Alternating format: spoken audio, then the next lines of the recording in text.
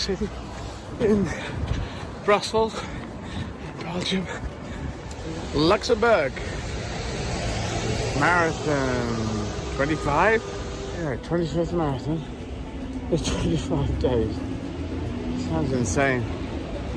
February 26, marathon 26, out of 28. Netherlands. Amsterdam is canals, there's canals everywhere. Canals.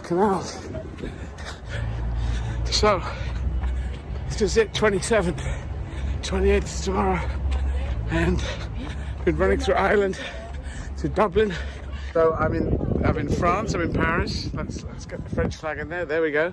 And 28th marathon, 28 days. I said I'd do it and I have. It looks like I'm gonna do it. So that's nice. It's nice to stick to your guns.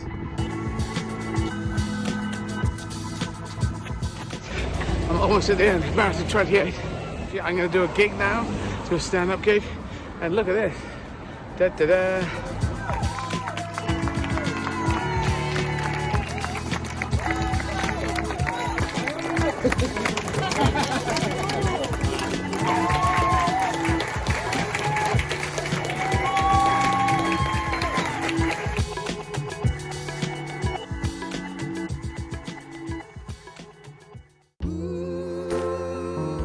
People say, oh, you must love the running. I love the stopping.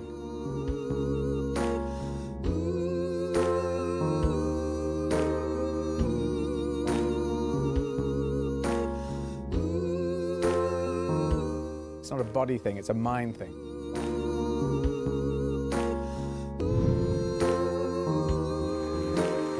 It's so good to be here.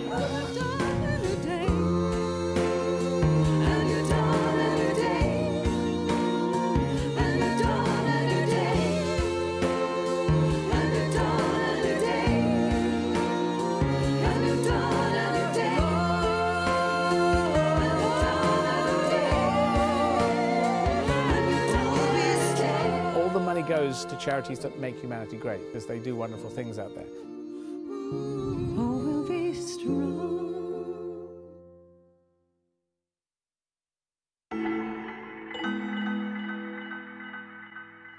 I'm going to kick it off right now, and let's get this going and get the first marathon in London going. Cheers, see ya. Boys.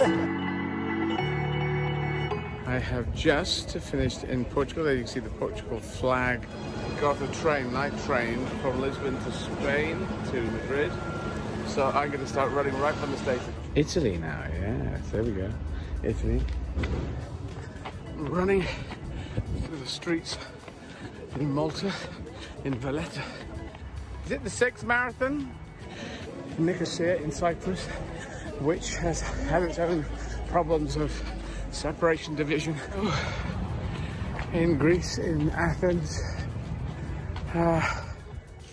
Sofia, Bulgaria, day 8. Here in Bucharest, in Romania, running in the snow. This is Hungary. Hungary is in Budapest. The February 11th and 11th marathon. See, it all ties up.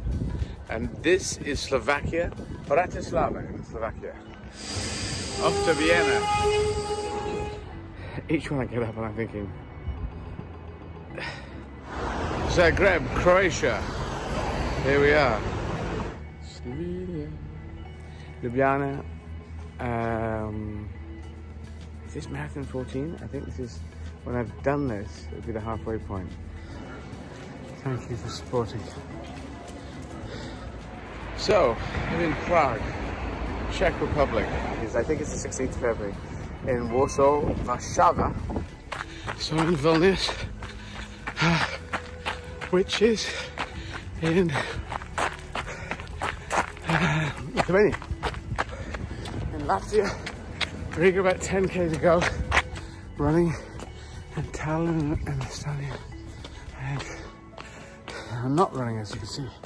I'm staggering. Finland, Helsinki. Almost finished marathon 20, thank you. Just finishing in Stockholm in Sweden. Here in Copenhagen, there we go, the UNICEF. This is the biggest biggest warehouse, humanitarian warehouse in the world. Berlin, Germany, capital city, in Brussels, Belgium, Luxembourg. Marathon 25? Yeah, 25th marathon. It's 25 days. Sounds insane. February 26, marathon 26, out of 28. Netherlands. Amsterdam is canals, there's canals everywhere. Canals, canals. So, this is it, 27th. 28th is tomorrow. And been running through Ireland to Dublin. So I'm in France, I'm in Paris. Let's get the French flag in there. There we go. And 28th marathon, 28 days. I said I'd do it, and I have. It looks like I'm going to do it. So that's nice. It's nice to stick to your guns.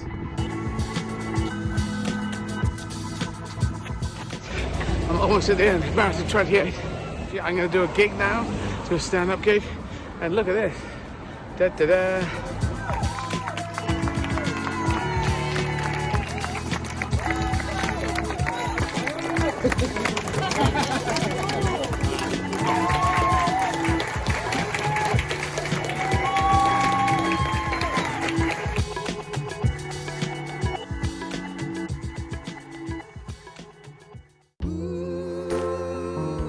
People say, oh, you must love the running. I love the stopping.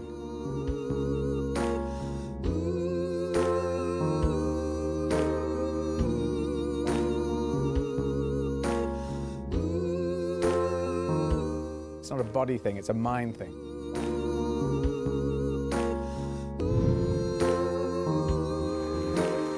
It's so good to be here.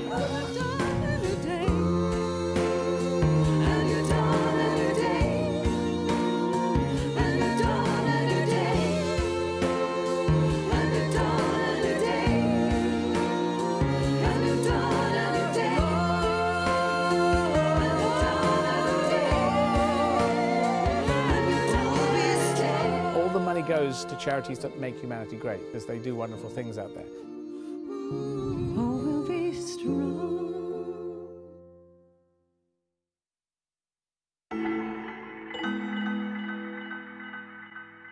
I'm going to kick it off right now, and let's get this going and get the first marathon in London going. Cheers, see ya. Boys.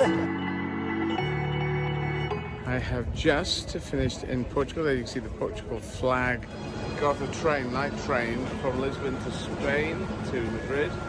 So I'm going to start running right from the station. Italy now, yes, there we go. Italy. I'm running through the streets in Malta, in Valletta.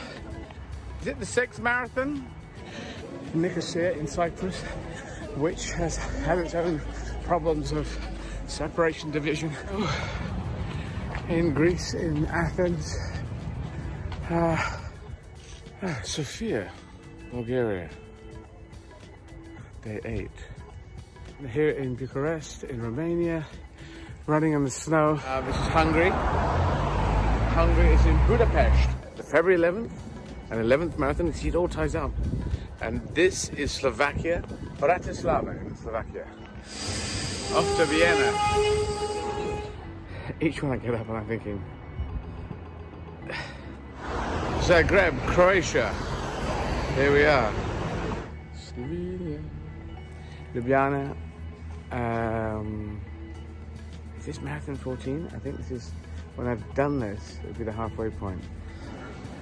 Thank you for supporting.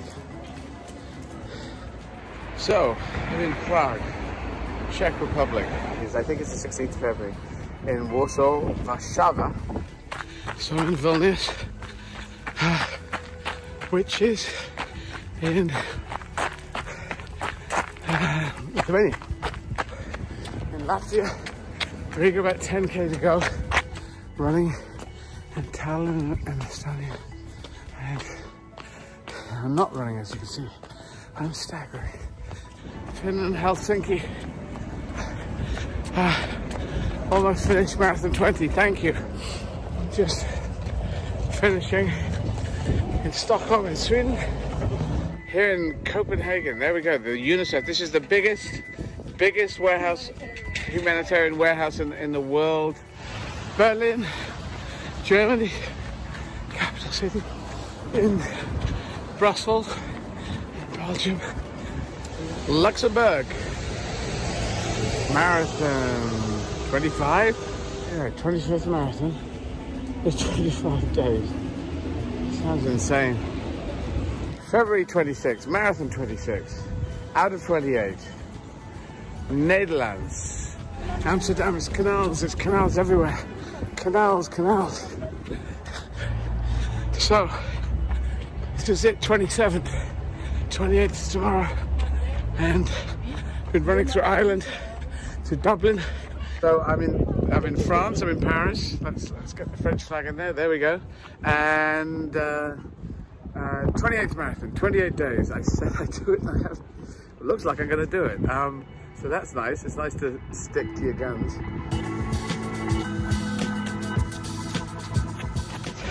I'm almost at the end. Marathon 28. I'm going to do a gig now, do a stand-up gig, and look at this. Da da da.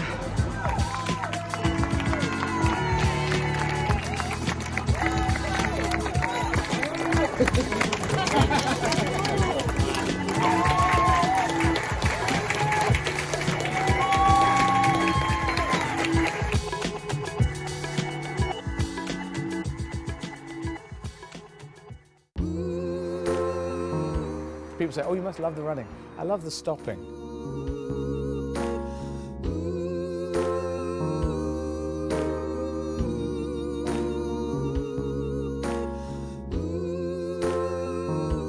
It's not a body thing, it's a mind thing.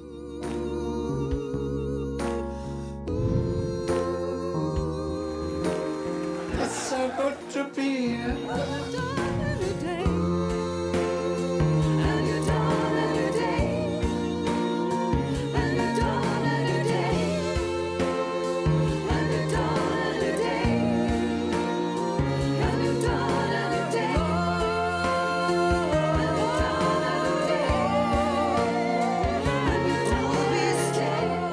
Goes to charities that make humanity great, because they do wonderful things out there.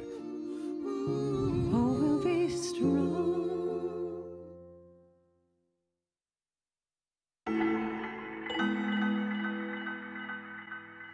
I'm going to kick it off right now, and let's get this going and get the first marathon in London going.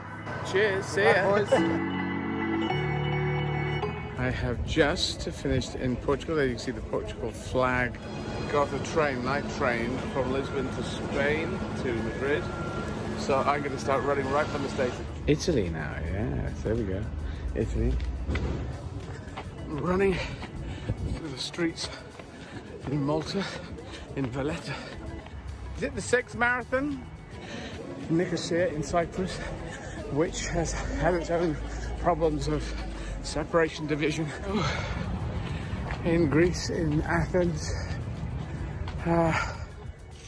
Sofia, Bulgaria, day 8. Here in Bucharest, in Romania, running in the snow. This is Hungary. Hungary is in Budapest. The February 11th and 11th marathon. You see, it all ties up. And this is Slovakia, Bratislava in Slovakia. Off to Vienna. Each one I get up and I'm thinking, Zagreb, Croatia. Here we are. Slovenia. Ljubljana. Is this marathon 14? I think this is, when I've done this, it'll be the halfway point. Thank you for supporting. So, I'm in Prague, Czech Republic. I think it's the 16th of February. In Warsaw, Warszawa. So in Vilnius, which is in Lithuania. In Latvia, Riga, about 10k to go. Running in Tallinn and Estonia. And I'm not running, as you can see. I'm staggering. Finland, Helsinki. Almost finished marathon 20, thank you. Just finishing in Stockholm in Sweden. Here in Copenhagen, there we go, the UNICEF. This is the biggest warehouse, humanitarian warehouse in the world. Berlin, Germany, capital city, in Brussels, Belgium, Luxembourg. Marathon 25? Yeah, 25th marathon. It's 25 days. Sounds insane. February 26, marathon 26, out of 28. Netherlands. Amsterdam is canals, there's canals everywhere. Canals. So, this is it, 27th. 28th is tomorrow. And been running through Ireland to Dublin. So I'm in France, I'm in Paris. Let's get the French flag in there. There we go. And 28th marathon, 28 days. I said I do it, and I have. It looks like I'm going to do it. So that's nice. It's nice to stick to your guns.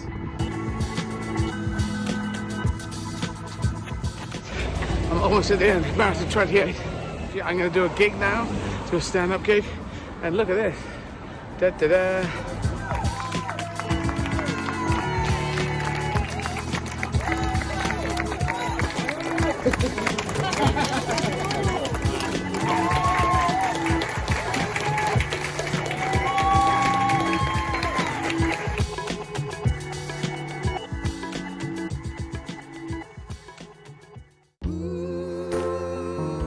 People say, oh, you must love the running. I love the stopping.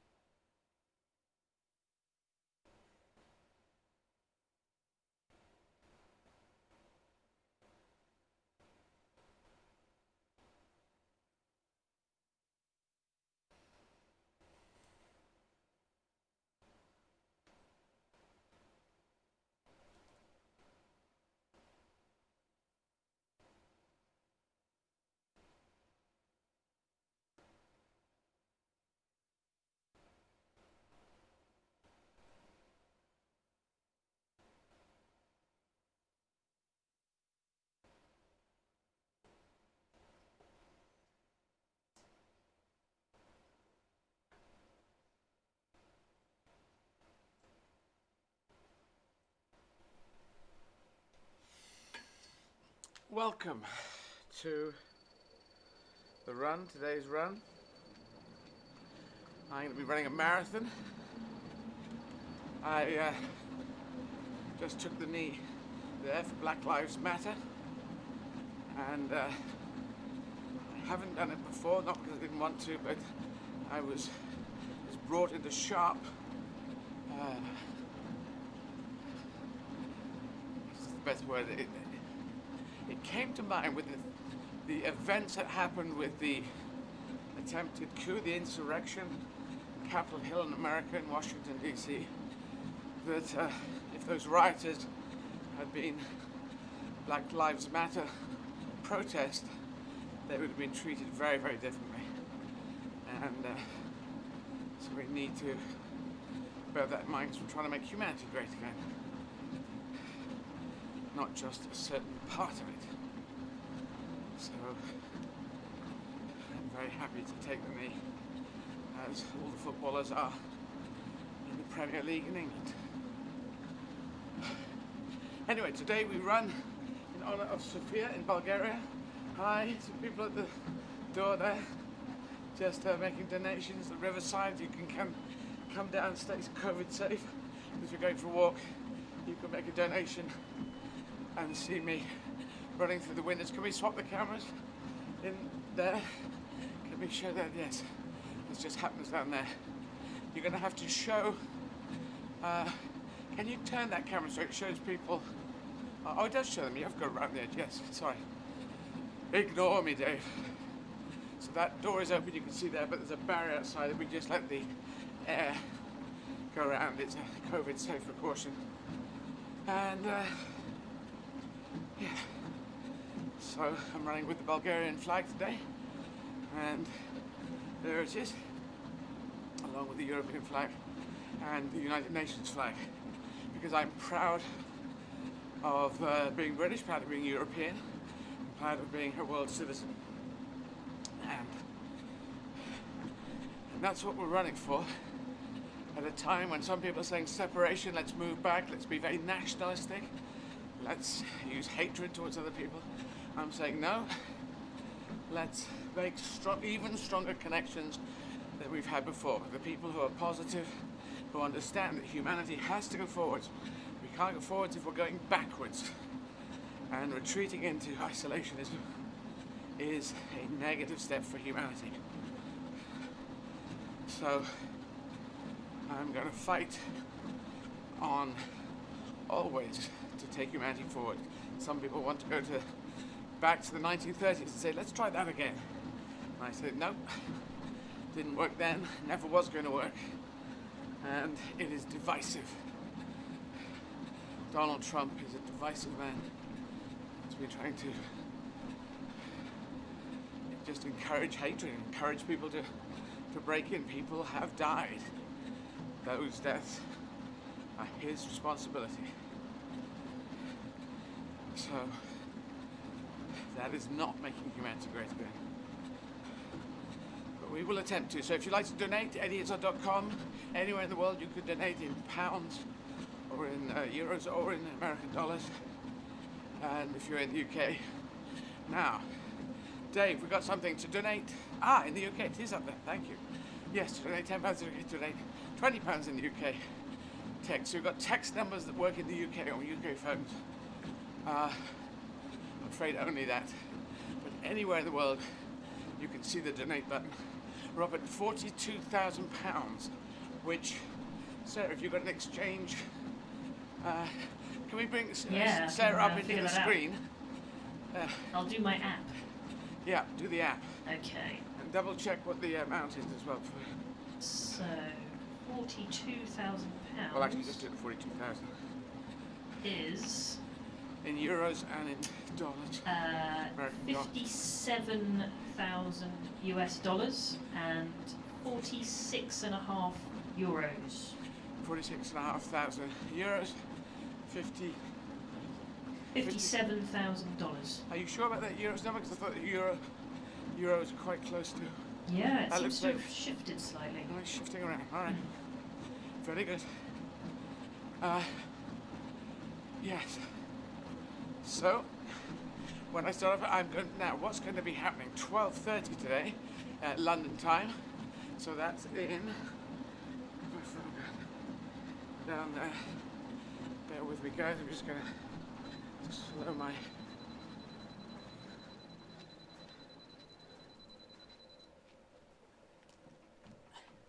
Phone down.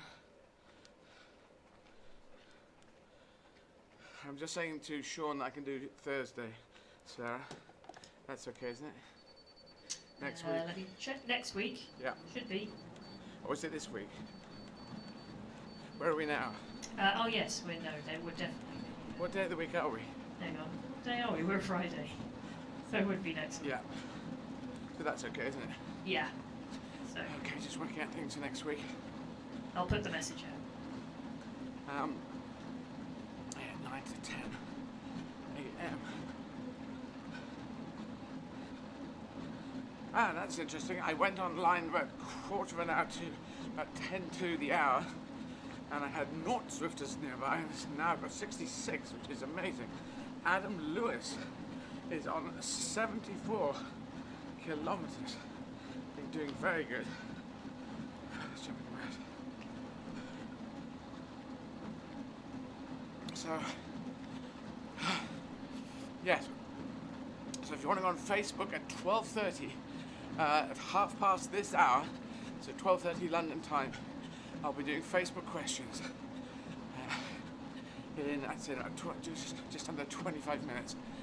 So 12:30 at 1 p.m. London time, I'm talking to Kevin Sinfeld, Director of Rugby at Leeds Rhinos.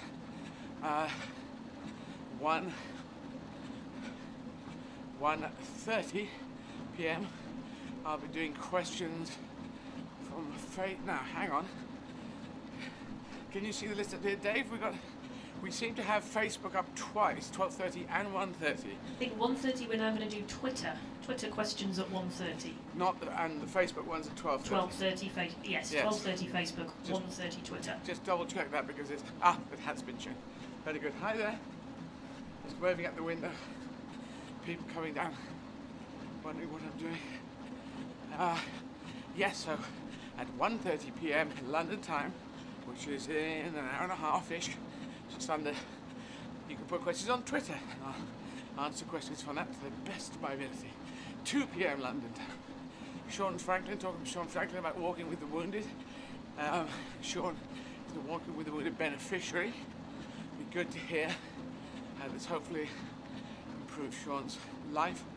2:30 because Walking with the Wounded is one of our main charities that we are raising money for, which is Care International. If you ever heard of care packages, I grew up hearing of care packages. This came from wonderful American people after the Second World War who sent care packages over. Now that orbit to people in Europe who were struggling after the Second World War happening on our landmass and on our continent. And so that's now Care International grown into that. Then we have Fair Share working against food wastage, food that is there, particularly the wonderful farmers who make the food, and they can never, it's impossible to guess how much is going to be needed in next season. You have to work ahead, and crops have to be either plowed back if there's too much, or go into compost. But Fair Share work to pay them some money and take the excess off them so it can be distributed even. So that's great. It's Fair Share against food wastage, and Marcus Rashford has done a lot of good work on that and getting meals out to kids in families with low-income families who are struggling, and the kids need food. And then we had also, so we've got Walking with the Wounded, Care International, Fair Share, Walking with the Wounded, dealing with people who have been struggling, who were wounded physically, mentally, or having difficulty after leaving the military. Then we have Covenant House, which is a charity based in New York in the States, and they deal with teenagers, young people who are without places to live, to stay, or in a very difficult position at the time of their lives. And they help them, and they're working in 6 different countries. And then there's also Unite to Combat Against Neglected Tropical Diseases. And many tropical diseases that affect 1.7 billion people, so including leprosy, which you might have thought is gone, and elephantitis, these horrible diseases, worms in people's bodies. It's people in developing countries, still 1.7 people affected by this. So your money will make a difference. So izzard.com, go there if you'd like to make a donation. That would be brilliant. And you can also buy tickets for tonight's show. I'll be performing at 7 p.m. and straight after the run, I'm on stage doing a show out to the world, streaming to the world. You can watch from anywhere, and again, the profits from those tickets are going out, are going to the charities. The profits from those tickets. So tickets available, and you can get the hats. Make Humanity Great Again hats, masks, and t-shirts. All at izzard.com. If you scroll down, you'll see you can click on those things, find out more details. All at one stop place. So we're celebrating Sofia, capital city of Bulgaria today, and these are shots that are rolling past us as I run. If you've got any shots, if you're in Sofia out running, you already got shots of your city, or if you've been holiday there, working there, selfies, videos, you can, if you put them online, Twitter, Instagram, Facebook, say that it's Sofia, so the city, pictures of the photos of the city of Sofia, and then hashtag it, make humanity great again, and we can pull them out and put them up behind us, behind me, as I run along. As you can see, I get out of puff, and as usual, I feel like, hi there, as usual, I want to go to the loo, and I've just been to the loo, but it's some sort of psychological thing, or maybe the running just makes things tense up, makes things, oh, that's loo time, have a pee. No, I don't really think I need one. So maybe the trickiest. Thank you. Someone's putting in some. Is it working? Cheers. Is that working? I'm not sure. They're making a donation at the machine. I'm not sure if it's quite going through. Yeah, no? Is it okay? Yes. Yes. Happy New Year to you. Have a good 2021. So, 1.6k down. Now we dropped linkage yesterday, but that was just for a short while. And I saw it, I'm going to keep checking for that.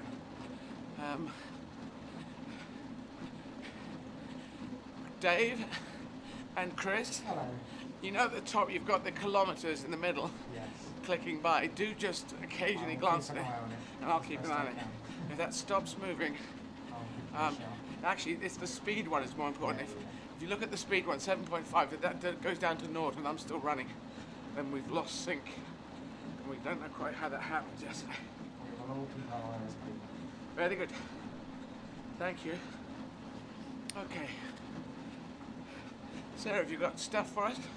Can we bring Sarah back on the screen? Could do some facts. Shall I do some facts? Yeah, well, let's do a shout out to Zwifters. Oh, okay. I'll go in the app. I'll come off the app. So I'm out, so help yourself. I'm just going into the app now. If you're wondering what they're doing, what they're talking about Zwift, you can see it in the top corner up there. People, if you haven't have a treadmill, if you don't, you can get the Zwift companion app and say, give me a thumbs up by following me. You need both these apps at the moment. Unfortunately, I'm sure it's going to get simpler as time goes on. But you download the orange Zwift app and then you can sync it up with your machine, and you can go off and come and run with me. You've got to follow me on the companion app. I think that's what you have to. I think you have to have both. But they're both free to download. So. One's blue. The companion app's blue with a Z on it, and the main running one is orange. It also does bikes, as you can see. There's people doing cycling down in the opposite direction to us. There we go. Okay, so I'll do a little shout out to everyone on Zwift running near you at the moment. So I'll do a bit of a name roll call.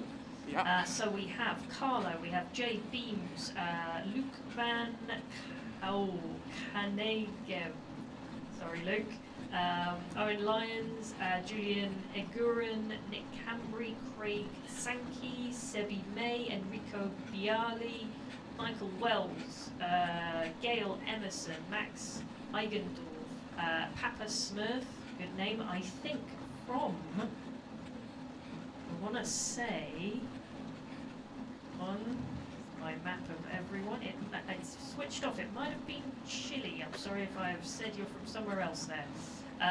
Park Min, Kim, JC, Nick, Gerald Schneiber, Oka Yu, Richard Mellick's back with us, hey Richard, Jason Mitchell, Amanda Moore, Julia Davison, Clive Finnemore is back, Brian Dalziel, Roland Duplessis, Ryan Perring, John Escordia, Luke Devo, Gordon Sutherland, Alberto Munoz, John Scordia, Steve Moss, Alan Buckingham, Steve Sapinka, Ole Liz Newick, B Flash, Jan Greeland, Paul in Ottawa, Ying Fu, Lorenzo Sangiuli, Fabian Francoise, I think. I hope, Fabian. Matthew Breno. Oh, that name carries on off the side. I think a double-barreled name there. Yeah, lots of people at the moment. How many does it say? 56 at the moment. 56. And I'm sorry, I think it was our friend. I think I said you were from somewhere else. Actually, the Philippines is where you were from. There you go. Oh, Dominica. We have Daddy Chess from Dominica. I'm adding that to my flag bingo, I think, for Zwift. There you go. So thank you everyone, Zwift runners, joining me for a short while today, or maybe a long while. So that's great. Richard Melik, I should call him up and ask him about the apps. Oh, yes. So that's going on now. You're going to wear your hat as well? Or Oh, yeah, I've got my hat, haven't I? Did I put my hat on? Got to go to hat mode. Find it now. Because it's very visible, it's less visible in my shot. Dave? Hello. So Dave, when we go into a 2-shot or a 3-shot, it'd be great if you could punch in on me a bit more, that more closer shot, so that, yes, edge in, something like that. About that, that's good. So we got the photos going by and that's nice. And then you can pull out on the, Not so well. I don't know, maybe this is a better shot. Anyway, Sarah's now going to put the hat on Make Humanity Great Again hat, which is available.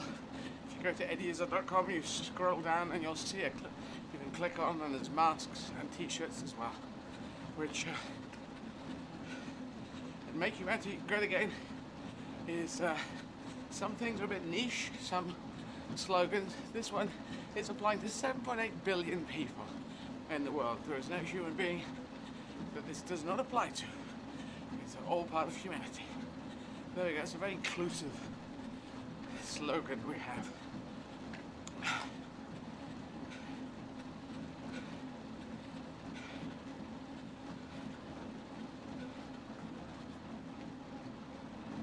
There we go, I have my hat.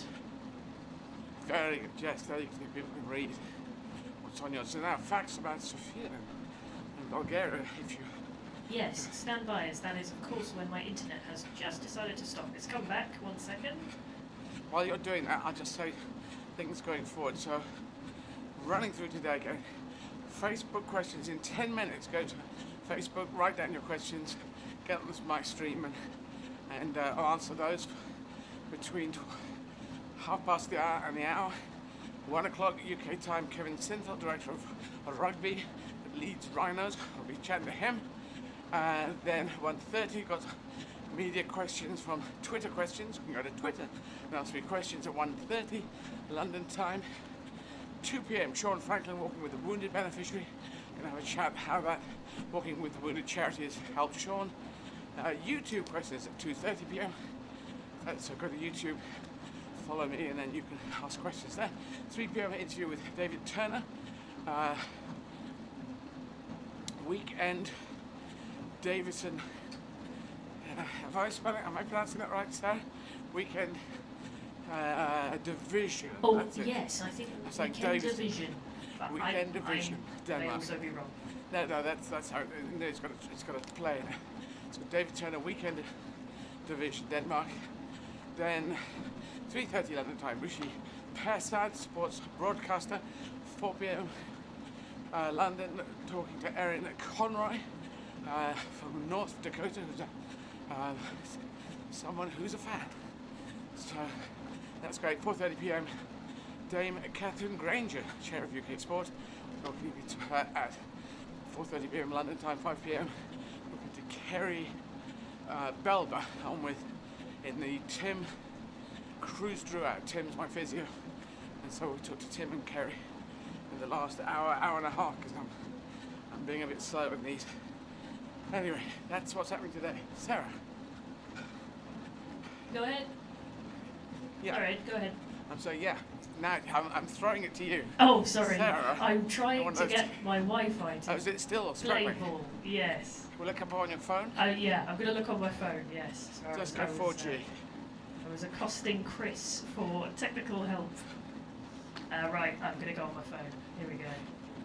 So, interesting, albeit maybe dubious facts, direct from the internet. So they may be dubious in the fact they may not be quite right. Yes. These ones we... Anyone from Sofia, or from Bulgaria generally, feel free to dispute them at any point. But we believe these to be true. Right. Let me find what I found before. Okay, this is from the Visit Bulgaria website, so I'm hoping it should be fairly correct. Okay, so let's look up some of the facts. There are 15 interesting facts. Here we go. Bulgaria is the oldest country in Europe, established in 681 AD. Oh, wow. It is the only European country that hasn't changed its name after the establishment. Bulgaria is the birth country of Spartacus. Ah. Yeah. Spartacus of Spartacus fame, who was made a slave by the Roman people, but led the most successful slave uprising. Well, good for Spartacus from Bulgaria. That makes sense. Bulgarian people have a big fighting spirit. Yes. And it says actually, today almost 1/3 of the country is covered in forests. Wow. Very foresty. Very foresty. Oh, and it also has more than 4,000 caves, caverns and grottos. That's a thing. So you like caves, caverns and grottos? And a lot of trees. Get down to Bulgaria. Anything more specifically Sofia-ish, or are we generally... Yeah, it should narrow down. Here we go, I'll find specifically Sofia. Oh, this is quite fun though. The oldest gold treasure in the world has been found on the territory of Bulgaria at a burial site to the west of Varna city. Wow. Right. Like gold treasure. Wow. Yeah. Okay, I'll try and find a... Oh, okay, this is also fun. Bulgaria is the only other nation in the world besides Scotland and Ireland that uses bagpipes. I did not know that. Oh, I didn't know that. Yes. It's the Bulgarian bagpipes.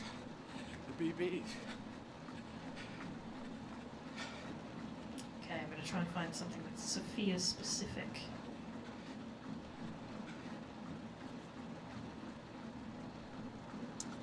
Now we're going to talk to... We can do more throughout the day, actually. Yes, we could actually, couldn't we? I'm going to do a weird thing, a very early pit stop, because my bladder's saying go talk to the toilet, go talk to the toilet, go have a pee, it says. I'll be back in a sec. Can you put out a message on thing? It just said, quick loo break. Sorry guys. And then we'll talk to Facebook.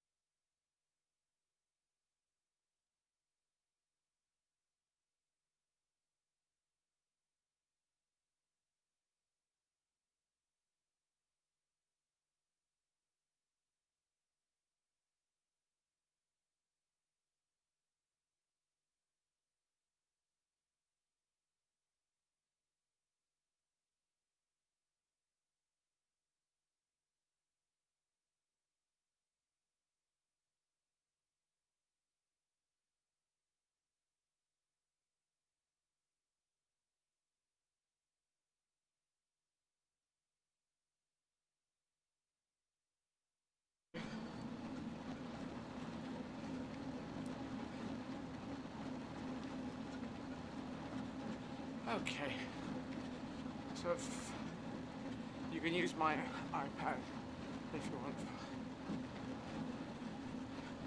Sync it up via your phone, 4G or my phone, 4G.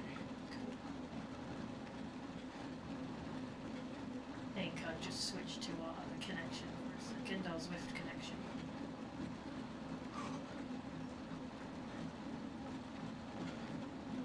So in a minute we're going to do Facebook questions. Get to Facebook, ask a question. I will answer them, and as we virtually run through Sofia in Bulgaria, and as the images pass behind me, it's great. Lovely weather looks there. Let's see what temperatures we have today in Sofia.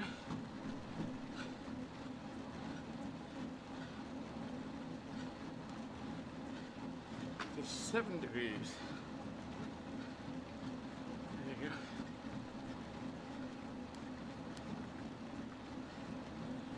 Today in Sofia. So that's what's going on there. And here we are. I'm sure what temperature we are here. We're 3 degrees, so it's warmer in Sofia. Well, a little bit warmer.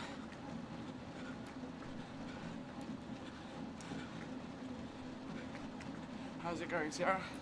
Okay, so I'm just bringing up on my phone now. I am only seeing questions actually from just logging in now, so I'm sorry guys if anyone who's put questions a little earlier, please feel free to repost them on the live stream on Facebook in the comments section, and then I'll be able to see them. Yes. So Facebook, I'm doing questions now. To go to Facebook, put a question on if you wish, from anywhere in the world, and I will answer them. And meanwhile, people might, and I'm happy to talk about, if I talk about my feelings when running, that gets a little tricky because it takes me into my body.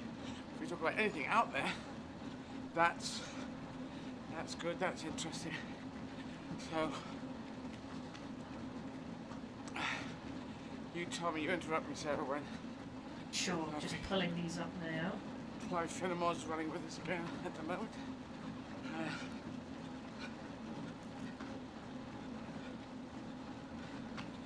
Yeah, so... I think it's just one more minute and I should be set up.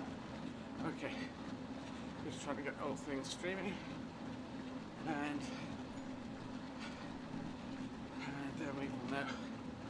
But meanwhile, I'm running along with a bunch of people on Zwift.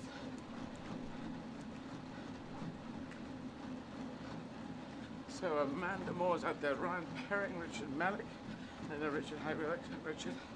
Jason Mitchell, Clive Finnemore, good to have you back, Clive. Did 3 marathons in 3 days with me. Brian Dalziel, Alan Buckingham, Roland Duplessis, Wynne Monnet, Savannah Jackson, Chris Hyder, Luke, Jason Windram, King Ingram, Jonathan Scodia, Handsome Kwok, Alexis Harris, Johnny McRoberts, Paul Brooks, John Gerst, Matt Burke, Sam Godfrey, J. Ramaz Ubramani. There you go. I can call you Jay. Carolina Grant, Domingo, Juan Febre, Sasha Andres, Brandon Lyons, Brady Trenery, Froda Jorgen, Yaro Filikowski, Max Zeman, Whitey Oki from Japan, hello Japan, Anastasia Gaza, Diego Van Louis, Carol Svenja Oha, and Kim Sanders. Carol, I'm sorry, your last name. I'm tripping over a little bit just because me and dyslexia and pronunciation. Hey. Okay, I think the internet's playing ball. There we go. Very good. So Just before you start, Facebook. we're going on Facebook now. If you want to ask me a question on Facebook now for a while, next while up to the top of the hour probably, or 5 minutes too. And so go there and write your questions and I'll answer them. Fire away, Sarah. Okay, so first question from Sally Slingshot. I think. Yes, that's Sally Slingshot. Where are your awesome red tights from? Well, the red tights are from Mizuno. I'm being sponsored by Mizuno. Come from the Mizuno brothers, who started a company in Japan, sportswear company in Osaka. Osaka, Japan is the second city after, of course, Tokyo, and that's where they're based. And so they said they'd come in and they'd help us get things going with my wave riding shoes and the top and everything. But those on Mizuno, and they have an app where you can buy stuff from. They're coming to the end of the line, so some sizes aren't available. But this one came through a mottled red tights running leggings, which work well with me. So that's where they're from. Thank you. Okay, so a question from Patty Keane says, what is the most amazing thing you have seen whilst running a marathon? Ooh, that's a question. I suppose one really beautiful thing that I saw was I ran up, Sarah, you'll know the name of it, when we went into the Lake District, when I first ran multiple marathons, 2009, and so we got to the Lake District, which is up the northwest of England, about marathon 18, somewhere around there. Yeah. Is that right? And then what was that big pass that I ran up with the mountain? The Kirkstone Pass. Kirkstone Pass with the mountain rescue team came and joined me and helped me get up to the top there. There's a pub at the top. Did we stop at the pub? I think we might have. Yeah. And then coming down, you came into this amazing vista of the Lake District. So that's I do like a beautiful vista. And I tour a lot, so I'm in hotels and I always like to have a good view out of the window. So yeah, that's the thing. If you go to my website izzard.com and you can click on marathons, you'll see the South African marathons listed at the selection of the best videos there. You can see one if you scroll to the bottom. There's a few pieces, about 6 or 8 little short videos that we really liked, and one of them is Invictus, about the Invictus poem, meant a lot to Nelson Mandela. And at the end of that, you see me running along a trail run cut up in the hills. It was some height up, but it's kind of flattish, so it wasn't killer to run along it. But you had the sun going down, and all of South Africa was laid out before us, and that was amazing. Mountain Zebra National Park in South Africa, running through that was amazing. It's the great views that really help you. There you go, answer to that question. And I think I remember that with the Kirkstone Pass, because I remember we were in the van and we pulled up in a lay-by and it was so high up we were starting to be in the cloud almost, you know. And before it just cleared, I think, once you went down the other side. We pulled up in the van, waiting, you know, good maybe 20 minutes, I think, to see you come by. And then you came by and you shouted, "I'm going to stop at the pub." And we thought, what pub? And it was literally about 20 metres away, but in the mist we couldn't see it, so we could have been sitting in the pub. But anyway, there we go. Yes, it was right next to that pub at the top of Kirkstone Pass. So, next question is from Tony Proctor, who asks, who do you think has done the most to make humanity great again? Well, making humanity great, I think, happens in fits and starts. But I think, well, Joe Biden and Kamala Harris, I just think winning that election and everyone who voted for them, that is a beautiful turning point. And I know if you're a Republican voter, you'd say, well, you wanted to vote for the other side, but Donald Trump is a bad human being. That's it. It really is. It's a child in the White House, a fake president, I'm afraid. So anyone who's working against that. But back through history, Abraham Lincoln, who, and I said Ulysses S. Grant, now having read about his time as president, he really did try to do good things. It was a very difficult time, Reconstruction, and he was the first person to talk out for Native Americans as well. So I'd say those two. I'd say Nelson Mandela. I'd say Mohandas Gandhi. Anyone who helps drag things forward, because they actually need to be dragged, pushed, and cajoled forward. So those are the kind of people. And I think if you go back in time, Yeshua, who the Greeks called Jesus, and Muhammad were both good, decent human beings who tried to modernize a religious system that had got stuck into traditions and protocols and what hat you wear. And if you analyze the real people there, which Muhammad worked very hard to make sure that he was taken as a real person, as a prophet, not a mystical being, they were good souls. So I think a lot of major religions start with a good person, and then they get corrupted by bad interpretations. Not all of it, but what we remember are the bad interpretations, the extremism of the Spanish Inquisition, the extremism of the Islamic State. And that's what you remember. That's what gets coated onto the whole thing. Catholics against Protestants, but each burning each other at stake, which doesn't happen now. So they start from a positive individual, and if it becomes linked to a mystical thing, it's a much harder thing, because religions are philosophies plus a mystical top coat. And if you take off the top coat, then you can just look at the ideas and choose the ones which are still kept pace with time, and drop away with the ones which are now outdated. That's what I think. Yeah.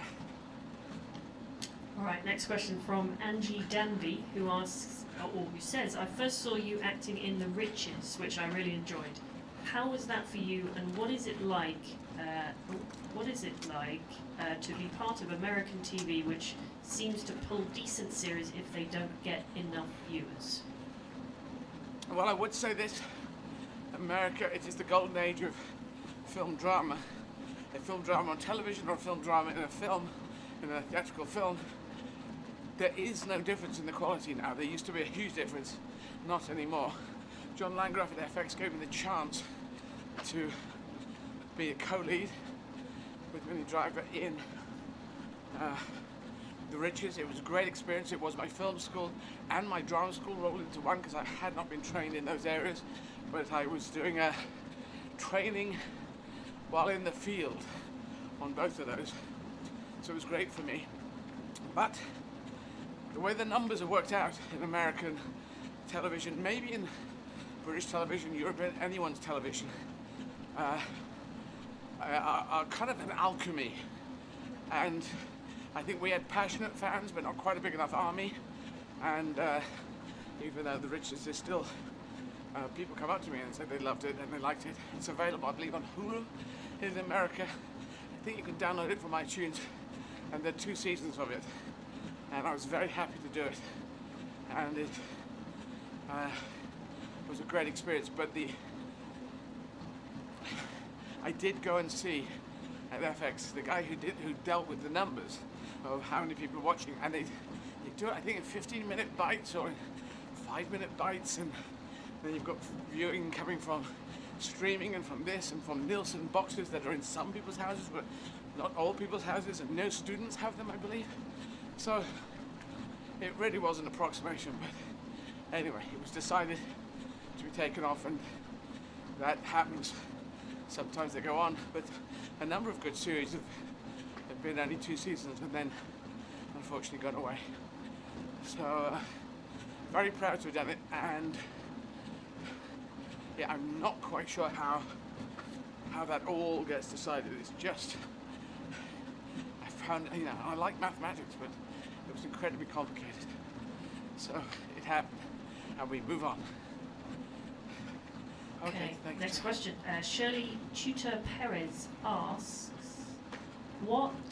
hang on, it's just jumped. What was the best meal you've ever had, and in what city was it in? And she says, I love you. Go. Well, thank you very much for the expression of love. The best meal I've ever had? Okay, well, this is going to seem bonkers, because I tend not to say the best, oh, you've got to go to this place and that place. I would say, and I've said this before, that I've been performing for some years now at La Nouvelle Scène in Paris. This is where I do my gigs, improvising in French. I was there for 2 months, December and January, 4 years ago maybe. And I love that because La Nouvelle Scène translated means the new La Nouvelle Scène. And the Seine is the river Seine, S-E-I-N-E, and then there's S-C-E-N-E. And they're both pronounced the same, and it's a play on words because it's on the river Seine. So it's in paniche, a barge on the river Seine. And the great thing is you've got this wonderful, if you Google it, go on Google Maps, particularly Google Maps, maybe on Apple Maps as well. You put in La Nouvelle, E-double-L-E, Seine, S-E-I-N-E, and you can, if you look at the photographs, you can see the theatre there. But after that, and I was doing it in French, so English speakers maybe wasn't so grabbable, but there's a restaurant above, and the restaurant looks out on the Seine River, and the wonderful Notre Dame. I'm not a religious person, but I do appreciate great buildings as a testament to humanity and human beings, and what the expertise that went into building them, and the effort, the energy. And it is a beautiful building with flying buttresses, and the fire, French firefighters, Parisian firefighters put it out, the pompiers, well done them, chapeau, mes amis, hats off to them. And they put it out and they saved it. As President Macron has said, it'll be back in 5 years, and I bet you that's to the day they'll make that back, and it'll be better than before. And they can put in more sprinkler systems, more ways of saving it, because obviously it's a very old building. At the moment it's a little bit sad, but it will be back as a beautiful building, as a testament, from my point of view, to humanity. So the meals you get in there, I like that. But the other one, the one that I can remember as the most wonderful meal, is Thursdays when I was at boarding school. When I was a kid at boarding school, they used to have, and now this is a meat meal, and if you're a vegetarian, you're going to go, well, that's not a great meal, but it was chipolata sausages and bacon and fried potatoes. That's all it was. But school food could often be, from my point of view, those breakfasts were just heaven. So I did love having that. And when all the kids had finished breakfast, they went off to get ready for lessons. And there were 3 of us, me and Jeff Lane and one other kid. And we'd sit behind and finish up all the plates. Probably the beginning of my overeating. Eating for taste, that's my problem. I eat for taste. And I'm trying to train myself to eat for hunger, which would be a better thing. So there you go. There's an odd answer to that one. Okay, next question is from Naomi Bean, who asks, what song is at the top of your playlist at the moment? Naomi, what song is on my playlist? Well, I tell you what, there's no particular song. Well, it's always David Bowie's Life on Mars with Rick Wakeman playing the piano from Hunky Dory. That's always at the top there. I have a Genius that's based off that track. So that's always there because I love the piano, love how Rick Wakeman plays it, the fact he went off to do Yes, I think it was, but he was asked to be in the Spiders from Mars, and he decided he was going to go off and do his thing. But particularly on that track, because you realise Rick Wakeman's playing piano all through Hunky Dory, but Life on Mars just soars, and that was Bowie doing his I Did It My Way. The Frank Sinatra song, which comes from Comme d'habitude, which is a French song. It was a big hit in France. Comme d'habitude, as usual, is the song, and it's all about someone going through a very tough relationship. So it's quite an emotive song. And then the music was sold, and one of the great songwriters put lyrics to it, different lyrics. And then Frank Sinatra took it, and Bowie wrote lyrics to that song, to the music from Comme d'habitude. I did it my way, but I think Frank Sinatra went with, I did it my way, which is like Edith Piaf's Je ne regrette rien. It's one of those songs which you can't, if you get the words right, it's an unstoppable force. I did it my way. And so, because he didn't get that song, he'd only written the lyrics to it, which he said weren't so good. So he wrote Life on Mars, which is a kind of bonkers lyric, but it's a wonderful song. So that's it. But I'm listening to a lot of classical at the moment, which just calms me in between finishing and starting, as we're driving around trying to get everything ready.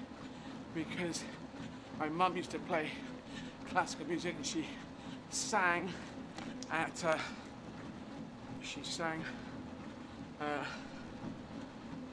in choirs, and she did amateur dramatics, and she used to go on the roof tops of a hotel in Aden in Yemen, where she married my dad and where my brother and I were born. And she would play classical music, probably on a gramophone record. And I you know, it was obviously, I don't know if I was born at that point, but still, I like to think that mum died when I was 6 years old. So she could never tell me about that, but that was told to me by Dad and other people that we met down the years who knew her. I think Dad wrote that in his book. My dad's book, Bexhill and Izzard Family Story, is available on Amazon. You can hear about the early years of the Izzards that Dad did his memoirs, which was his legacy to the world. So that's out there. And I'm going to have an audiobook of that available very soon. I've got to talk to Richard about that. Another Richard. Okay. Yes. The next question is from Suzanne Desick, who asks, have you ever thought of learning sign language? I have thought of, Suzanne, I have thought of learning sign language, but all the sign languages are, if there was one for the world, which, you know, there could be, but unfortunately there isn't. Each country has a different one, and I am not superhuman. I am determined human. I am motivated human, but I am human, and so that is, I can't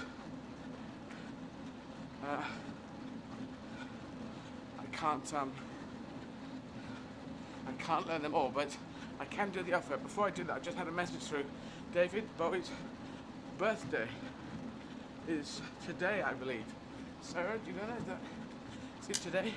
Oh, that's a very good question. You might be right. I think it's today. Let me check. What are we on? January the 8th. January the 8th. There we go. You're absolutely right. Yeah. So that comes from Krista. So, yeah, David Bowie. Unfortunately, he would have been 74 if he was still alive. Taken too young. Had a good innings, as we say, if you know about cricket. A good innings. But what was I saying just before that? Came off the point. The question was about sign language. Oh yeah, sign language. But I can do A, B, C, D, E, F, G, H, I, J, K, L, M, N, O, P, Q, R, S, T, U, V, W, X, Y, and my gran told me Z, but I think Z is different. Z is something more like something closer, but Gran used to tell me it was the Elba, because my dad's mother, Granny Lou Izzard, Louisa? Yeah, known as Lou. And her mum, who was my great-grandmother, she was profoundly deaf, so they used to talk in sign language, but she had all the letters to spell it out. as opposed to words, I think, because it's easier if they're words. I've had people signing for my shows and they do it mainly in words with occasional names spelled out and stuff like that, otherwise it'd be too fast. The talking would be too fast. But yes, I can't at the moment, I'm afraid. I've got Spanish, doing shows in Spanish, German and French and English. I want to add Arabic and Russian to them, and that's got me occupied a lot for the moment, I'm afraid.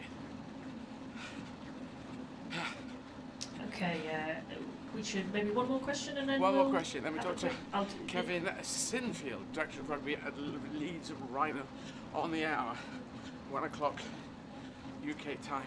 So this is a short question with probably a short answer. So Sherry Moore asks, jelly jam or marmalade? Oh, marmalade. Big marmalade fan. I normally try not to do bread, but at the moment I have to do some. I'm on this gluten or not to gluten. That is the question. But at the moment, yeah, I'm not getting any marmalade at breakfast. No. Am I allowed marmalade? We should check whether I'm allowed it. I'll check. Yes, I'll check. It's probably got sugar in it. I think so. You can honey, yes. It's Okay, good. well, Honey's good. So let's do honey. you can have honey. People outside the window just look at them. Yes. So marmalade is the answer to that. It's another question. It's like, One more question. Okay. Let me find a good question. but I do like raspberry jam as well. Okay, 1 second. Who is, this is Amy Heindel asks, who is your favourite author or fiction book?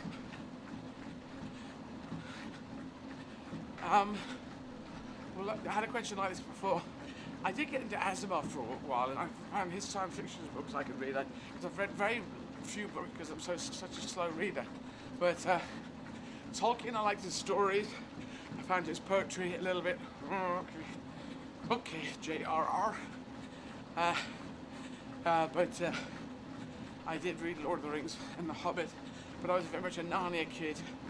I liked Alice in the Looking Glass, and these are all kids' books, aren't they?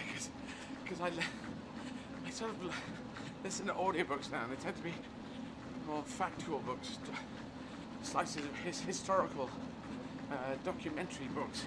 Do you call it a documentary? Biographies, I suppose. But yeah, these are the ones I remember from my childhood grabbing hold of. The Narnia books, if I take out the religious overhang on that, I like the adventures that they were doing. And first book I bought was from Camilla's bookshop in Eastbourne, and it was had one side had Alice in Wonderland, and then if you get to the back it was upside down, so you had to flip it over, and you had Alice through the Looking Glass. I preferred Through the Looking Glass. Wonderland seems slightly more bonkers, and Looking Glass seemed to have a place you were going to get to the end of the board, of the chessboard. Yeah, there we go. Right, so thank you everyone on Facebook. I'm going to talk to Kevin Sinfield in a moment. He's the director of rugby for Leeds Rhinos, former professional rugby league player who played for Leeds Rhinos. Widely regarded one of the best kickers in rugby league. The kicking, I could never quite, well, I can occasionally kick the rugby ball, but it's a tricky old thing. Ran 7 marathons in 7 days. This is this Kevin, I know this Kevin. 7 marathons in 7 days in December 2020, which is just last month, to raise £77,777. That's a bit precise. Need to talk to Kevin about that. They just get there and you say, no more pounds. The number looks good. He raised that in funds for ex-Leeds teammate Rob Burrow, who was diagnosed with motor neuron disease a year earlier. Now, my granddad had motor neuron disease. It's a wasting disease, and the motors in your, it's basically the motors in your muscles. Your brain sending signals, so the muscle stops working, and you can't do things. My granddad, it's not great. Yeah, many diseases are tough, but anyway.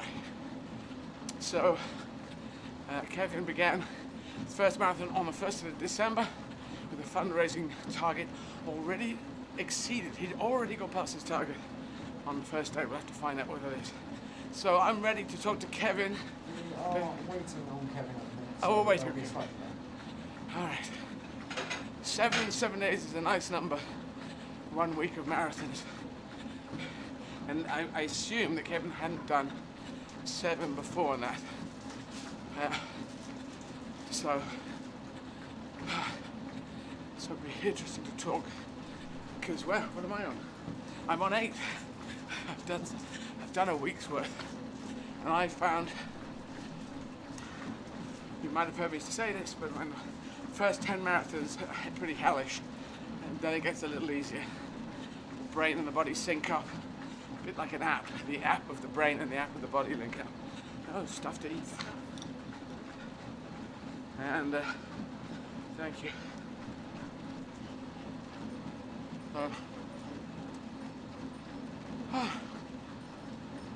Yeah, first 10. But I do remember from doing this before that the beginning of each marathon gets easier. In the first half, you go, I think I can do this, huh? And then you get in the second half and go, God, this is as bad as yesterday. So the end bits constantly flail off, or I'm flailing away. Whoops, ankle gone a bit weird there.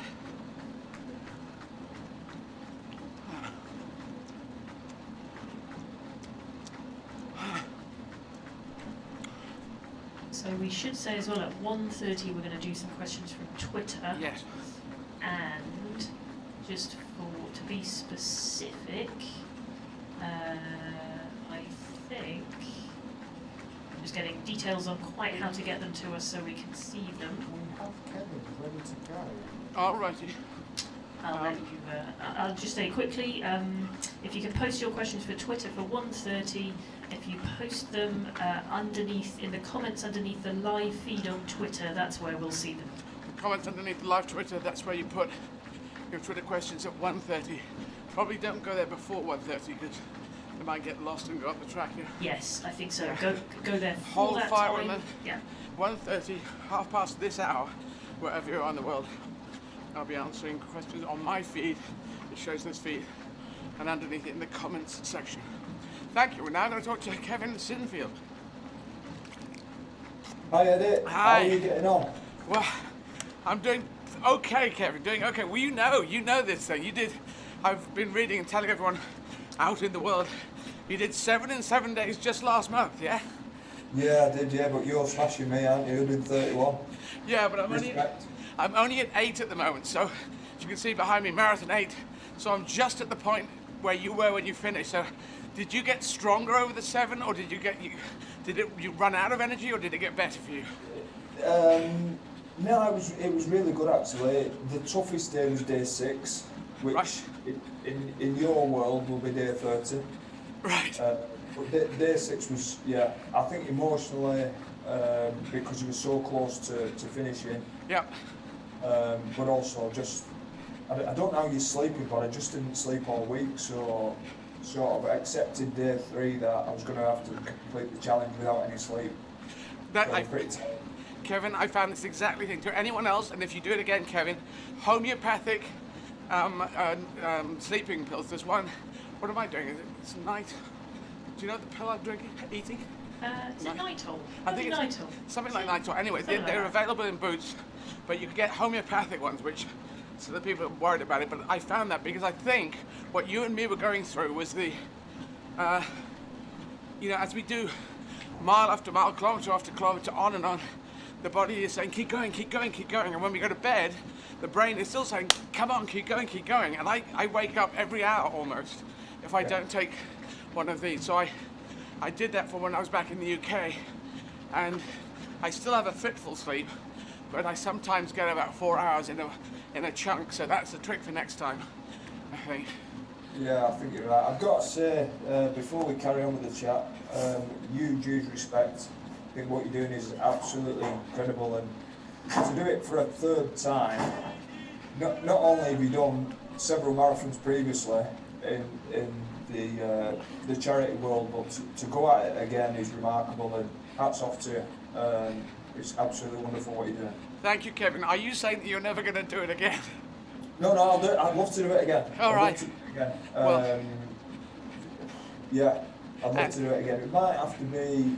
We'd have to change it. I don't think we could do the same, whether it be 7. It'd either have to be more or less, or change the time. Yeah, change it up a bit, but I'm not encouraging you to, because 7, I think you should dine out on the 7. I once did, and also you raised £77,777. Was that precisely it, or did you say no more money after this, or how did that? No. So Eddie, that was a target. That was a target, and do you know, when we started day 1, we was at about 40k. Right. But by the time we finished day 1, we hit 100k.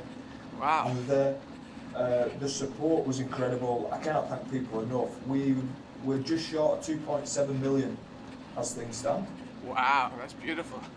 Beautiful. So- Well, you're way ahead of me on that. Oh, you- I'm just creeping up the scale. But did you find? I found towards the end of when I've done towards the end of the runs, people give more at the end. Did you find that? Yeah, definitely. I think it did shoot up. Certainly the last day. I think we hit £1 million on the last day as I ran past my old high school, and then it just went off the scale. It was incredible. The support was wonderful. The awareness we created for the M&D Association, and we had the full M&D community behind us. And I don't know if you know the history behind the 7 in 7, Eddie, but it was for my former teammate Rob Burrow, who's diagnosed with motor neuron disease in December 2019. So it was all the 7s, a bit like your 31 is all the 7s was Rob's previous squad number. So Gotcha. that's what we wrote it. I know. I was saying just before you came on, I told everyone who's listening, wherever they are in the world, of that, and that my granddad had motor neuron disease as well. So I know it's a horrible thing and not great. And I don't believe there is a cure out there. So it's just any help they can do. The fact that it exists now, I think I don't know what help my granddad had back in. This was in the 70s. So my grandmother was caring for him, and that was it. It's such a cruel disease, and I don't think much has changed since the 70s, sadly. Oh dear. So hopefully, through the awareness that's been raised and will continue to be raised, we get to find that cure and some treatment that'll help a lot of people. That would be nice, because as we know, as you know, and as everyone knows, the vaccines for COVID, they didn't exist, and people were saying when they were looking for the vaccines, this could take a year, 2 years, 5 years, but in fact they got there quickly. So let's hope for motor neuron disease, for Rob Burrow, in memory of my grandfather Charlie, who was a fun guy. We used to watch. In his senior years, my granddad used to watch the cartoons, and whenever we went to visit them on a Sunday lunch, we'd have Sunday lunch with them, and me and my brother would get in, and we were about, I don't know, 7, 8, 9, and he said, come and have a look at this. And it was some kids' action movie, Thunderbirds, on the television, and he loved it and we loved it, so that was fun with Grandad. Hey ho. Now, that's great. as you talk about, because you're director of Leeds Rhinos, and that's who you played for as well. Yep. And did you grow up in Leeds? Is this your area? No, it's not. No, so I grew up in Oldham. Oldham, all right. Yeah, and but I signed here as a young player at 13. So although it's not my hometown or my home city, it's certainly a place that I've spent a lot of time, and it's a great city, Leeds. I don't know if you spent much time here already, but it's a wonderful city. I have played, I have toured there, I have run marathons. So when I ran around the UK, I came through Leeds. I was at Sheffield Uni, so just down the road, even though I'm sure Leeds and Sheffield think they're miles apart, but they're not, they're quite close. And yes, Leeds, and in the Premier League, football is my game. Rugby, I could never do the tackling in rugby, because I'd always come out of it worse. But football was my game, and Leeds, of course, back in the Premier League, and got an amazing manager Leeds football team has. So good time, hopefully positive times in the future. And Leeds has an arena now. Didn't have an arena before, but Leeds got an arena. So I like that anything that's coming up into the north, because so much facilities come to the south, and they have to go to the north. I mean, you're from Oldham, you grew up there, so you know this thing. It's always this north-south divide. And I went to university. I wanted to go to university north, away from where I grew up. So it's yes, it's a good thing to get up there. Anyone in the world, just go up and visit all the cities of the country. Now, when you ran the marathons, did you run in the Leeds area? Was it? So I ran 5 back home in Oldham and Saddleworth. Right. And I ran 2 in Leeds. Right. So I ran past the arena a couple of times, which hopefully you'll get there soon. Yes, I'll be up there. Yeah, but yeah, do you know what? I really enjoyed it. I was going to ask you what's getting you through at the minute, what you're thinking about, because it's amazing where your mind takes you when you're in an endurance event like this, especially when you're going day after day. I know. I don't know. After I answer this, I want you to answer it, because I find this very difficult. I find the monotony, really, the grinding monotony of a machine, very tricky. And it's talking to someone like yourself and listening to what you say and thinking about, and whether it is and how it was for me. It takes me right out of my legs, and so that's what I find is the way to get through it. And I say this to other runners: if you're running with someone, if somebody came and joined me, I could chat to them. That took me out of my body. Or just call someone if they've got an ear pod. They could just call a friend and have a chat, and that would keep me going. So I found chatting is bizarrely the best thing to me to get out of it. And sometimes there'll be a great view that I came upon, amazing, a lake district. I got to the lake district and boom, it was just laid out before me. And that was beautiful, and that feasts your eyes. But it's tricky, isn't it? Did you find it tricky? I think I was lucky because I had a couple of runners alongside me, and I had a couple of friends who were on bikes, so we had a wonderful team. I spent a lot of time talking, but I found that listening was excellent. When the banter was happening with some of the team members, and just to listen. And we had a couple of the guys. One of them was a great Elvis impersonator, and the other one told a great joke. So between the two of them, at certain low times, we certainly kept us entertained. But we found ourselves talking a lot about what food we was going to eat as soon as we finished. Yes. Which I was going to ask you, what's been your go-to meal so far? Have you got one? Well, I haven't, but Sarah Johnson, who's with me, my event manager, we're in the same support bubble, so she gets told by my physio, Tim, who's talking to people what I'm allowed to have. So I have to, but also I have to finish this and then do a show. I don't know if you know about this. Yeah, no, I knew that. I'm doing a stand-up show, and then at the end of that, so even in the show, I'm going, I'll be almost finished, and then I can relax. So I have, but it's a certain amount of carbs, certain amount of protein, and certain mix of that. But some burgers, fish. I don't really mind as long as it's enough to get on. But it's nice to think about this, because I find this quite more grinding than outside. Outside, the images are always changing, slowly changing, and I could talk to people. I would stop, and in fact, I can do this now. I've been trying stopping before, but if I just go down to 5 kilometers an hour, just slow it down a bit, I can walk for a bit, and that's kind of nice. That changes the thing. I can make the incline go up, which also actually helps, bizarrely. So I can do a few things to keep my brain going. But food-wise, I'm a bit of an energizer bunny. I mean, you played professional rugby, so you must be built for ready for action. Did it work well with you, the food and your intake? Were you struggling at points, or how did it work? No. Do you know what? Remarkably, I didn't. I went with the same breakfast every morning, which by day 7 I'd completely had enough of. Yeah. But during the runs, because we set off every morning at 7, it was still breakfast time by the time we finished. So it became a bit of a running joke between us and our team about sort of the bacon and egg sandwiches that we were going to consume. And because we were in the run up to Christmas and it was December, there was mince pies and different Christmas delicacies. So that got us through, and you'll know yourself that first 30 minutes is vital to get the fuel back in and get the calories, just to replace the calories. So you'll know this. You're director of rugby. You're an experienced person on that. And how long were you taking roughly, or was it the same amount of time or different? So no, we tried to get them all under 4 hours. Wow.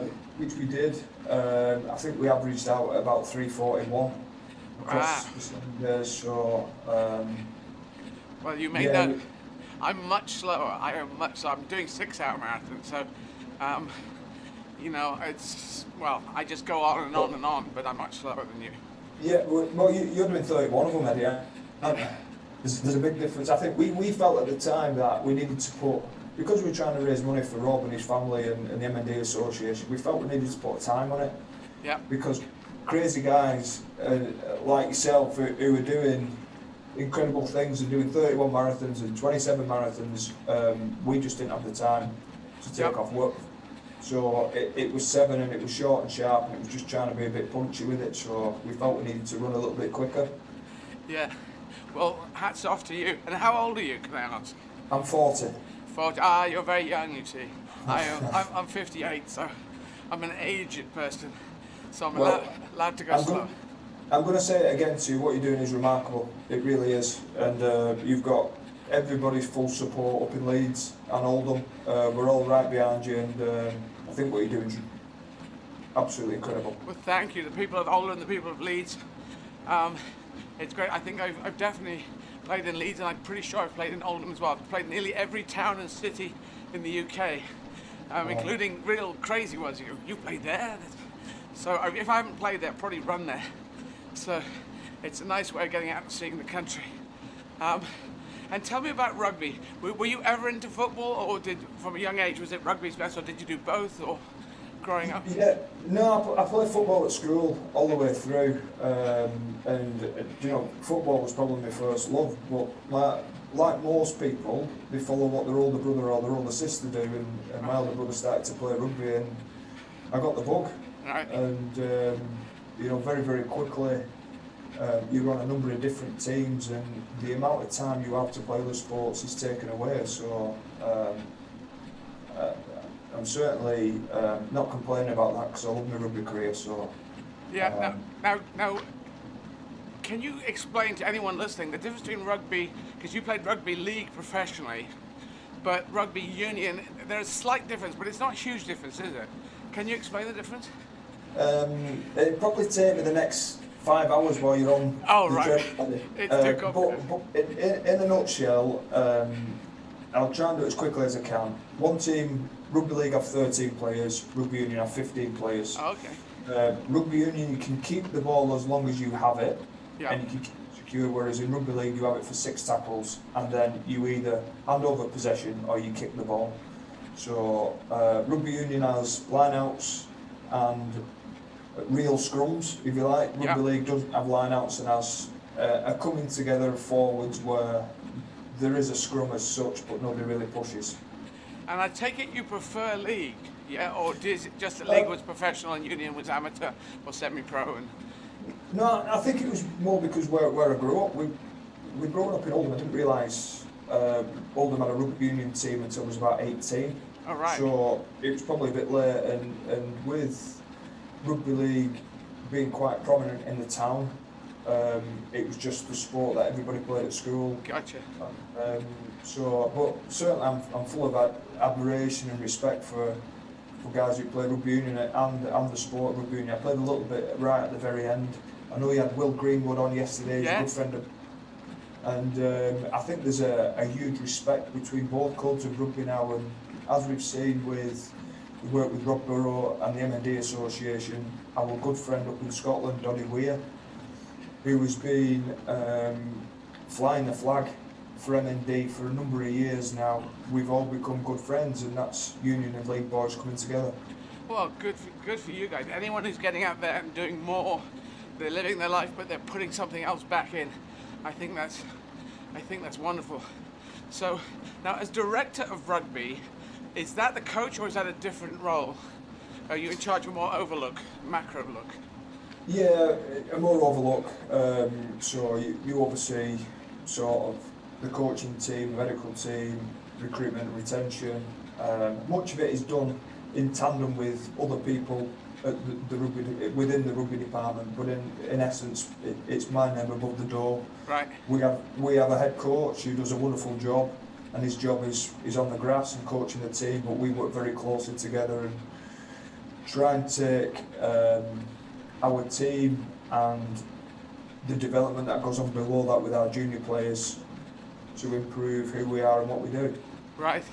And who do you answer to? If you're the director, is it the owners above that, the board of directors? How does that? So I answer to the CEO. CEO, and right. And then he answers to the board, or we both do fundamentally, but he'd be my line manager if you like. Yeah, gotcha. And how did, I could never get tackling. If I could have done tackling, you see, I could have, there's a kid called Oliver Carter in our team. He was always played the fullback in the rugby union we played. He was small at that time. I think he's grown up now, got a lot taller now, but he was this, I don't know, maybe 5'4", something like that, under 5'5", or 5'5", something like that. So a small guy playing the fullback, and these big bastards would come towards it thinking, I'm through, there's only this guy, and he's small. And Ollie would come in, and he told me that I was always amazed how he could take him down. He'd just come in, he said, you put your head there, you put your shoulder there, and you just boom, and they just collapse like a bag of spuds or something. And I couldn't do that. I'd go in and just flail around. I take it there is a good, were you good at tackling? Was that, or were you more a runner or a kicker? Good question. There's probably, I could have been better. I think it is, if we look at different sports, what's probably changed now is when they say defence, and what they mean, you can be a good defender but a poor tackler. Right. Or you can be a good tackler but a poor defender, so it's about reading space and numbers as well. I was probably a better defender than I was tackler. Right. So how would you define the difference between a defender, someone defending, and someone tackling? What is the, you mean you could read it better? Yeah, so your defending would be numbers, would be space, would be talking and communication, would be narrowing space down for people. But if you say the tackle is just purely about the contact, the contact part of it, I was probably a better defender at getting the space, getting the numbers right, and the talk that goes on in a defensive line. So. And you were one of the best kickers in rugby league history. I have in front of me. That's very kind. That's very kind. It was part of my job, to kick the ball. And that was again one, because it's kind of beautiful. So you used to kick it through the big what do you call the goalposts? We call sticks. The sticks. Yeah, the sticks, exactly, the sticks. And there was a kid at school, at my school, and he just used to go around practicing either the placed ones or the drop one. Could you do both? Could you do the drop and the kick, or as well as the placed one? I could do both. See, because of slightly different sports, rugby union use the drop kick a lot more than rugby league would. Right. Because it's worth 3 points in rugby union, whereas in rugby league it's only worth 1. Gotcha. So it's not used as frequently in rugby league. Right. But when you say you have to have 6 tackles and then you've got to kick it, is that a drop kick, or is that a kick along the ground, or? It could be a drop kick if you were close enough. Right. But it's more a tactical kick, so it'd be about field positioning, getting the ball as close to the opposition's try line as possible, so that when they start, they've got 100 metres to run. Gotcha. And in league as well, and I know in union you have to pass back. Is that the same in league as well? Yep. Yeah. Yeah, exactly the same. Yeah. Same size rugby ball, same size field.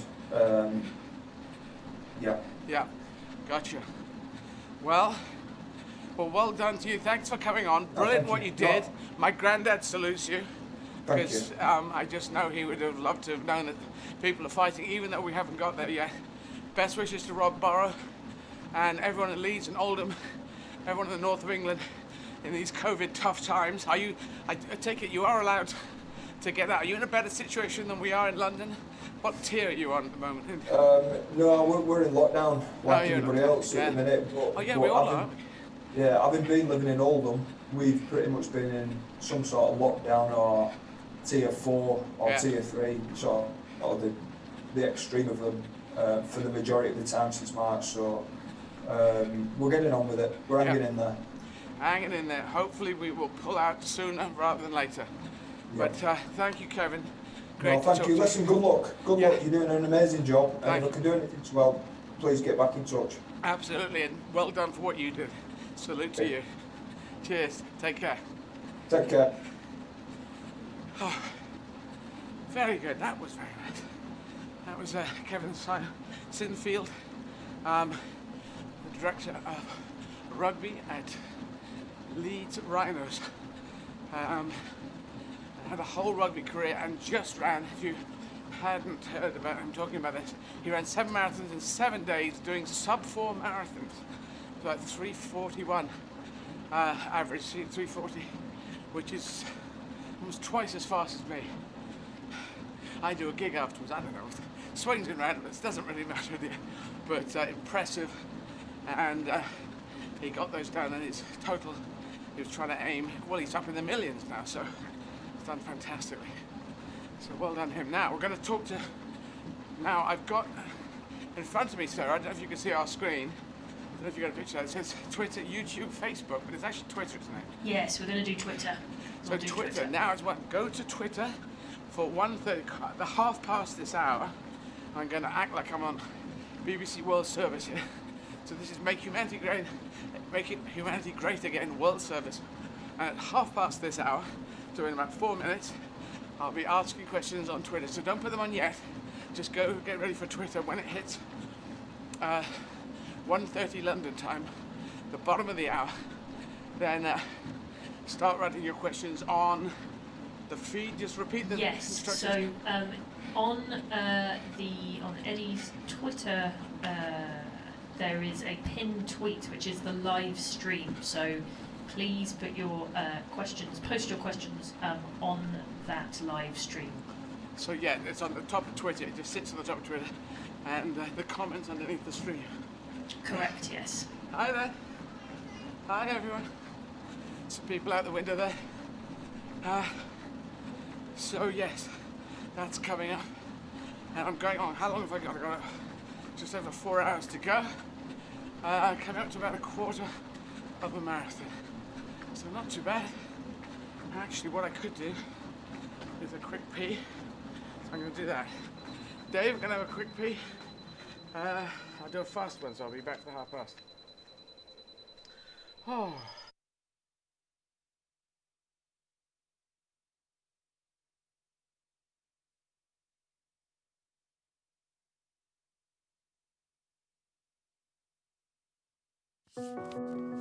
Life is a journey.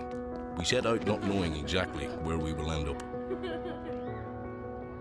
It can be tough. It can be hard. Sometimes it takes a I will. Other times a simple I do. We take each step with our focus ahead. We have plans and strategies, but they do not always work out. There are times when we get knocked down and doors close behind us. Our hopes can often be replaced by fears. We can lose our direction and struggle with change, become passengers in a life that is spinning too fast. At times like this, we need someone beside us. Someone to listen, to advise and support us, see what is really possible. Someone to give hope and to get us over that line. And someone to say bye when the job is done. Walking with the Wounded supports ex-servicemen and women with physical, mental or social injuries to gain the skills and qualifications to develop new careers outside the military, reintegrate into society and provide long-term security for themselves and their families. Our programs give vital support to the most vulnerable and hard-to-reach veterans, those who are wounded, homeless, or within the criminal justice system. Support more of our wounded to regain their independence.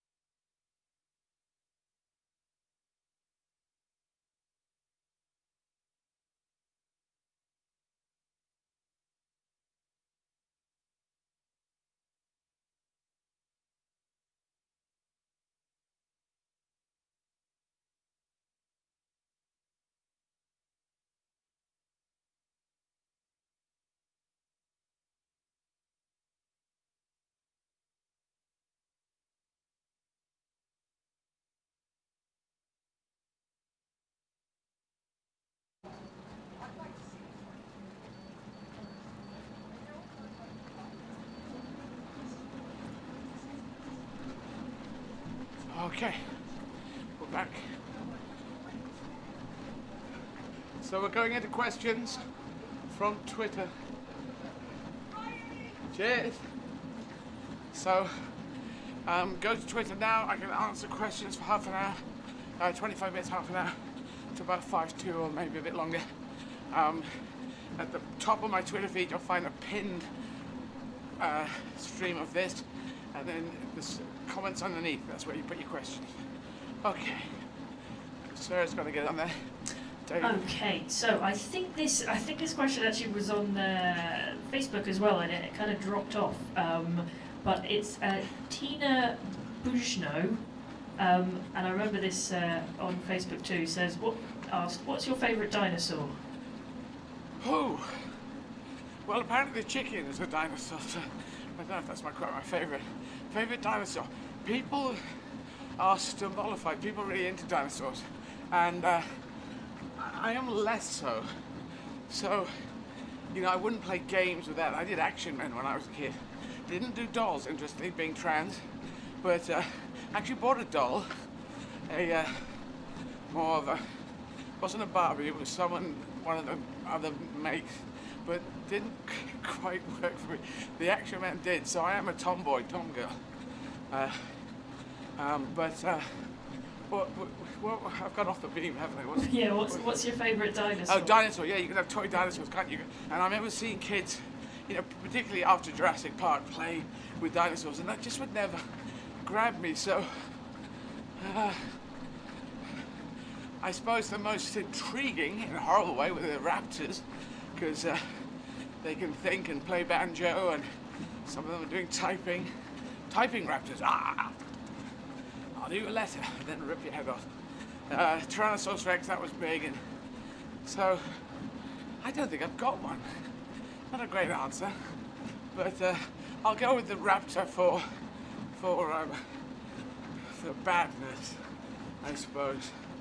I need to see the whole list. I'll try and pull up a full list of dinosaurs at some point. I can choose. Okay, next question is from Little Smudger. Asks, what's your favourite accent? Accent, oh. Well, I must say, when I was 3, 4, 5, me and my brother and my family, we lived in Northern Ireland. We lived in Bangor, County Down, and I talked like this. This was the sound that was coming out. I do remember saying this wee thing, that wee thing. The word "we" is particularly Irish, perhaps Northern Irish, or Scottish thing, very Scottish. And but I was saying when I was a kid. And went to Ballyholme Primary School, and we were sounding like this. And we found out this very interesting fact. Unfortunately, after Dad passed away in 2018, Mum died in '68. Dad died exactly 50 years later. Well, that year, 50 years later, to 2018. So that was a sad thing. But Dad told, well, no, Dad didn't tell me this. But we grew up, we got to Northern Ireland sounding probably more like this. But I was 4. No, I was 2. I was 2 when I got there, and my brother was 4. So we've been early speaking. I may not have been speaking at 2, but but we would have sounded more English-based because Dad and Mum were Kent and East Sussex, southeast of England. And then hanging out with the kids, we played a lot with the kids in the area, just you do. And I think, as I said in my stand, after about 6 months, we were coming back and saying, "Mommy, can I have a glass of lemonade now? I think that would be sufficient to quench my thirst." Ulster says yes to lemonade.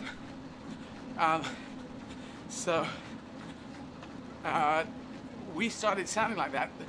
My mum, maybe my mum and dad were a little bit thrown by this, because if your kids sound different to you and you're the parent, they don't sound like your kids. So we were encouraged to speak with an English accent at home. But outside, we would apparently speak in a Northern Irish accent. And we would code switch at the front door. That's what we do. It's a survival technique of kids, or a blending in technique, I should put it. And Dad heard us through the door, and he told his work colleague, John Taylor, who retired. He's now retired and living in New Zealand. And when I was touring in New Zealand, after Dad had passed away, he told me that. So I just never knew it in my lifetime. That he could hear us outside the door going, yeah, this thing, no, that thing, and in the Northern Irish accent. And being English. So I do love the Northern Irish accent. And James Nesbitt, because of the trouble, because we were probably used to maybe Ian Paisley going, also says no, no, and the strong accent, and it was, and of course, you know, not necessarily saying one side or the other, but within the Troubles, it was very tense, it got very violent, so that accent was linked up with that. But great accents coming out of Northern Ireland. The great productions now, big studios, they have that in Belfast and there. So that's great that the whole sound has changed. So Northern Irish accent is now a better, you know, it's a grabbable accent. It's an accent you can do a TV program, travelogue, doesn't matter. It doesn't have to be just a political sound or a political process sound. So that, but I also like the Yorkshire accent, which when I got to Sheffield or Atlow, this is the people, the porters working in the students' union. Right, just leave that there, love. We'll sort it out. We'll get it back to you. And that was great. So I like them. I like a lot of them. If I can get the hang of them, I like them. And Scottish, brilliant Scottish, like Sir Robert Watson Watt. So playing Scotsman, and he was an inventor of radar, and he was brilliant. And got a knighthood for it, but it's slightly got forgotten. But he was going back to Northern Irish a bit. I do slide across if I'm not careful. I have to stay on the tram lines. Anyway, yes, let's go with those three there. So a little follow-on question as well.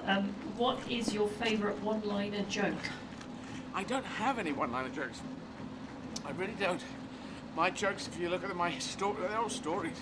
My comedy is stories. Scenes. Do I have any one-liner? Well, I had a joke. I had a little story that became like a one-liner. I said, bees make honey that is amazing, but do spiders make gravy? Do earwigs make chutney? I think the earwigs make chutney, the spiders make gravy.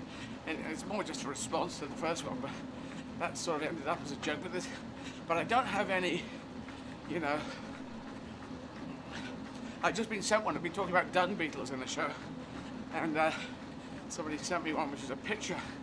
And, well, it's just a picture of a dung beetle, but underneath it has, dung beetle goes into a bar and says, is this stool taken? So there's a classic joke, play on words.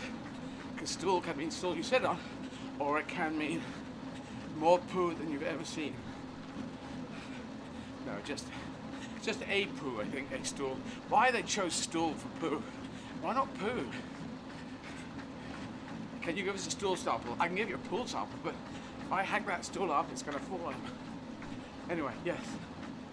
Okay, next question, which you might have touched on earlier, but Helen Andrews saying, as today would have been David Bowie's 74th birthday, I wondered if you had a favourite David Bowie song and or album. She says, you're doing great, Eddie. Your positive energy is inspiring.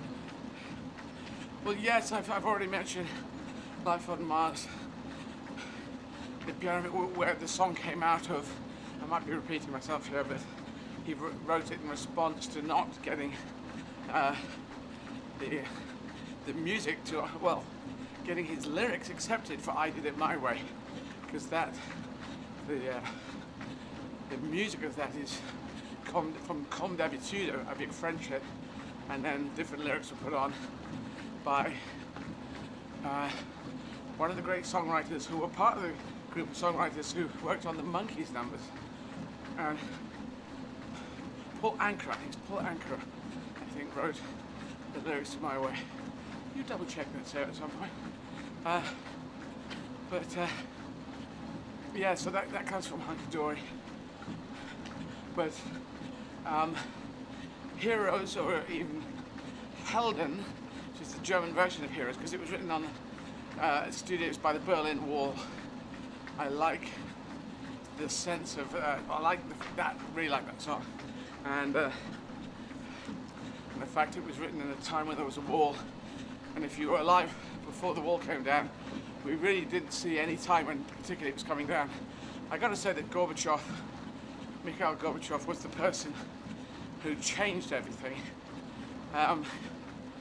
With Glasnost and Perestroika, I think he's got a bit lost in the immediate history after it. And it wasn't Reagan, it was, he just went there and capitalized on the situation that Gorbachev had already set up. So I am negative on Reagan, because Reagan and Thatcher were both people who insisted on not putting sanctions on the apartheid racist regime in South Africa. And that was not good. That was not making humanity great. Nelson Mandela was trying to make humanity great. So, yes, we need to remember these things. Yeah, so between Heroes and Life on Mars, Okay, next question from Jamie D. Standiford asks, do you have a favourite historical fact or story? A favourite historical fact?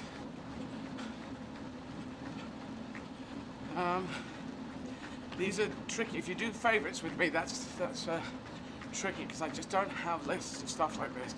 I try to inquire to find out things, how they work, patterns of things. What do we think about this and that? But my favourite colour, banana, type of kneecap, you know, I just don't really have that. Okay, well, here's one.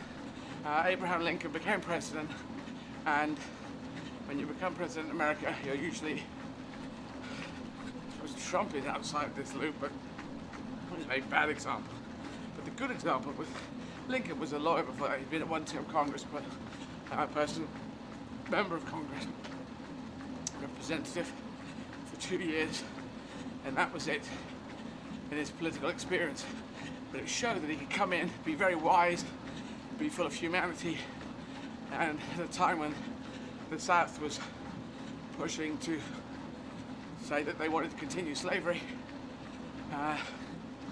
which, you know, slavery is crimes against humanity, so that was obviously not a good thing. And Lincoln, you know, he had a tough job in trying to keep things going, because if he was a full-blown abolitionist, then more states would secede and go with the South. So he had to play this middle course. A little tricky. Yeah, but yeah, the fact that he was just a lawyer at that point, and he was seen as the compromise character coming in to in 1860. And quite often the compromise character is not good, doesn't really work in leadership, but actually he was the best leader. All the other leaders around him thought, no, you're not experienced, you don't know what you're doing. But he had trained himself. I think he had a quote, I will train myself and be ready and see when my time comes. I think that was Lincoln. There you go. Okay, next question is from So we're Burnham Tom. Next question. Asking... Before we should say, if we're doing questions from Twitter, if you're just tuned in, then go to Twitter, my Twitter feed, and underneath it there's comment sections. You can put questions there. Yes. Sorry, Sarah. Burnham Tom asks, what is the most beautiful part of Bexhill / the South Coast? That's in the UK here. Well, I'm going to say these are the favourite bits of this. I will say the South Downs, which is actually more over to Eastbourne. It's about 12 miles from Bexhill. The South Downs are kind of beautiful. They're a national park. There are some buildings already on them, and dwellings and farmsteads, but they have been there. But you can't, you know, they can't sell bits off and put a new load of buildings on another bit. So that's why they're beautiful, very rugged, kind of wind blown in the winter. but gorgeous. Go up to Devil's Dyke, which sounds like a hellish place, but actually it's a beautiful place.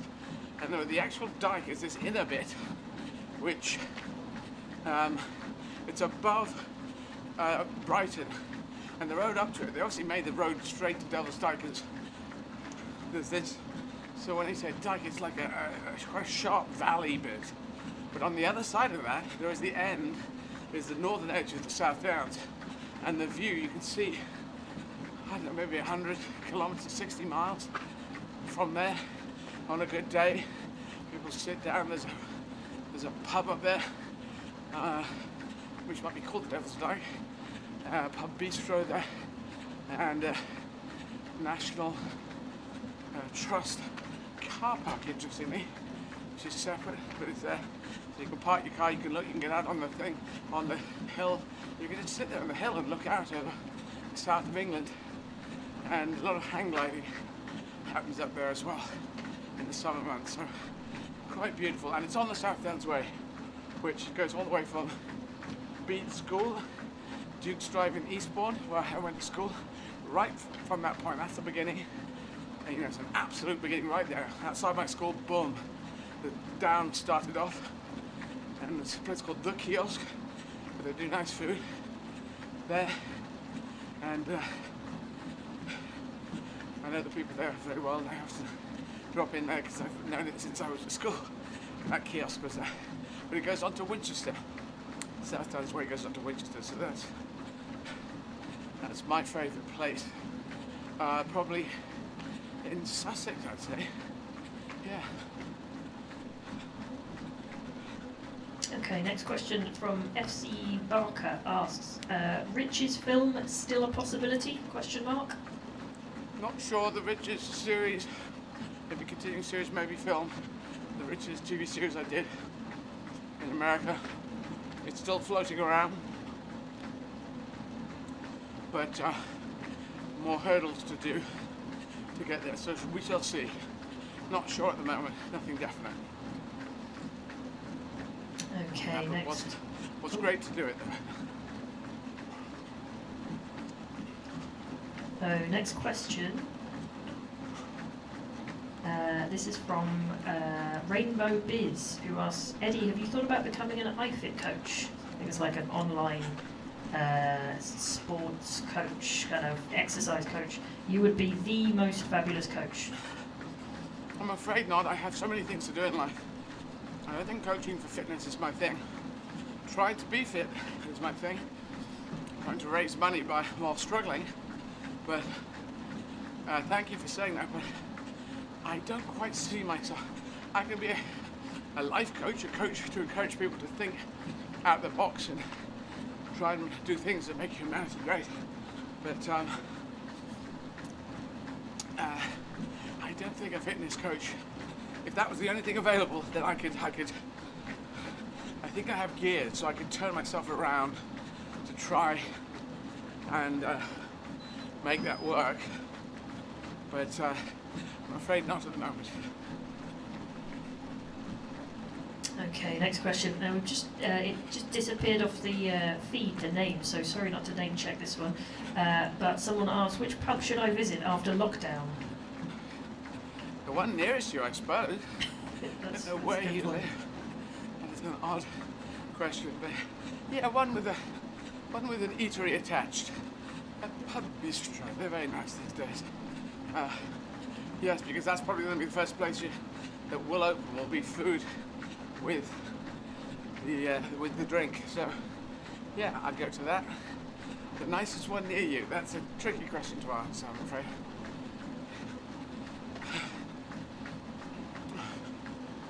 I'm just having to reload 1 second. Oh, okay. So, meanwhile, I'll say there's 36 Zwifters runners nearby. They're all running a little bit slower than me. I'm going to slow down to 7. And so, they're down to 7 people. But everyone running along today, thank you. Brian Perrin. It's 25.8 kilometers run. So well done, Brian Perrin. Legs are tiring now.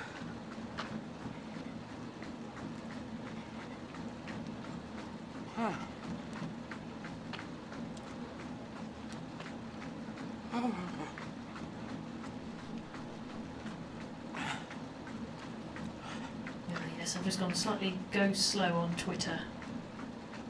But actually, just talking about Zwift, I should do a little rundown of all of the countries I've ticked off so far. Yeah. So, and I think I've probably missed a few, but so far on my flag bingo, Argentina, well, this is places we've had our Zwift runners are from who have run with us, is, so far I've ticked off Argentina, Brazil, Canada, Chile, Colombia, Cuba, Cyprus, Denmark, Dominica, that was just today, France, Germany, Guatemala, India, Iceland, Ireland, Italy, Japan, South Korea, Luxembourg, Malta, going down the list, Norway, the Philippines, Poland, Portugal, South Africa, Spain, Sweden, Switzerland, Taiwan, Thailand, Great Britain, United States of America. I think that's it. I've probably missed a few, but yeah, quite a few people from around the world. How many is that roughly? Oh, well, 10, 20? a few. Yeah, probably about 20. Probably about 20. All right, let me see any more final Twitter questions. I had a return shout from Ryan Perring. Thank you, Ryan Perring. Then this pink card, Eddie, the treadmill is solid on pace. Is that the treadmill or is me putting it on solid pace? But yes, I think that means, does that mean I'm going fast or too fast? I'm just trying to get it all done. But I've been talking to me. So, Andrew, another question from yes. Twitter. So this is Missy on Twitter asks, what's next for you, Eddie, after all the marathons? I think what you're doing is great. I've been a fan of yours for decades, and so is my dad. Well done to you. Thank you. Who's that? Missy on Twitter. Thank you, Missy. Thanks to your dad. Immediately afterwards is rest. That could be nice. Just not having to do this. And then I think I'm going to do filming, depending on what's happening in lockdown and what's allowed. But I had a Roland film drama set up for February. So that's what I'm heading towards. Thank you. So I'm just donating out the window. And so yes, that's what's next. And, I mean, the rest of the year is kind of open because we just don't know what's happening, understandably. But yes, looking forward to the vaccines getting through, and well done to the first 2 vaccines. 2 out of the 3 people heading the teams who are making the first 2 vaccines were women, so that's great. Women in science, or women in politics. Of course, they're already there in politics, in athletics, in football, and women now growing up, young women can now choose to do anything they want to do. Astronaut, special forces, run a country, anything. It's all open, as it should have been for the last 70,000 years, because it's all about intelligence, wisdom, character, leadership. That's what it's about. So yes. One final question. Yeah, and then at 2 o'clock we're talking to Sean Franklin, who about walking with the wounded and how he has benefited from them. So we're talking to Sean at the top of the hour, 2 o'clock UK time. Yes. Okay, so last question from Twitter for now. This is Lisa Marie 32 on Twitter asks, or says, I know you speak a few different languages. What are they, and were they difficult to learn? Lisa Marie, I consider I got about 70% fluent French, 70-75%, about 30% on the German, probably about 10% on the Spanish, but I could pick up the Spanish quicker if I was immersed in it. and that's what I have to do. But French was the first one I learned. I think the first one you learn is, it's tricky. Even if you're bilingual, the next one you learn, it's the first one you learn from scratch. If you learn it growing up, so if your parents are speaking it and the kids at school are speaking a different one, you tend to pick those up without pain, without stress, because when you're that young, you can't be humiliated for getting something wrong. You don't care. You just try and eventually get it into the ball zone. I think that's the problem with learning languages as you're growing, if you're older, is that you feel, oh no, I said a stupid thing, or I can't remember the thing to say, and therefore I feel humiliated. You need to learn to body swerve it. There's no real easy way to do this except to start learning, but go to the country to learn it. So, French, I took O-level equivalent of GCSE, which is 16 years old. The exams that we take are 16 in the UK. I got an A in that. Probably my oral exam, I have always a separate little oral exam, and I probably wasn't very good at that. But the written, yeah, not so, I could do that. And, but that's, I think being good at writing a language and not speaking it is back to front. Being good at speaking it and not writing it is fine. You can go through just about the whole country. You can get most things done by speaking it if you don't write it very well. You know, you've got spell checking, you've got Google Translate, you can get there if you don't write it terribly well. But so the speaking is the most important. I'm always communication first, grammar second, just like a child. That's what children do. And since I started improvising, my shows in French, or doing development shows using improv in French, I have found my ability in French and German, improvising in German, my self-confidence rises, and then you just got to get better, and then you just got to push it. But being immersed in the country, that's the trick. If you want to learn a language, get a gig in that country, which we could do in Europe. We could just go anywhere, do that now. We can't do it because that's been blocked because of the isolationism that Brexit does. I don't agree with that. I was always for trying to learn from other people, connecting with our brothers and sisters across Europe. So I'm going to keep making those connections, keep pushing to strengthen those connections, because the politics has gone a bit this way, but half the country wants to stay connected. In fact, 10% more, the most recent polls, the four most recent polls, want to be connected with Europe and in Europe. So it's inevitable we'll go back to our continent. It is our continent, as long as everyone else's continent. And we're not going anywhere geographically. So I just don't think isolationism, the 1930s ideas, are any good. I think we want our future back.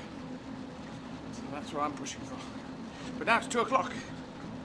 Thank you people on Twitter for the questions. I'm going to talk to Sean Franklin now. I have Sean ready for you. Very good.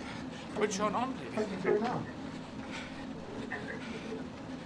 Hi, Sean. Hello. How are you doing? Eddie. I thought I'd join you. I thought I can't be in the gym and not exercising, so I'm on a bike Right. at the minute. So I can keep you some company. Well, you've done drastically further than I have, but I thought I'd at least join you in the effort. Well, thank you very much for joining me, Sean. It's brilliant. You could come in. You're in Hampshire at the moment, yeah? Yeah, it's in Northampton at the minute in our closed gym, sadly, Right. but we're online for everyone, so yeah, that's still okay. What's your weather like? We're kind of dry but cool in London here. Yeah, we're similar at the minute. It stayed dry, which is good. I don't know if we're due anything else, but very, very, very cold. Right. But it's not too bad. Now- How's your morning been? Or how's your lunchtime been? Well, my lunchtime has been okay, because I normally start off, as you'll know, I'm doing these multiple marathons. I normally start off pretty good. The first 2 hours maybe, which is now what I've done, pretty good, and then the third and the fourth hours it starts to deteriorate. By the fifth and the sixth hours, I'm a bit miserable and rather moany. But I'm hanging in I there. thought you were a good time. Yeah, no, it's good to talk to someone like yourself. Now, let's talk about your situation. So you were with the Grenadier Guards in Yes, it was. in Afghanistan, and it's been difficult for you since leaving the service. And this is Walking with the Wounded is one of the charities we work with, and they have helped you in certain ways. Can you tell us your situation, your story?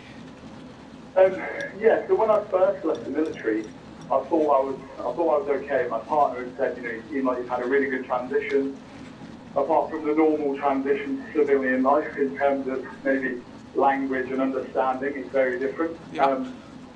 And I felt okay, and then it was the birth of my daughter in 2016 where it all changed. For me, I think it just dawned on me issues that maybe hadn't been dealt with in the past, and it just came to light, and life became very difficult to the point where I couldn't leave the house. I couldn't go to the park with my daughter. That was where the main problem was, the fear of her dying Right. in the park, nightmares, and just sort of a lot of trauma resurfacing. And it was Walking with the Wounded being referred to them that actually kick-started the change for me. It completely changed my life to the person I am now, to the business that I'm able to run, the father that I'm able to be. And it wasn't until last summer that I was able to take my daughter to the park for the first ever time. Wow. Which, a complete contrast to the man that I was before. The fear that I felt, and at times it's illogical, but your mind makes it logical. And it ruined my life. I just wasn't the person that I wanted to be. And the help that I then received, and just the time and the effort that went into making sure that I made that progress. To be here now, to be able to talk to you, it's the positive impact that it's had on me and my family has been huge. Well, well done to you, because it's just, we're talking more about mental health these days, and people are being more open and honest about it. I know it's a tough thing to get to that first level. I mean, I came out as trans a long time ago. That was tough enough. But what you've been through and the horrors you've been through, the difficult times, and to get to that and talk about it, I mean, you must know other people who are from the forces who still having difficulty talking about it. Yeah, and that's been the hardest thing, was that first realization of where I was at, and okay, I'm not hiding this very well. Right. Which is what I was trying to do. Was it shame? I don't know what it was that made me hold it back, but it wasn't until I made a decision to talk, and it was to one or two individuals at first, and then now I'll happily talk to anyone, because I think if I can talk to a wider range of people, then if one person feels inspired to get help, Yep. then it's served its purpose and it's made a difference. And I've had a lot of friends that have struggled, and sadly there's still a lot of suicides within the veteran and the military community. Again, obviously we aren't the only community that then struggles with their mental health and for certain reasons. But I think it's the isolation when leaving the military. You have a purpose. You have this, this brother and sisterhood element to it. Yep. And then when you leave, it is very scary. And so any help that we can provide, and have someone like yourself and doing what you're doing, on top of all the other challenges that you've done over the years, once again, just this highlights the effort that goes into it. And if one person or 100 people then feel inspired to get help and can change their lives, it's served its purpose, doesn't it? Yep, it is a wonderful thing, and it is wonderful that people like yourself will come out and talk with us, and the fact that Walking with the Wounded exists, and I assume there are probably other organisations like this around the world. If you're listening from around the world, do look online for organisations, sister organisations like Walking with the Wounded, because they really can help. And did you know that they existed when you were looking for help, or did you have to find them? Did you have to search online? No, so the really good thing about it was I was referred by another charity. So another charity called Combat Stress. They first met with me through the Royal British Legion, and I couldn't commit to a program that they had offered, and so they sought out the help for me, and they connected me to Walking with the Wounded. which I just thought was a really nice thing to do. You know, they could have just sort of said, well, we'll try to offer you help, we can't make that work. But they sought out for other help and they made that happen. It really did change everything to me. You know, the people that knew me at that stage and the way that I was and the struggles that I dealt with, and to be where I am now, I can't thank them enough and for stumbling across them the way that I did. Yeah. But it was my partner was the one that pushed it. She was the one in the first place that sort of hit a point of, he really needs help. That it wasn't for her and making that decision. Sean, what's her name? What's her name? Tracy. Tracy, we've got a big shout out for Tracy. Well done, Tracy, for doing that. Partners helping people. It's just, I mean, that's what we want. Humanity should be about people looking out, obviously in partnerships or anyone, just neighbours.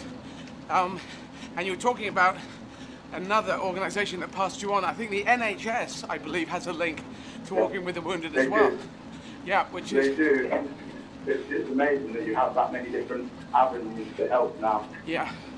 No, that is a beautiful thing. And now you're going to... So now you can go to the park with your daughter and your son and your son as well. You have my 18-month sort of powerhouse son that is just a ball of energy.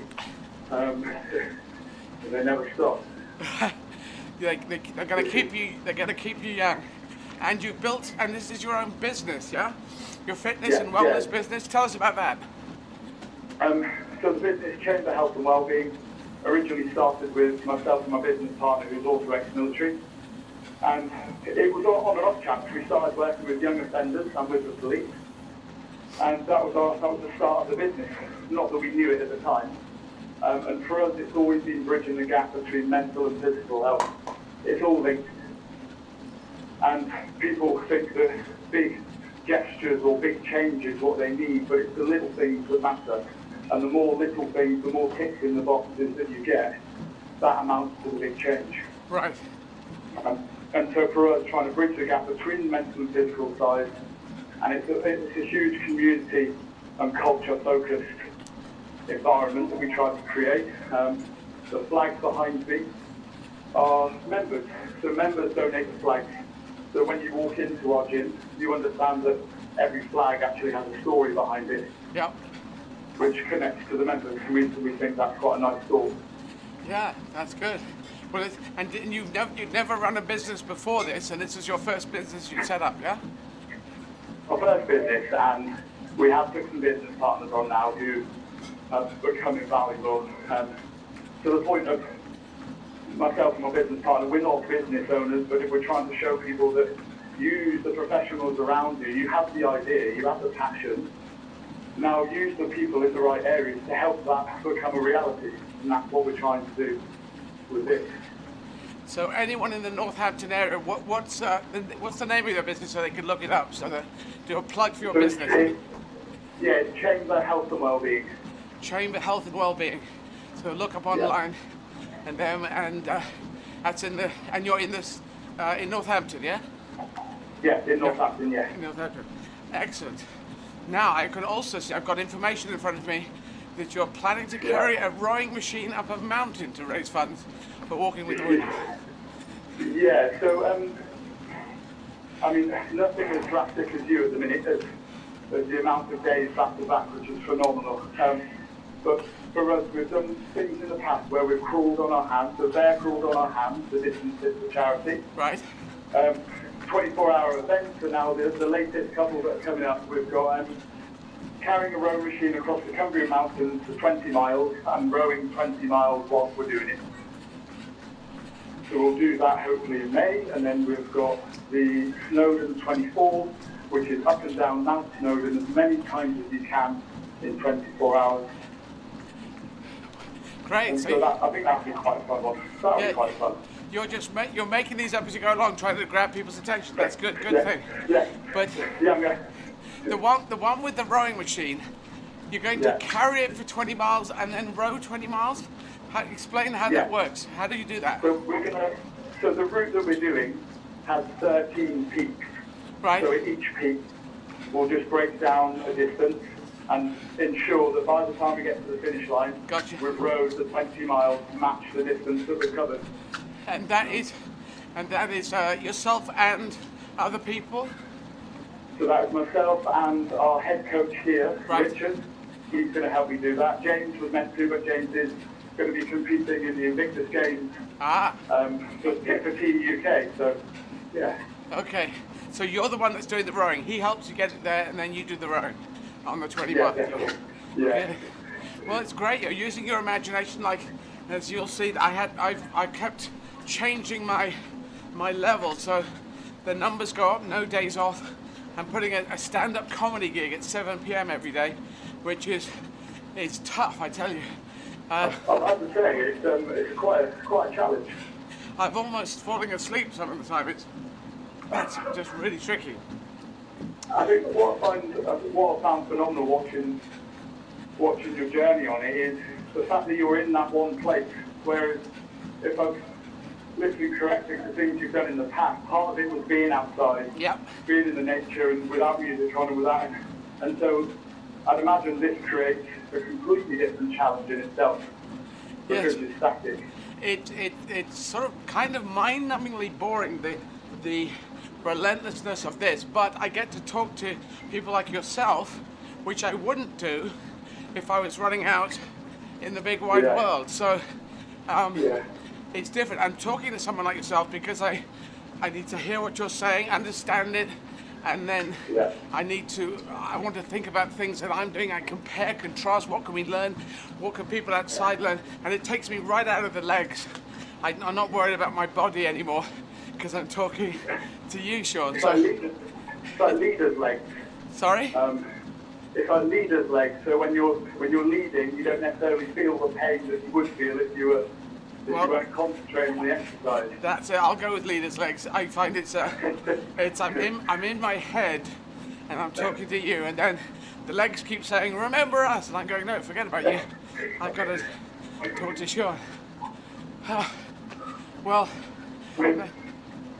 yeah, this is great. It's great. I'm so glad that you've got to this place, and hopefully anyone listening, watching around the world, if in the UK, get in touch with Walking with the Wounded. You can do it through the NHS, you can look it up online. If you're in a different country around the world, you've come out of the forces and you're having a tough time, go online. There'll probably be an organisation for your country. And that is the way forward. So you're a good example, you're a great example of someone who's taken it, gone towards the problem. Because you've got to admit the problem, haven't you? You've got to admit there's a problem there and get it out in the open. That was probably the hardest. That was the hardest step. Yeah. I'll be honest. That was probably the hardest step. Yeah. But from that step, you realise that all these fears that you have, not everyone's out to mock you and make fun of you, or there's no need to feel ashamed. And I think that was the biggest learning curve. Yeah. There's still tough times. It's not plain sailing by any means. But for the person that I was, and for anyone that's watching that is going through any kind of struggle, and not just veterans, anyone that's watching this, that there's always an opportunity and there's always an option to move forward. It's not always the big movements that need to come first. Sometimes it is just speaking to you nearest and dearest. Yeah. And just admitting. And I think that's probably the biggest. And you'll know yourself from the challenges you've faced over years, and from when, was it 1985 or 1985 I came out. Yeah, that was... That's a phenomenal thing to do, and I think the power of what you're doing and the reach that you'll have is it will touch people in different ways, and they'll take all the good from that and hopefully be inspired to make a change. Yeah, I think so. Yeah, hopefully they'll be inspired by you, but be inspired by me in some way. I try and inspire myself. That's what I try to do. I think you're inspiring yourself as well. I was saying to my business partner earlier that when you talk about being match fit, Yeah. for life, and it's a bit like what we're trying to do here, and being fit for what our purpose is as humans, and what you're showing to have in your back pocket, to be able to achieve the thing that you're achieving is insane. I don't think I could do what you're doing right now at all. And my industry is fitness. Well, So it's astounding. I'll say this, Sean, you can actually, you know this because you've built yourself into levels of saying, can I do that? Oh, great, okay, I've done that. Now, can I do this? I've done that. In fact, we can all do more than we think we can do, can't we? Yeah, the power of the mind is amazing. Definitely. Well, it's beautiful, Sean. I'm going to let you relax now. I'm going to carry pounding on. Thanks very much for talking to me. I will keep going. Thank you very much for your time. Oh, so thank you. Great to talk to you, and more power to you, and keep going. And yeah, I wouldn't do that one. That you'll do it, but I wouldn't. The one that with the rowing machine. But I should actually get into rowing machines because they're good for upper body, aren't they? Well, we are allowed a team of 3, so if you're at a loss and you want to be the third member, then we'll happily take a third member. I'll bear it in mind, but don't count on it. Alrighty, mate. Thank you very much. Take care, very much. Sean. Good luck with the rest of your day. Yeah, be safe and be well. Bye-bye. Thank you. Bye-bye. Bye. Okay, that was nice. I was talking to Sean. He a services person, soldier, and had a very tough time coming out of the services, but working with the wounded. One of the charities we're championing has helped him a lot, and now he's in a much better place with his daughter and his son, and to go out with them and doing challenges, set up his own business. Great stories. So yes, we're championing Walking with the Wounded, Care International, Covenant House, based in New York, Fairshire, and United to Combat Against Neglected Tropical Diseases. These are the big 5 that we're pushing for, but there will be more as well. You can donate at eddieizzard.com in US dollars, euros, or British pounds. And as you can see on the screen, you can text on UK phones using the text number. Hi! And also down, there are people outside the window. If we can swap the camera over there, there's people there. Back later, thank you. And people could donate. There's a little donation station down at Riverside Studios here in Hammersmith by the Thames River.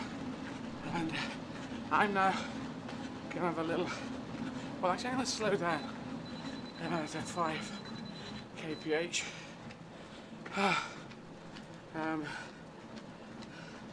Here we go. Slowing for a walk. Buff. So a little bit of walk. I've got the flag of Bulgaria because we're celebrating Sofia. Some great photos we got on there behind us. And at 2:30 p.m. we're going to be answering questions from YouTube.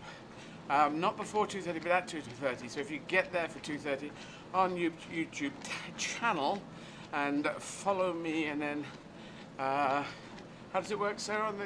On YouTube, yeah, so if you, the easiest way probably is to search on YouTube for Eddie Izzard and then go to the Eddie Izzard channel, and you should see the live stream there, and then put questions in the chat section on the live stream.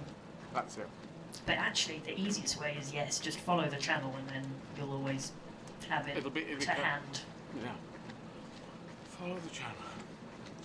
Eddie Izzard on YouTube. So that's from 2:30 till just before 3. At 3 o'clock, I'm going to interview Weekend Division. Dave, it should be weekend with a D, then the dash, and then a vision. So it's Weekend Division. Because that looks like Weekend Division. Yeah, I just saw that. I'll get Chris to update. Yeah. But no problem, I can work that. David Turner, who interviewed me during the last one. So it'll be good to talk to David again, who I assume is not from Denmark. As David and Turner do not sound like a Danish name. Even though it sounds like a great name, David. But, I need a pee again.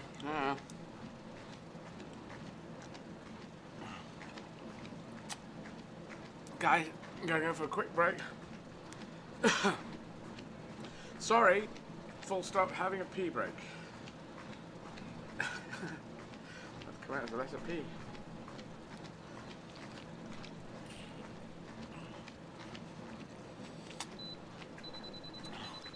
Dave, I'm just going to have another pee, sorry. I don't know why I'm peeing so much today.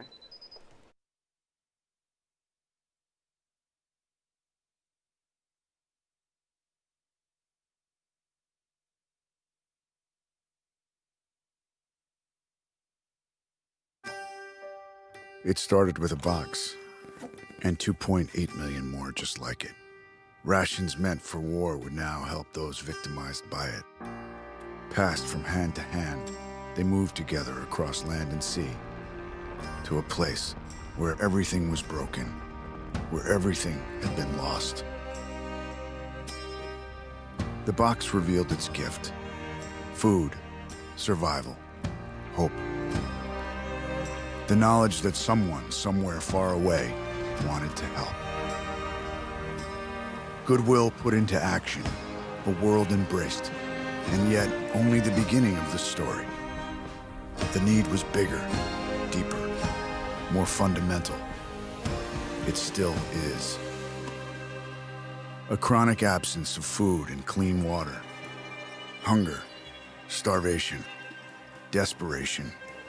Sickness that racks young and old, mounting pressure on communities already in distress. The ones who can change the world for the better, stripped of their gifts. Every path blocked, and seemingly no way out. But as understanding of the problems grew, our simple box changed. It now turned to the roots of suffering, to empower those at the brink, life flowing back into communities, nourishment sustained, the seeds of hope planted. Communities freed from sickness, the good building on the good, powering the engines of change. The future we will all share, built on a simple truth. That when you give of yourself, you can be the difference in people's lives. You can help deliver lasting change. Its colors are different. Its mission has grown, but it's the same care package. The simple box that gives us all the power to change the world for good.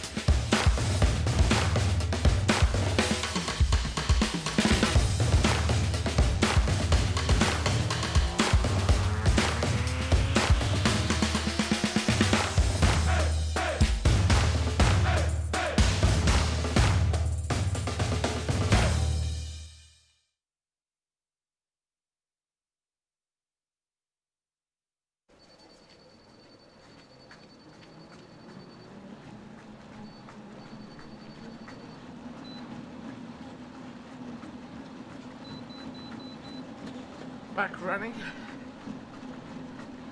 Back running. There we go. Got to get past 21.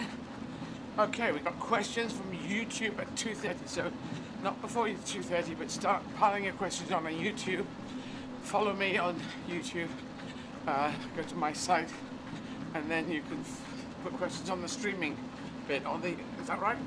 Yeah, so on YouTube, so we're live streaming on YouTube, so on the live stream there is the chat section. If you put your questions in the chat section, then we'll try and get to them all and read them out. Live stream, there's the chat section. Keep getting the words wrong on this bit. Okay. I always feel quite good when I get back on the thing. I'll just start, that feels okay. Then you go, no, not so good. This feels good. And what are we now, the 8th? So I've done a week, and I'm on my 8th marathon. So when I get to my 12th, it goes my show of Deutsch machen. I will ich werde mein Wunderbar show machen. So I will do my German show at 7 p.m. on the 12th. So if you're a German speaker and you're listening, buy tickets for the 12th of this month, 12th of January, 7 p.m. London time, 8 p.m. Berlin or Vienna time, and I'll be doing a show and I'll be running Vienna.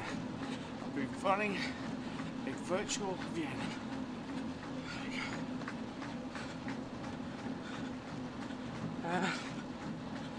So, there we go. Talking to some very interesting people today. 3 p.m. I'll be talking to David Turner from Weekend Vision in Denmark. I'm going to talk about Oslo, Denmark. What am I running Oslo? Oh, no. I don't think. No, we are not running Oslo. Or not, currently. Okay. Oh, because Oslo is Norway, sorry. Yes. Sorry, I'm saying when are we running Copenhagen? Because it's Denmark. Very sorry then.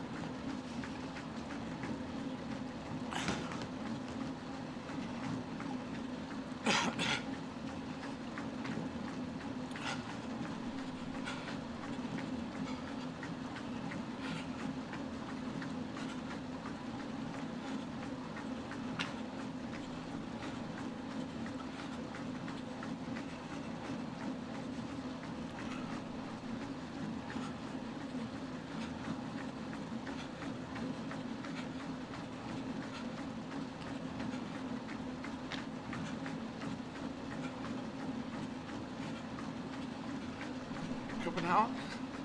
When are we running Copenhagen? We are running on the 22nd, Friday the 22nd. That's when we're virtually running Copenhagen. I say we, that was a very collective we. Running a virtual Copenhagen. I should say that virtually running sounds like you're almost going to get round there.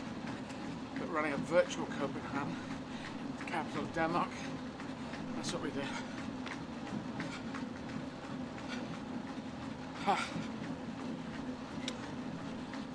Yes, indeed.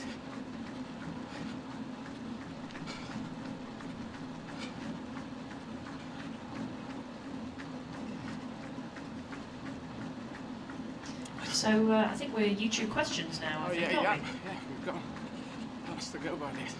we? Okay, so questions from YouTube. First question, and I can't see this person's name, it's just a little C in a circle, so here we are. Hi Eddie, when you lived in LA for the riches, did you drive? If so, how was it driving on the opposite side of the road? I did drive in LA. It's an interesting thing in film industry. Nearly all, actors tend to get driven to the gig, to the filmed work every morning. This may not be all actors. I think background artists have to drive themselves But in LA, there's a kind of rule that says, an unwritten rule or something that's been handed down, that everyone drives themselves, including, no matter how high. I do remember doing the film Mystery Men, a lot of big high-profile people in Mystery Men, and I think everyone was driving themselves onto the set. Just about. I think one person had a car, but anyway. So I used to go up to Santa Clarita. Yeah, it's about 45 minutes door to door from where I was living, my house, to Santa Clarita. So yeah, I did. What was the second part of that question? It was about driving on the other side of the road. It's not a problem. You bizarrely would think it's a problem. The perfect example was Sweden, that used to drive on the left and changed to driving on the right in 1968. They swapped the whole country on a particular day. Obviously they chose a day and they swapped the whole country. There were no accidents until Christmas, when people got merry or whatever and forgot. And I found if you go to another country,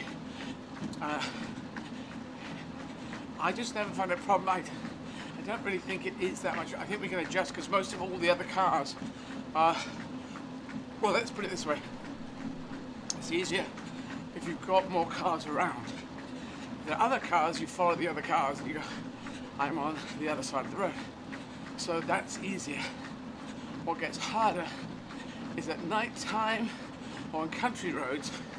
If you've been somewhere and you forget and you pull out and you go onto the wrong side straight off, that is a problem. That's where accidents happen. But yeah, I didn't find it so hard. I found it much easier than I thought it would be. And I learned in France, you see, going to France and with a car from the UK and swapping the sides on the ferry. Okay. Okay, next question. It's from Lucy Cross. She says, as an art student, I'd be interested to hear your opinion of the UK government's retraining campaign aimed at people in the arts. Now, I'm afraid I don't know. It's just the Boris Johnson administration's new ideas. I don't know this. If it's a different one, I'm afraid I don't know the details of that.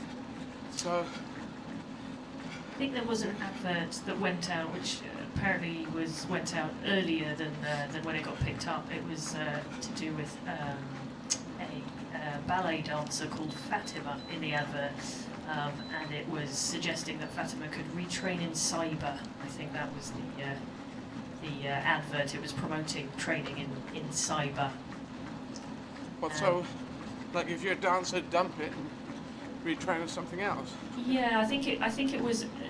Apparently, it was a campaign to push people to train in the area of cyber, which is cyber security and that kind of thing. But because of COVID, or because jobs are going, and it was picked up during the during COVID. I think there was a mention of. I think it was said it was put out prior to that, but anyway, it was picked up during that time. It appeared to. Advise people in the arts to retrain. Well, that's just a short-sighted as hell idea. So I'm dead against it. If it's like times are tough, so you got to give up. There is a certain practical thing that you want to pay the bills, and right now there's probably not going to be much dancing. But so if you're training something that you had as well, I wouldn't mind that so much. But the idea you've got to dump your dreams because of COVID and maybe the ability of this country's government to deal with COVID has not been good compared to other countries. So yeah, I'm not in favour of that. I just think it's short-sighted. But I'm always for adding skills as well. Have things in your back pocket, have gear changes. But never give up on your dreams. I think it was an interesting time as well. At the time I did look up some stats on the events industry, and interesting facts of how much it contributes to the UK. The events industry contributes 10.8 billion annually to the UK economy, and it attracts 10 million visitors annually to the UK. And as the events industry is about a 360,000 strong workforce. So it's yeah, events industry significant. So there we go. Yes, not being paid attention to. And worth looking after. And has the events industry been covered by the fellow scheme or lost down the back of the sofa? A lot of people have been excluded, so there's a couple of campaigns I know about actually. There's the We Make Events campaign, and also I think Excluded UK who've dovetailed in. But most people in the events industry are self-employed. A lot of people fell through the cracks, so I think sole trader business owners fell through the cracks. A lot of sole trader business owners, a lot of people who'd only just turned self-employed. There was to do with a certain arbitrary date, I think, as to when you became self-employed. Didn't qualify for the self-employed income support scheme that we have in the UK. And there was other certain reasons where a lot of people didn't qualify. So it seems, I know in a lot of other industries as well, but certainly in the events industry, there was a high proportion of people who haven't been covered by a furlough scheme. So there's people having a pretty tough time. Yes, not great. COVID's not great, but if people are getting missed out, that is not great at all. Okay, next question, please. So next question is, actually I'll steer slightly away from the marathon questions actually. Well, if it's about general stuff, it's about my legs and stuff like that. Okay. I don't want to talk about my body because it just brings me back into my body. Here we go. So this is Terry Short. So Terry Short says, "You're my biggest source of inspiration because you never give up. Has your inner strength got easier to access within you over time? Your positive influence means more to people than you know." That's very nice of you to say that. Who is that from? That's Terry Short. Thank you, Terry Short. Thank you for saying that. My inner strength, I think it has got better. I've talked about this thing of being entrepreneurial with your confidence. We know about being entrepreneurial with money, which is if you can make some money, you can put that money into something else, another business, invest in another business, and that can make money and build your wealth, I suppose, your cash basis. That's being an entrepreneur with cash, with finance.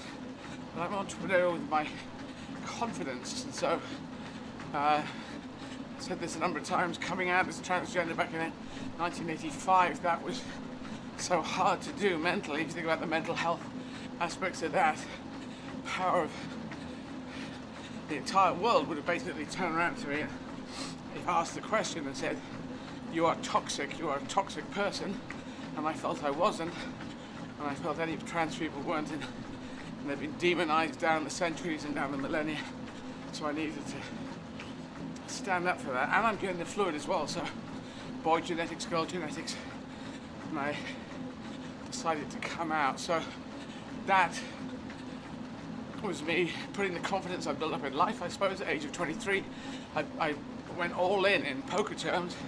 All my confidence went in, expressed myself.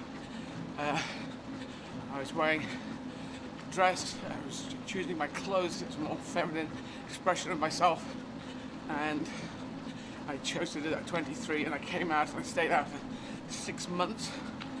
At that initial time, then I sort of half went back in the closet, but that was just a tactical thing, because a strategic thing, because I was going to do street performing, and I don't drag artists. Are fabulous. RuPaul is fantastic.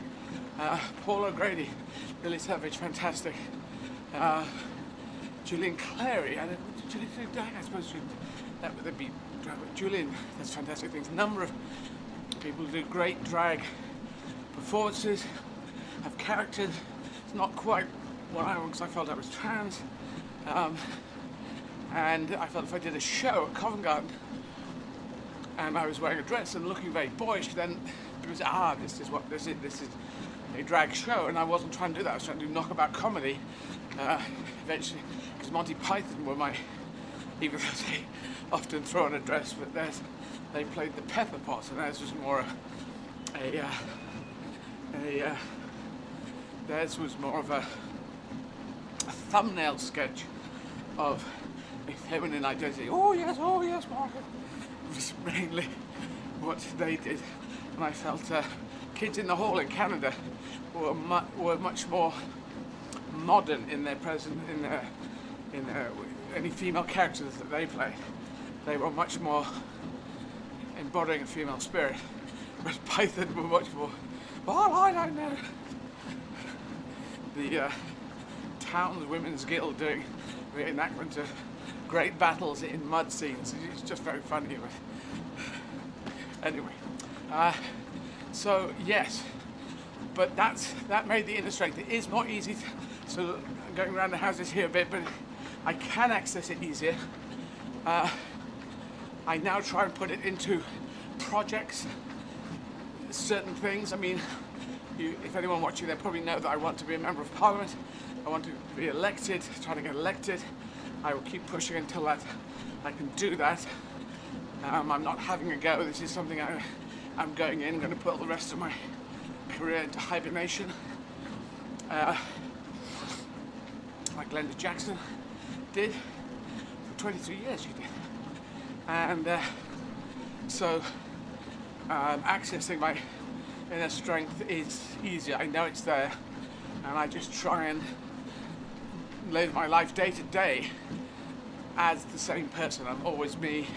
I don't try and say, oh, you see, they don't want to say, oh, Eddie is into this now. No, that. It's all. There's only 5 things I've done, which is only 4 really: comedy, drama, endurance sport, and political activism or politics. Those are the only 4. It's not like I'm not doing tons of things, but I will have to put my confidence. Politics is hard. You need that. Endurance sport hard. Comedy and drama in their own ways, a different kind of hard, but you want to do good work in all of them. And then coming out as trans, of course, that was very hard and was the gift back. If you're LGBT plus person and you come out, you have to go through your knight's quest. You have to fight for your space. And I think it's much easier for people to come out these days. People have a fear of humiliation, but to get to the first stage is easier. But to get to the second stage, or the stage where you're relaxed, so that you can get someone to be nasty to you, and you just say, back off, man. It's usually a man. Back off, man. You just calm down. You go and talk to someone about it, because I'm relaxed. That's a harder place to get to. But yes, inner strength. Be entrepreneurial with your confidence. That's what I encourage. Thank you. Next one, Sarah. Okay, so next question. This is from YouTube, by the way. Go to YouTube. This is YouTube, yes. And follow me, and you can put questions through YouTube at the moment. Yes. So this is from the Focus Hub, is the name on this YouTube account. So it says, I'm writing some stand-up material at the Mo about my trans queer experience, and I'm keen to be as raw as possible in a funny way to make it accessible and honest. Any tips from yourself? Is it raw as possible? R-A-W? Yes. Now, I don't know quite, when you're saying raw, if it's very... I think open and honest would be maybe what you mean, but I try to do real situations. My comedy, if you are a trans queer person and you make your whole set about being trans queer, that will not work. It will work in such a micro niche. It won't be good for you. What I would encourage you to be, anyone who is LGBT plus and wants to do stand-up comedy, is be funny first. First and foremost, be funny. That's what people want to be entertainment. Talk about cheese and helicopters and humanity and banjos and radiators and love and hate and queues in supermarkets, all of that stuff. And then slide in at an oblique angle your observations of being a trans queer person, a straight person, gay person, whatever. Put those in along the way, because otherwise you'll make your niche so fine and it won't help you.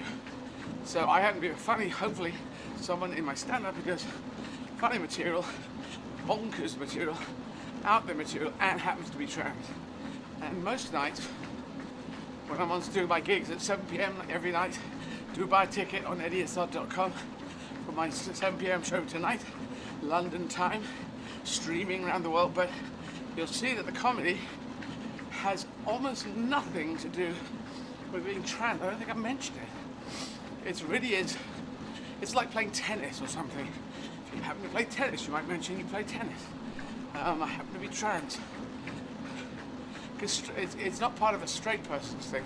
It's a cis person's thing. They wouldn't say, as a straight person going into a supermarket, I think, you just don't.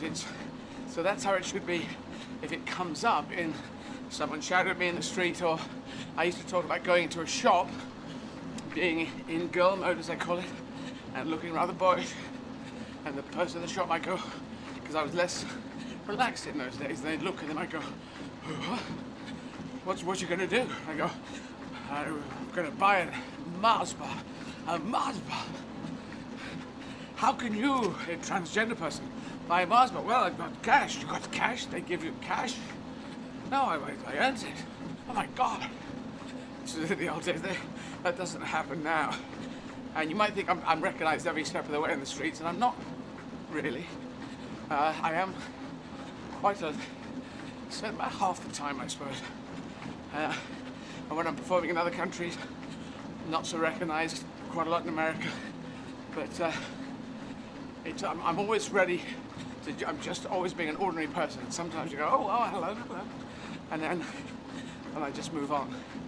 That's my thing. So my tips for talking about anything to do with your sexuality is 1, make it funny first, and 2, honest rather than raw, honest and open rather than raw.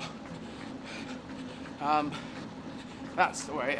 But funny is the first part of the sentence. If it's not funny, if it's just out there, then no one's going to come and see that. There's my answer. Okay, next question is from Julian Johns. So Julian Johns says, during lockdown, I've been watching relaxation videos for anxious dogs to help me relax. I am not a dog. Is there anything you found during lockdown that you never watched before? No, I'm interested about the dog thing though, but for anxious dogs, so they say, I assume it's just kind of music or sound based, rather than going, you're a dog, you're a relaxed dog, not a noisy dog. I quite like that, but no, in lockdown, when it was really hard lockdown, obviously now I'm doing this, but my career, there was 11 wilderness years between when I was 19 and when I was 30 where I couldn't get my career going, and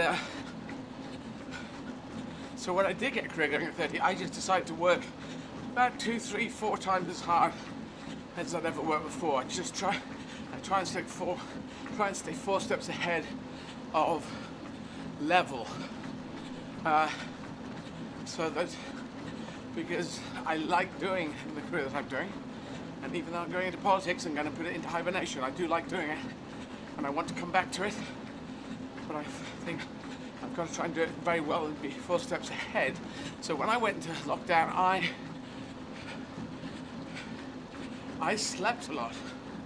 We were forced to stay in, so I could catch up on sleep, recharge my batteries.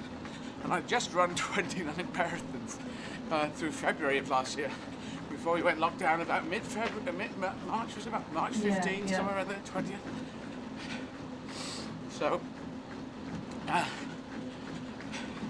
sleeping was what I did. And then there was a lot of streaming films and TV series to catch up on. And there's some beautiful work out there. and Queen's Gambit, if you haven't seen it, which has made chess sexy, and it kind of, I don't know how many, in the end the woman who is the lead and becomes the hero of, is the hero of her story. She's the hero of her story in the whole Queen's Gambit. She's very, she gets to a sort of kooky, sexy place, wearing, you know, very stylishly dressed, and just think, is that the chess that I know? I don't really know chess that well, but it's great. It's just great. I've watched it twice actually, all the way through, and I encourage you to go watch it. I was in Canada, working in Canada, and it said #1 in Canada. So I'll have a look at it. And you look at it and think, this isn't,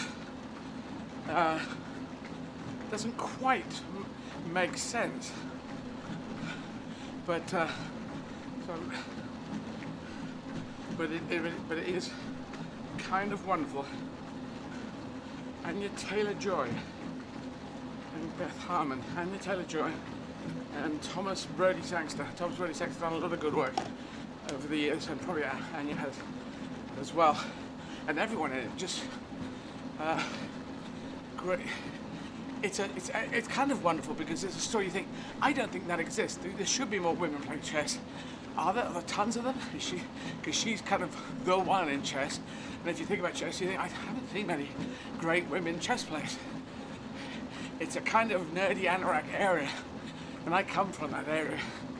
And anyway, and Thomas Brodie-Sangster's character has a hat and a leather jacket, and he's the coolest guy going. And then she turns up, and she's maybe cooler than him, or they're like a cool couple together. It just works. And it really should, really, on logic, on story logic. But then when you analyse, you go, oh, well, yeah, no, okay, yeah, well, why not? Let's do it. It's a good thing to be out. I'm sure they'll win awards and stuff, but I know it's been streamed up the wazoo. Queen's Gambit, have a look at it on Netflix. So yeah, that's what I was doing, watching things like that. Okay, next question is from Stefano Gaivota, who asks, what was the background for using James Mason as the voice of God? Well, I like the idea of doing, I was very impressed with, I like the idea of doing impressions, but if you do impressions, you get stuck in them. Now, Steve Coogan can do amazing impressions, but he put them into bonkers situations, which was like Ronnie Corbett. If you're from the UK, you know Ronnie Corbett. He wore glasses and funny guy. He did a lot of sketch shows with Ronnie Barker, another very funny one. Ronnie Barker came from for the acting world. Ronnie Corbett was also more sketch world, but both of them very wonderful people. And he would tell these stories in his own. He had a show with Ronnie Barker, the two Ronnies. He would sit down in a chair, in a deck chair I think it was, and tell stories. And he had this way of talking. So you take that character, and then Steve put him in Terminator, I think. I was in the jungle. And out from the bushes. It's just, you've got to watch it. I mean, I'm sure it's on YouTube somewhere. So I like that idea. I wanted to try and do that, even though my impressions, I had to tell people my impressions, where Steve could just do them. Steve very much like Peter Sellers in that way. Very accurate impressions, where mine were thumbnail sketches. And I had to say, this is James Mason. But I was playing a game of 221B Baker Street, which I must re-find that game, all about Sherlock Holmes. Before the recent Sherlock Holmes, last 10, 15 years, the refinding of Sherlock Holmes again, which he always will be endlessly refound. But there was a game, which is kind of like Cluedo.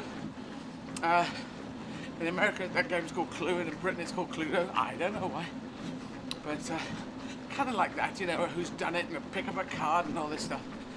But for some reason, me and a friend, another very funny man, Richard, we both seem to be able to do James Mason. The art of James Mason impressions seems to be, if you say it, you've got to hold them back and then talk and finish a sentence, but carry on and take the breath in the middle of another sentence, so that you never seem to finish. You just go on, and that's where you break. So, something weird, trying to find the essence of that, and then I made him God. And then Sean Connery was Noah, and God was going, Noah, build an ark. Well, Sean was going, well, I just know, I'll get some animals, I'll put them, what's an ark? I'll make a speedboat. No, we don't want an ark really. So I had this fun conversation between God and Noah saying, I think it'd be better to have a speedboat, put a few animals down there, because you can go fast and their ears will blow in. Actually, I should do that tonight. Remind me of that. I will refine it, because I'm doing best of material. So yes. Oh, I've got an interview coming up. But yes, so that's how that worked. That's how he was found. He came from playing a game, and if you play a board game, it takes about 2 hours. So in 2 hours, I honed my James Mason impression, and then he went into the show. He wandered in. Now. So I think we've got time for another question. So I can't do another question because I've got to go lubric again. Okay. Visiting Lewis. Thank you, everyone. Sorry, but save up any questions, write them down, and we can answer them in gaps today. So just having a lubric again. Having another lubric.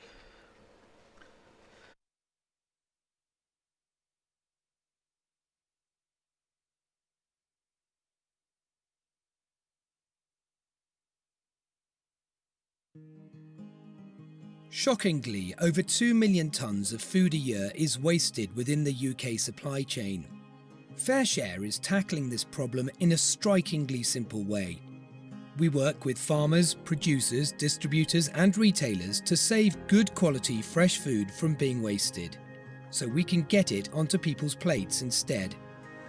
In practice, it's a huge logistical feat, involving hundreds of volunteers working tirelessly to unload the produce, unpack and sort it at any one of our network of food warehouses across the UK. The food might be surplus, but it looks and tastes just like the food you'd eat at home. Most of it arrives well before it would have hit the supermarket shelves. Food becomes surplus for all sorts of reasons: a glut of courgettes from overproduction, or a lack of demand as unpredictable weather plays its part. Incorrect packaging and labelling, wonky fruits and veg, and cancelled orders. Wherever it comes from, with the support of our team of volunteers, we prioritise the incoming food, itemising it for traceability and breaking it down into smaller quantities for redistribution. FareShare gives nearly 11,000 charities access to food, all of whom are onboarded safely and meet all food safety regulations. These charities and groups range from food banks, children's breakfast clubs and homeless centres to small local community groups. Not only does this food save charities thousands of pounds on their food bills, it means they can offer the people they support more fresh, healthy fruit and veg and a wider range of food in general. New innovations like the FareShare Go app have seen direct pickups from the supermarkets, meaning perishable goods like fresh bread and fruit can quickly be redistributed. FareShare is more than meals though. Food brings people together. It helps local organisations tackle loneliness and isolation within their communities, or help connect struggling families with the services that can support them. It's such a simple concept. Food that could have been wasted is instead used for good.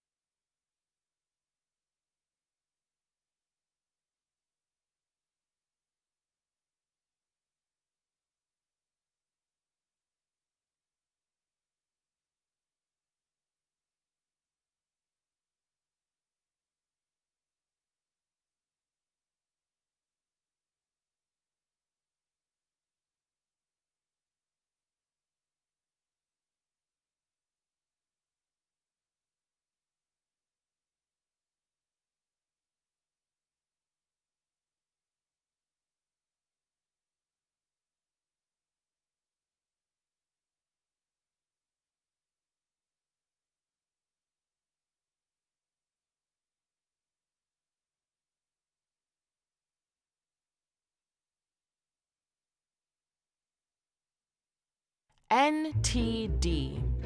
It's not terribly descriptive. Needlessly tricky denomination. We need to disentangle. Need to define. Nothing to declare.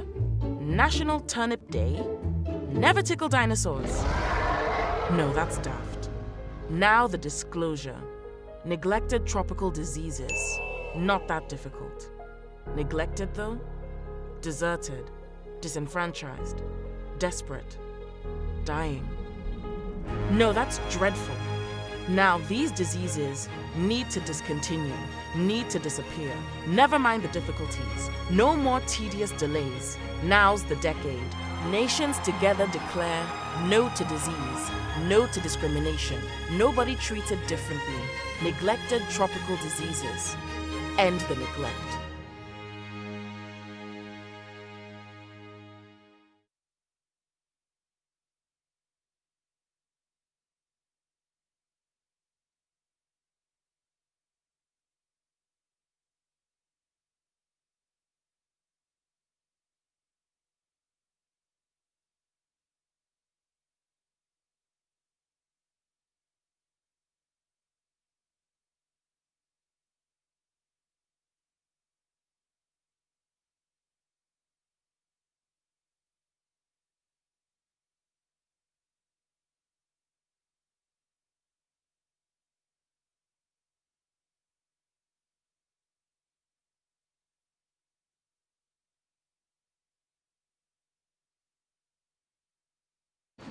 Hang on.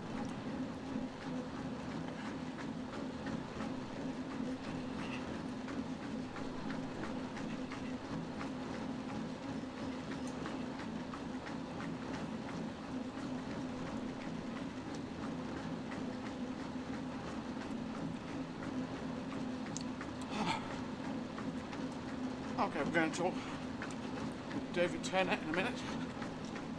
Just getting lined up.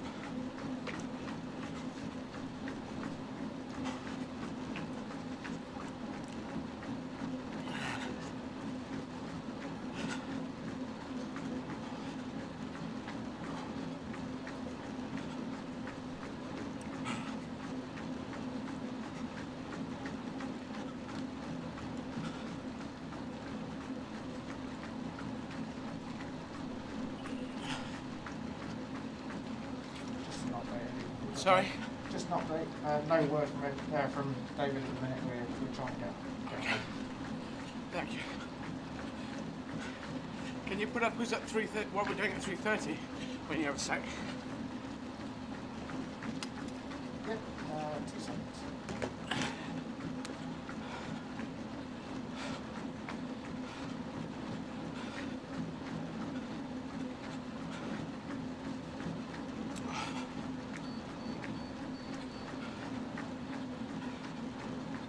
It's on your screen now.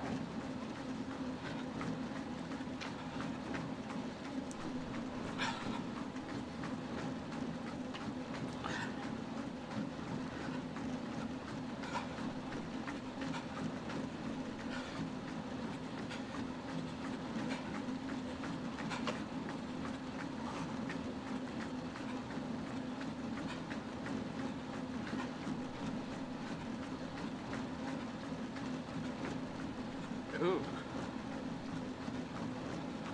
Okay. So.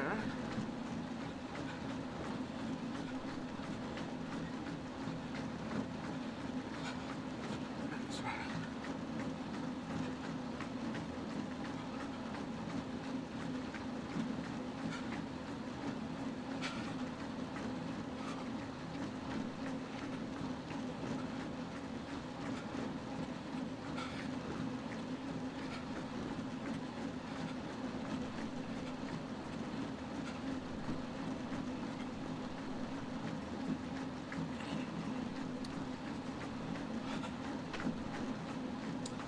So, did you have any...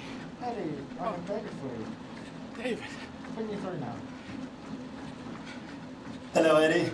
David Turner, how are you? I'm good. How are you? I am okay, I'm knackered.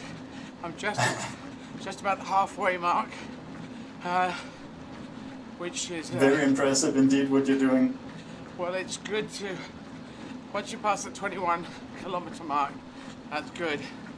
But then it's sort of mentally downhill in a way, even though... I imagine it must be. Now, David, So my first... where are you? Are you in Copenhagen at the moment, in Copenhagen? Indeed I am, yes. And get now, where you, David Turner, the name looks very English, but your accent sounds slightly not English. So, are you? Yeah, sort of in between. I'm half British, but live in Denmark and was raised here. Ah, very good. So I can hear the Danish now. So you can pronounce it. Now, if I say Copenhagen, am I anywhere close? Copenhagen? You're very close indeed. It would be Copenhagen. Copenhagen. Yeah. So no N at the end, no N sound. So Copenhagen. Oh yes, the N is there, but it's slightly swallowed like Copenhagen. Okay, Copenhagen. But a higher Copen, as in very Copen, but Copen. Okay. Yeah. It's only taken me about 15 years to get the hang of Copenhagen. So I'm very impressed with that as well. So everyone around the world, if you're going to Copenhagen, the capital city of Denmark, it is there. It is written in English as Copenhagen, but it's Copenhagen, and it means, I believe, so haven is from the harbour, haven, as we would have in English, harbour, and it's the merchant harbour, isn't it? Merchant harbour, literally. Yeah. That's true. Indeed it is, yeah. Yeah, it is. So obviously everyone from Scandinavian, different places, what's now Sweden, Denmark, everyone was coming in, different tribes in the old days, and it was the merchant trading place. I love all the history of this, and a lot of your guys. So I think your mother or father is Danish, and your... Mother Danish, father British. There you go, good mix. So now, you can ask me questions, because that saves me any I intend to say, but now that we're on the topic of languages, I find it so inspiring, your way with languages.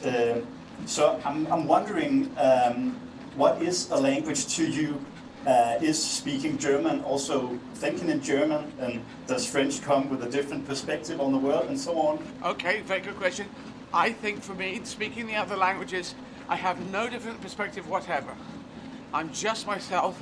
So si je parle français, j'ai un problème avec ça. Ça c'est beautiful. I like a problem with this is good. It's still just me. I'm not saying that in a French way, I feel. Maybe it's different for other people. In a German way, no, it's still me. It's me if I'd grown up in, that's what I'd like to be, if I could be fluent in all of them. It would be me if I'd grown up in Germany. Me if I'd grown up in France, in Spain, in Denmark. So that's how I see it. I love it because I don't know why me and my older brother Mark, he's an expert in French, German, and Spanish, whereas I am a willful communicator. Communication first, grammar second is my watchword. And for my brother Mark, it's more grammar first, communication second, in a way. I don't know, Mark might disagree with me with that. But, oh yeah, we could get Mark on to talk about languages, couldn't we? But still, I guess often humor would differ greatly between the different countries, and yet you managed to go on stages in France and Spain and Germany, and people find it hilarious even though you've adjusted to their language. Well, this is interesting. I don't think the humor changes at all. I don't think the humor changes at all. What happens is this. In Denmark, you will have mainstream comedians, and we will have mainstream comedians. These comedians will talk about sports stars, politicians, things on television, kind of mainstream, grabbable things. And that will be the mainstream comedian. A more alternative comedian, like an alternative band that will be touring, we have a different audience. And these are people who have seen a lot of comedy. They don't want the more straight up version of comedy. They want weirder things. And like my piece of mine I really like, where I was talking about Julius Caesar, did he ever think he would end up as a salad, the Caesar salad? And people know about the Caesar salad. And I said the chicken Caesar salad is now even more famous because, and you may not know that Caesar was advised by chickens in his military battle. Now this is obviously a stupid idea, but then I have Mark Antony going, bark, bark, bark, bark, bark. So general in Caesar's army. And so I do that, and that's more alternative humor. and your mainstream audience says, I've done it to a mainstream British audience and they didn't get it, and mainstream Denmark wouldn't get it, but the alternative Denmark audience gets me, the alternative German audience, they all get me. So that's what you can link up with. My ideas are Monty Python influence. So you'll know in Denmark, Monty Python was liked from back in the 70s, but not by everyone, probably not mainstream Denmark. They wouldn't get it at all, would they? So that is how it works. It's like mainstream music, pop music, ABBA, very grabbable pop music, obviously from Sweden, not Denmark, but still Denmark, Britain, America, everyone can grab that. Whereas more alternative bands were more out there in a different place. Kraftwerk, German band, was still coming from a different place. U2 an alternative band. All the alternative bands in the world, Beck, Stone's got a mainstream going alternative. It's that you've got to find the right audience, and the alternative audiences will always be smaller, but they'll be very switched on, and they exist all around the world. So that's how I do it with the humor. I look for that Monty Python kind of audience, and when I do it in French, it's the same. In German, one interesting thing is in the past tense. I don't know if it's the same in Danish, because I know the Scandinavian and German languages are linked, but in the past tense, the verb goes at the end of the sentence. Is that the same in Danish? No, it isn't actually. We put the verb up the same way that you put it in British. Yeah. That's why we were probably influenced by you, because your Viking friends came in, the pirates came in from days of old. But in the Germans, I had this thing of Caesar. Go back to the Caesar one. Caesar, did he ever think he would end up as a salad? And people trying to find, they tend to laugh at the word salad. That is the release point. And in French, César, est-ce qu'il a jamais imaginé qu'un jour il finirait en salade? On salade, and salade is again the release word. But in German, it goes, César hätte je gedacht, did he ever think, dass einmal als Salat enden würde? So salad end up would have, and salad is not the release line, it's actually end up would have is, but it comes like a split second after. So you go als Salat enden würde. So they're laughing a split second behind anyone who's a French audience or English, and it makes no difference. So you don't have to worry about it. You just carry on regardless, and it does work. I so admire your linguistic ambitions and your way with words, and I'm wondering if you're still up for learning Arabic and Mandarin, as you stated earlier. It's going to be Arabic, then Russian, and then Mandarin Chinese. And Mandarin Chinese probably after politics, maybe before politics would be good. But Arabic, I was born in Yemen, West Asian country, so I would love to learn Arabic in either Cairo or Beirut. I think one of those two cities I would go to learn it. Egyptian Arabic seems to be the most understood dialect, because they've got a huge population and they make all the films, or they have a huge film industry, put it that way. So that, then Russian, and then Mandarin Chinese. And yes, they are. The Mandarin Chinese is I put a pin on that at the moment, so that's held there. I would like to get it because it's got such a big reach. It'd be nice to be able to talk to Chinese people in Chinese. But I do really want to get Arabic and Russian up and going. I got to get Spanish first, because my Spanish is still in a starter mode. So this desire to learn languages, is that motivated by personal ambition, political endeavors, or the sheer beauty of different mother tongues? Probably the first two, with the third one tucked in behind. So there is a human political thing of I'm a proud British person, a proud European, and a proud member of the World Society, world citizen, and I just thought I could put my money where my mouth is. If I was doing shows in French, German, Spanish, as well as English and Russian and Arabic, then it can show that we are closer, because as you mentioned earlier with your question, probably an average Danish person would say, well, we Danish have this sense of humor. And the average British person say, there's a British sense of humor. But I can prove it is, and you just got to take two Danish comedians, one mainstream, one alternative, and show their stuff. And is it the same kind of comedy? No, it's kind of wildly different. In British, I say Monty Python and some mainstream comedian like Jim Davidson, they're just miles apart. So there's no such thing as national humour. It's a bit like music. Is there a national pop group, a national sense of music? No, in Britain we have all sorts of all over the place. Same in Denmark, same in America. You can do what you want. You could be Americans invented jazz, but you could be Chinese and be a genius jazz player. So no one owns the styles. There are no national styles of any creative thing. It's everyone's influenced. The Beatles, influenced by African American music, black rhythm and blues, and Elvis, and then they took that and they did their own version, and then people were influenced by the Beatles in America, and the Beatles have been influenced by the Americans, as I was with Richard Pryor's stand-up. So it all goes round in the big melting pot. Can't wait to see the Chinese people laughing their heads off from the joke about Seaside while you performing it in Mandarin. That must be absolutely gorgeous. Well, it would be interesting. But, you know, people are already doing it. There are people from outside Mandarin China who are already going in there and doing that. So it already exists, which is great. I'm wondering though, what's it like being a Europhile in Britain these days? Is it lonely? Is there blues connected to it these days? Well, no, because the last four censuses, what's the word for it? The things when they've done a check, a polling, last four pollings, 10% more people wanted to stay in Europe. So we know that it's basically half the country saying let's go, half saying let's stay, and humanity cannot go forwards if we're going backwards. So it's inevitable that we will be back with the European Union. That's just an inevitability, because the end point of Brexit is just breaking up of everything and going back to the Middle Ages.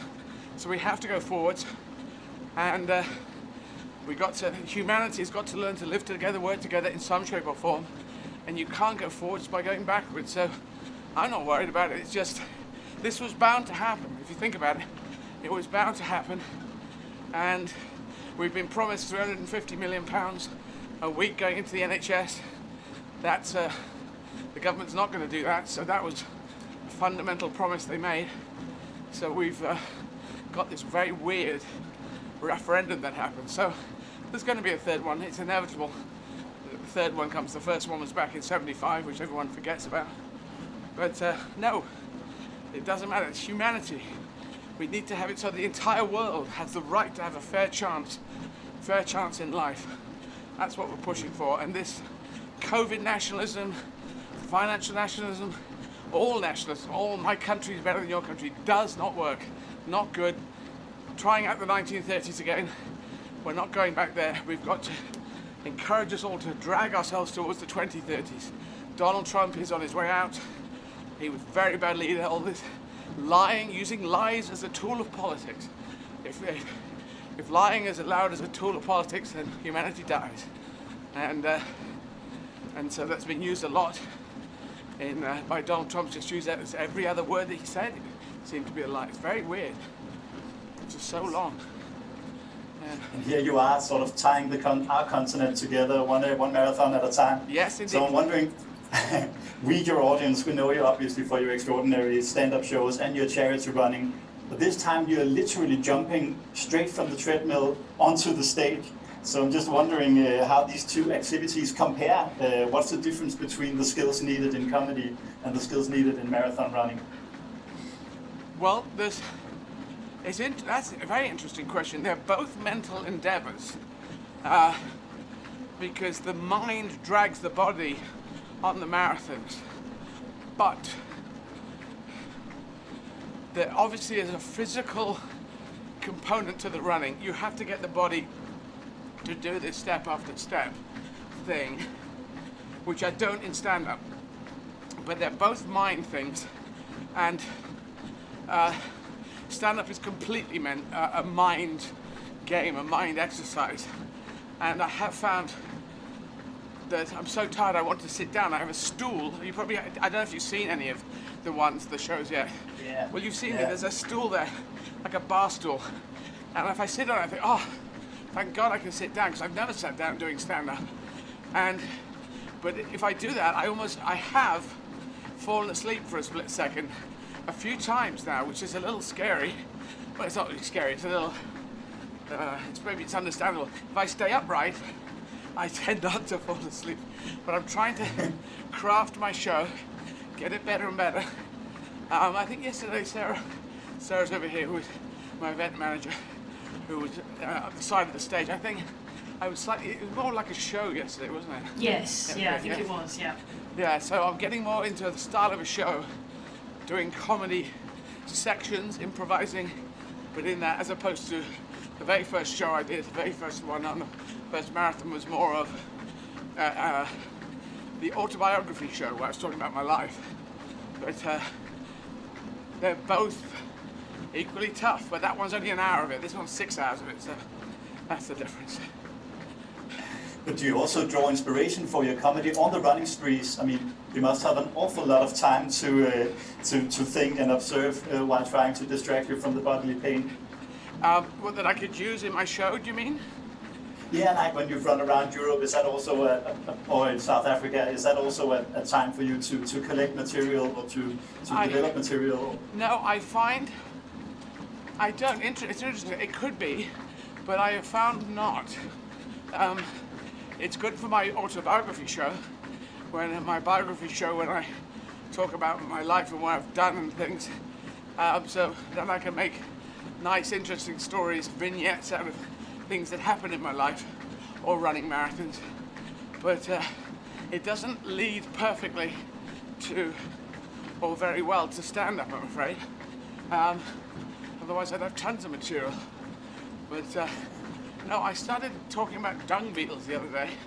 And I looked them up on Wikipedia on stage, and I found out they do move a lot of dung around and live in it and eat it and have kids in it. It just seems it's like the Simpsons in dung. It's all gone, it's all wrong. So I've just started talking about it endlessly. But yeah, so nothing much from my running comes out of not many stories come out. They just, ideas come to me out of the ether. I can't even remember how the dung beetles came. So when watching you on stage, one gets the impression of a quite unique rapport between you and your audience. You seem to feed on the energy of us in the room and responses from your audience. What's it like now to perform in these Corona times where we're all so far away and we're watching through screens? Is something missing? Yes, it is a little odd. What I have to do, well, I have done many, many comedy gigs, so I have to trust my instincts. If I can make myself laugh about a bit, it's probably a new idea that's come to me, then that helps. But there is no audience, and the audience, they're like script editors. They guide me. They laugh. They go, "Oh, that's good. I thought it was good. You think it's good." Split second after I've said it, they might react or not react, and so I ride. It's like riding a wave. It's like surfing with an audience. With no audience, it's kind of virtual surfing. It's as if you're on a virtual surfing machine and you have to guess where the water is. You have to estimate where it would be. So it's tricky. I will get better at it, but I'm still learning. I'm still getting my feet at it at the moment. I'm still not brilliant at it.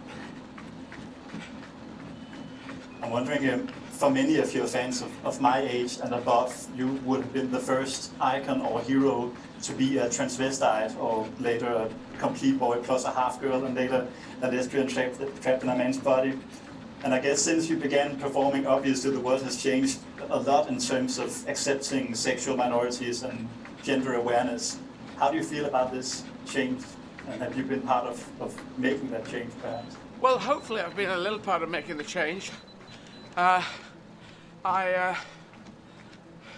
When I came out in '85, it was very toxic to come out. I came out with different language. I was TV when I first came out. There was TV and TS, transvestite, transsexual.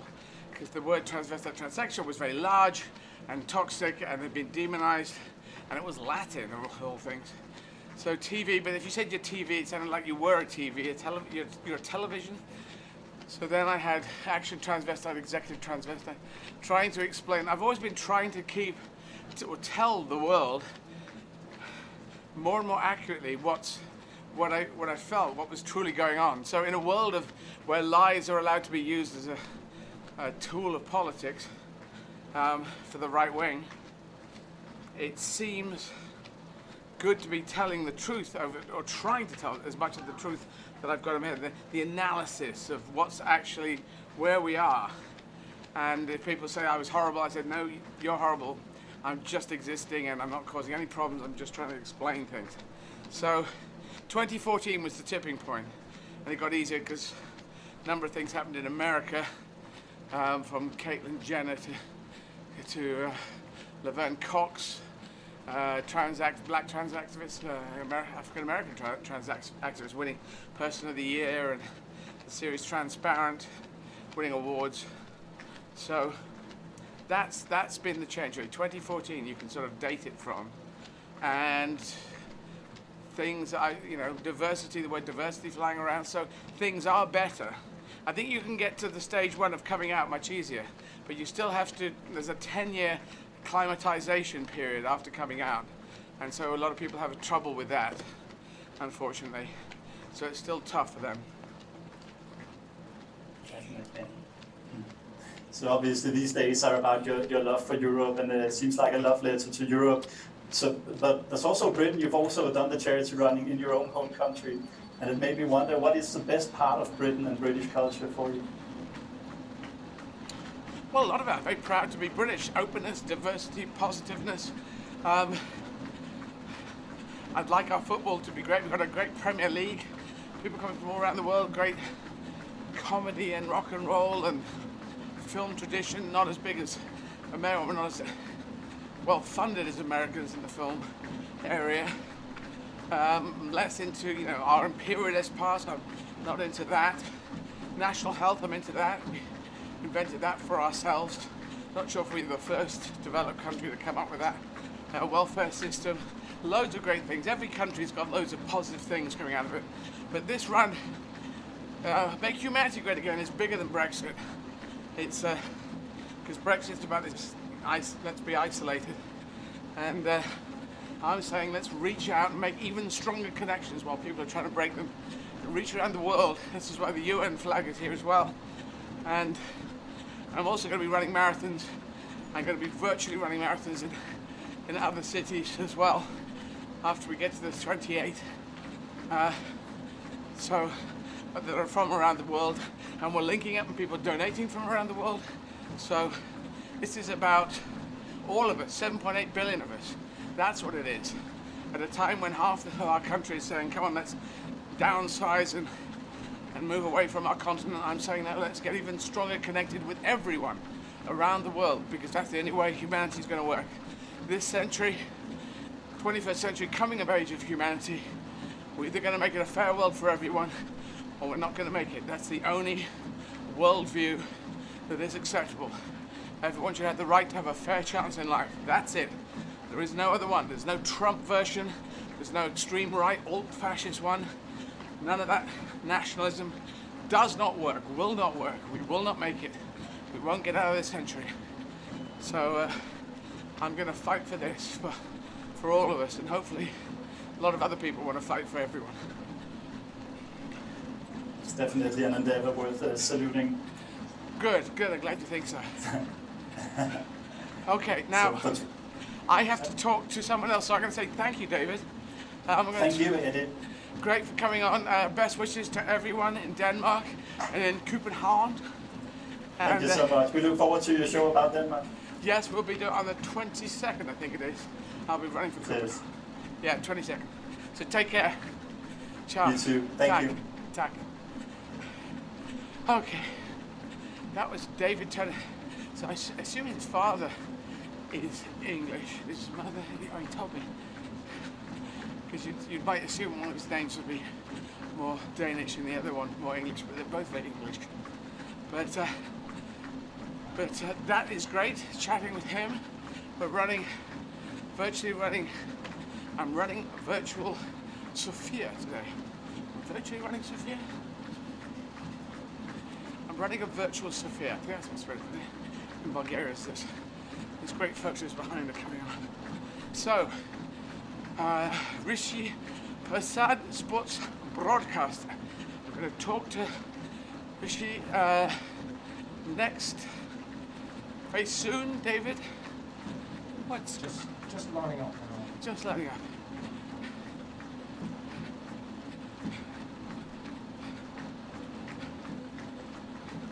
Passing you through to Richie. Going through now, Rishi, okay? Thank you. Hi, Rishi. Hi, Eddie. How are you? I'm okay. How are you doing? I'm really good, actually. I have to say, just before things start, normally people come on and say you are doing amazing, which you are, but I'm actually looking at you and I'm a little bit jealous because I used to be very into my running, and I broke my leg last year. Oh. The doctors advised me not to run since then, so I haven't run for a very long time.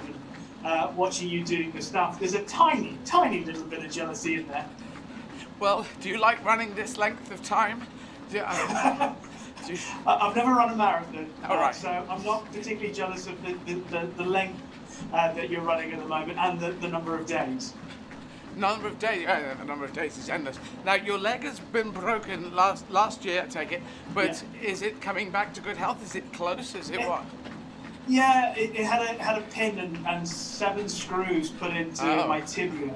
So it's been slow and a little bit painful. And you sort of go through stages. Well, I've been going through stages of getting back to something like normality. But it actually happened just around lockdown, or the first lockdown. Oh God. So it all sort of intertwines somewhat with a cloud over the last year or so. Say that last line again. I couldn't quite hear it. Everything sort of intertwines when we went into lockdown. Oh, It's right. just at the same time that I broke my leg, so everything kind of for the last year has been a little bit shrouded in disappointment, if anything. God, that seems rough. Now, so tell us about yourself. TV sportscaster, I'm going to read to you, and so that the world can hear. You're chiefly known for your work in specialist racing channel, ATA races. Is that correct? It used to be at the races. At it's the now races. Racing TV, ITV as well, racing. I kind of like that because I read it because it's ATTHER. I read it ATA races, like some sort of Attila the Hun races. Oh, it's at the races. Very good. Working for the BBC and presented live coverage of several Olympic. Oh, Olympic Games. You've done Olympic Games. That must be exciting. Yeah. Being at Olympic Yeah, Games.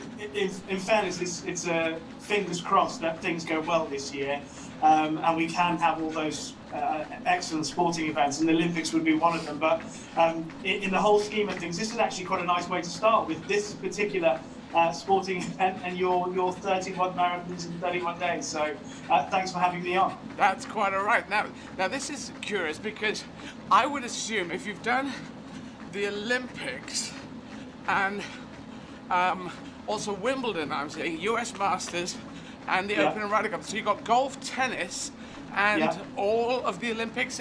I thought people had to specialise in a certain thing. Or is that not? Am I reading that wrong? Is it? Well, I think I'm sure you're well versed in. Jack of all trades is kind of my thing, and I'm not very good at one particular thing. So people basically use me where no one else will tread. So I fill in gaps for people.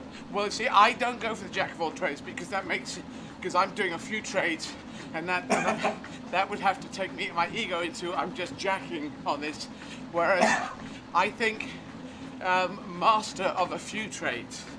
You have to be a polymath in it, So I feel my stand-up now is really good. My drama is getting very interesting. My political activism is interesting, and my endurance running is all there.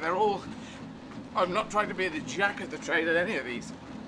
So I'm just trying to specialise in 4 things. There's only 4 things I do. So politics, endurance running, comedy, and dramatic acting. So that's it. but I'm trying That's a pretty significant combination. I mean, mine is primarily sport.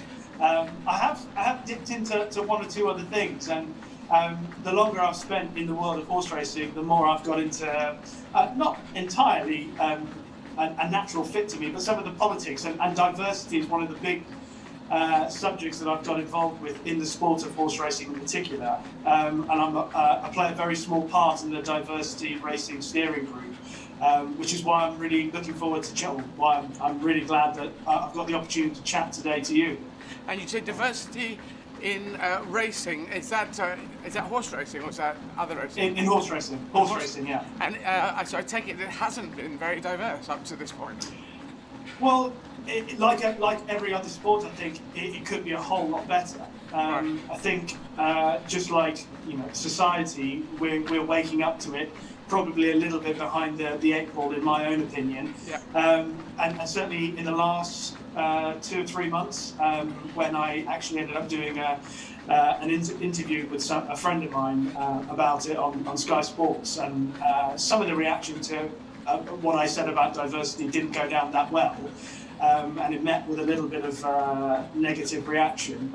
It was a challenge. Hang on, with the public or with the people running Sky Sports? It was kind of a cross-section of people, okay. To be honest, Eddie. It was a cross-section of people from within the sport, some who obviously, the usual social media people who have very strong opinions that I don't know, but are involved or have an interest in it. But ultimately, I think it was a good thing to do, and I was glad I did it. Yeah. But one of the things that you often question yourself in the heat of when things are going bad is, where do you find the strength to fight the fight when so many people are being negative about it? Well, this is an interesting thing here, because as a trans person who's running, and some people have a problem with trans, and I have a problem with them, but I know that I've talked about this. I'm trying to be open and honest at what is truly going on, so that we have the conversation. I knew if I came out, I could talk about it, and then the conversations could happen, more conversations. A number of trans people had come out from before, and it's all power to them, because it's even harder before 1985. But it's good to talk about these things, and you have to look at it. I had to look at it back in 85 and say, if I come out as TV, trans, whatever the terminology was, some people could say I was wrong to do that, and I have to say, actually, I think you've got this wrong. Yeah. And I'm not oppressing them, I'm not attacking them, I'm not doing anything like those people who attacked her and broke in in Washington, D.C. I'm not using aggression on it, I'm just existing. So it is good to do that and have the chat and have the talks, and then other people seem to say, well, actually, I feel the same, and I'm going to be out, not necessarily because of me, but because of anyone who's been trans, open and trans, or LGBT plus, anyone in there. So these conversations, it's got to be better if we're talking about it than if we're not talking about it. So if people push back on it, it's like when I was doing stand-up gigs, people would heckle me, and I'd say, actually, I'd have to mentally think, actually, you're an idiot. This is wrong, because I'm just doing comedy here. They were just drunk people just shouting at anything, but it's we have to be more open, diverse. This has to be the place we go to make this century work. 21st century, I call it the coming of age of humanity. 21st century. This century, we're playing for everything, for a fair world for everyone. And exactly on that note, when I read about what you're running for and making humanity great again, and those 3 words of better, fairer, kinder. You think about, my daughter, she's now 10 years old, and I think of the world that she's going to grow up in, and the fact that I've got an opportunity in a small way, it may be, but an opportunity to do something better, to make things better, that when she gets older, when she will have challenges in her life, perhaps I would have had an opportunity in my time to do something to make things better for her, for children, for other people as they grow older, not to have to face some of the challenges of discrimination that some of the older ones have had. Yeah. Can I ask, what is your heritage? So I was born in Trinidad in the West Indies, Right. but my great-grandparents came from India, and actually my mum is part Chinese, so I'm 3/4 Indian, 1/4 Chinese, born in Trinidad, living in England. Now, you were born there, then you are an immigrant, you're first generation immigrant, yeah? Yes, so Yeah? I'm the first generation from my family to live here, yeah. And we'll find that in our country, there's all this thing about immigrants, but everyone, it seems, is an immigrant or a historical immigrant. Yes. You know, because they've all come, and the Welsh were the original Britons, and we pushed them out. So everyone has come from all over the place and gradually come in. And there's this weird thing of some people get in and say, now that I've got here, and I've been here a bit, no one else can come in, this kind of weird thing. And now we're desperate to get the NHS, keep the NHS going, as people, as a number of people are refusing to stay here because we decided to do this Brexit thing, which I disagree with. So I will fight against that. So, but it's good, the diversity is good. Also, the other thing I'm going to say to you is, the Nazis talked about the purity of the genetics. The right wing talks about the purity of speech of certain races. It is bullshit because that leads to inbreeding, which leads to congenital defects. We know this absolutely. We knew at the time of the Nazis. It's actually the strength of the blend of your genes. Do you have the strength of the blend? Is your heritage varied? Then you are strong. Yeah. And if it is pure, just one, the same area, same group, intermarried, that is congenital defects, and that is imbecility is at the end of that, and congenital diseases. So we know that is not good. The mongrel dog, very nasty, negative word mongrel, but they are the strong dogs, pedigree dogs, inbred, not strong.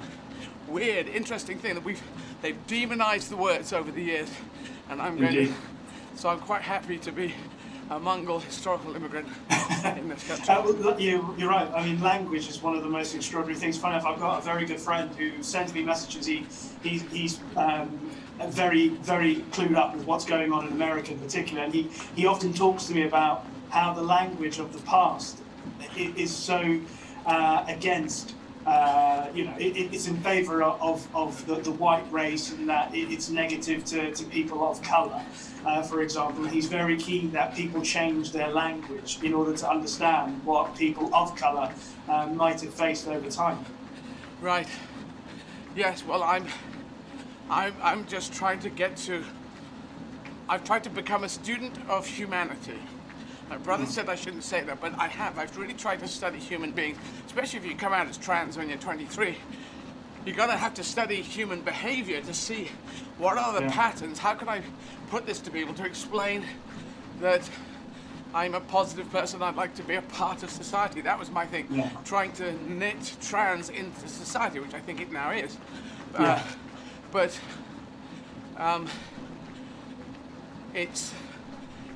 So I've studied humanity, and I do see waves and patterns. And we were 20,000 people 200,000 years ago. We're now 7.8 billion. We are the same people.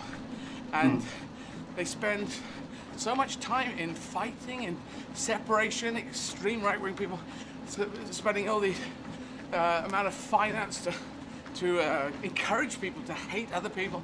And I say, no, you've got to live and learn and be proud of where you're from, but reach out and say, can we learn from you? Can you learn from us? You've got to be brave and curious and not fearful and suspicious. Exactly. One of the great things that I've been very lucky in my life has been able to travel the world through work, and obviously through leaving the Caribbean to come and live here, for example, come to school here and now settled, is that you learn so much about other people.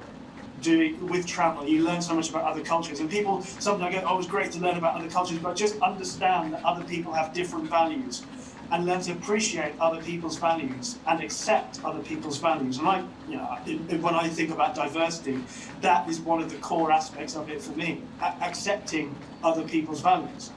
Right.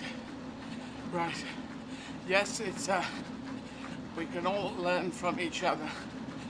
So now I'm going to flip back to this because I talked about it before, but if you're doing these several areas that you're good at, you obviously have to really know everything about horse racing, as much as you can about horse racing, as much as you can about tennis, much as you can about golf. That's how you become a commentator. Yeah, you can't go in and say, I think, oh, he hit it with the thing, with the long thing. That's not gonna work. You've got to know your 4-iron from your 5-iron and your wood and all this stuff. And I take it that's it. Is that it? That you've just decided to take several areas you're going to inhale all the information from. Well, basically, growing up as a kid, my dad used to take me to cricket and horse racing events quite a lot. So I owed him that. And then I got into golf, came to the UK, found out there was this thing called Wimbledon when I was a kid, and was obsessed by watching it every 2 weeks. And so all these things, as I was growing up, I was mad keen on all sorts of sports. Okay. So any chance I got to be involved, I would jump at it. I've got you. So it wasn't the case that you thought, I'll do this and I better learn about this one, but you had actually brought them up on a level pegging.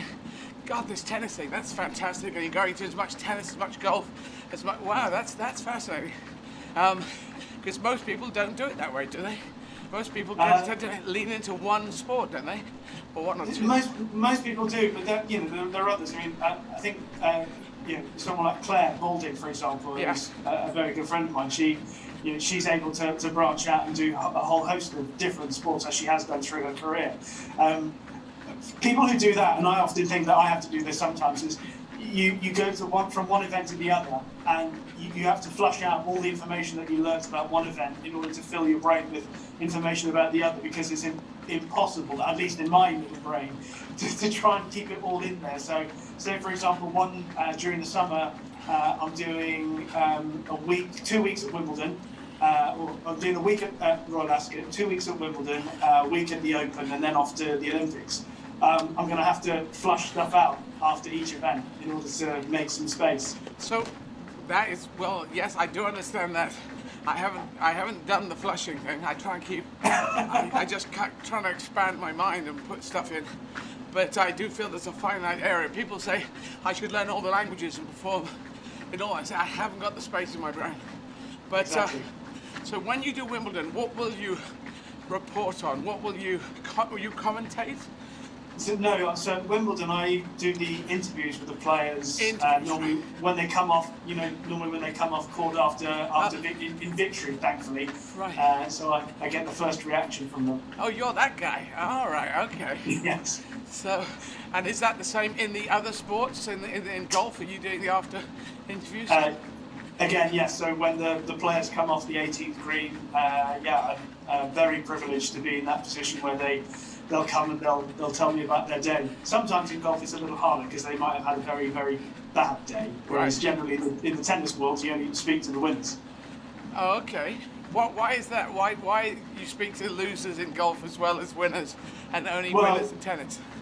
Well, because obviously in the Wimbledon or the tennis, after they've lost, they're on their way home, so the media interest in them dies down. Whereas in golf, you might have a very good day to begin with, but not such a good day on the second day, but still be in contention for the event. So sometimes you might have to deal with a swing in the mood.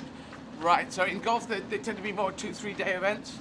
4 days, 4 days. Unless the Ryder Cup is 3 days, but 4 day major events. So I knew the Ryder Cup was 3 days, but I hadn't followed golf enough because I'm a bad spectator of sport because I love football and I wanted to be on the pitch and winning.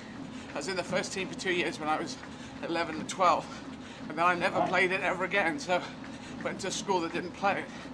So I am a furious support.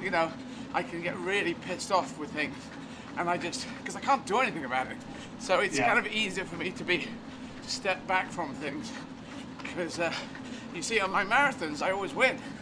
I'm going to win this marathon. I'm going to come first because there's no one else here. Actually, there are people on Zwift. I don't know if you know, it's a Zwift app.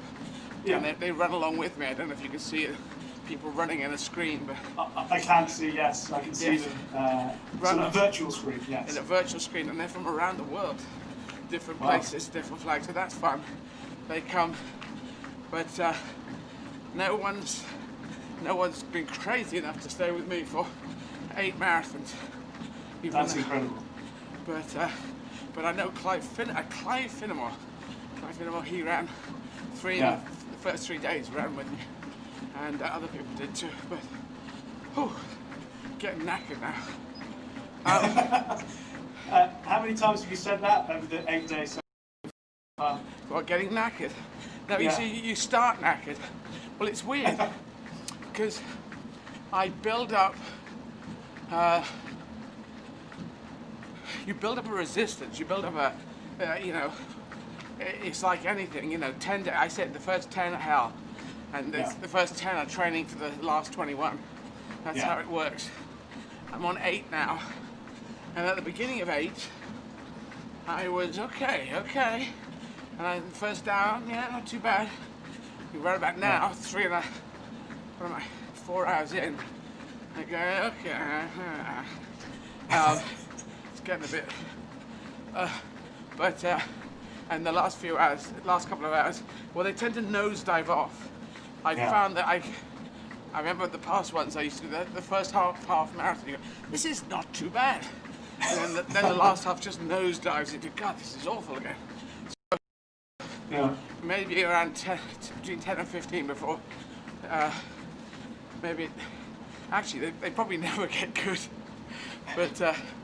but I do feel somewhat strong. I do remember at times, I remember in South Africa, because we were getting up every day, and it was going to be sunny. There could be a thunderstorm, but it was going to be pretty sunny. And as I walked down the corridor, because I was in the first team for 2 years as a kid, at a boarding school, and they used to, I'll tell you, on a Wednesday was a godlike moment, where they said the head teacher would read out the names in the first team on a Wednesday in front of the whole class. So it's Wednesday, you just had your lunch, you say, okay, Isherwood, Izzard, Askarov, De Buyne, Stevens, Jolly, Vincent, Pymont, Gearing, okay, stand up, get your kids and meet at the minibus. And so 11 kids would stand up in front of the whole school as 11 tiny godlike.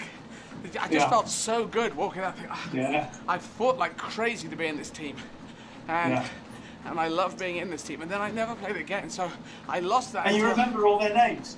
Yeah, I've seared it into my brain. I've missed out one kid in there, I think. But I've got the photograph. See, the thing was, our team was very good.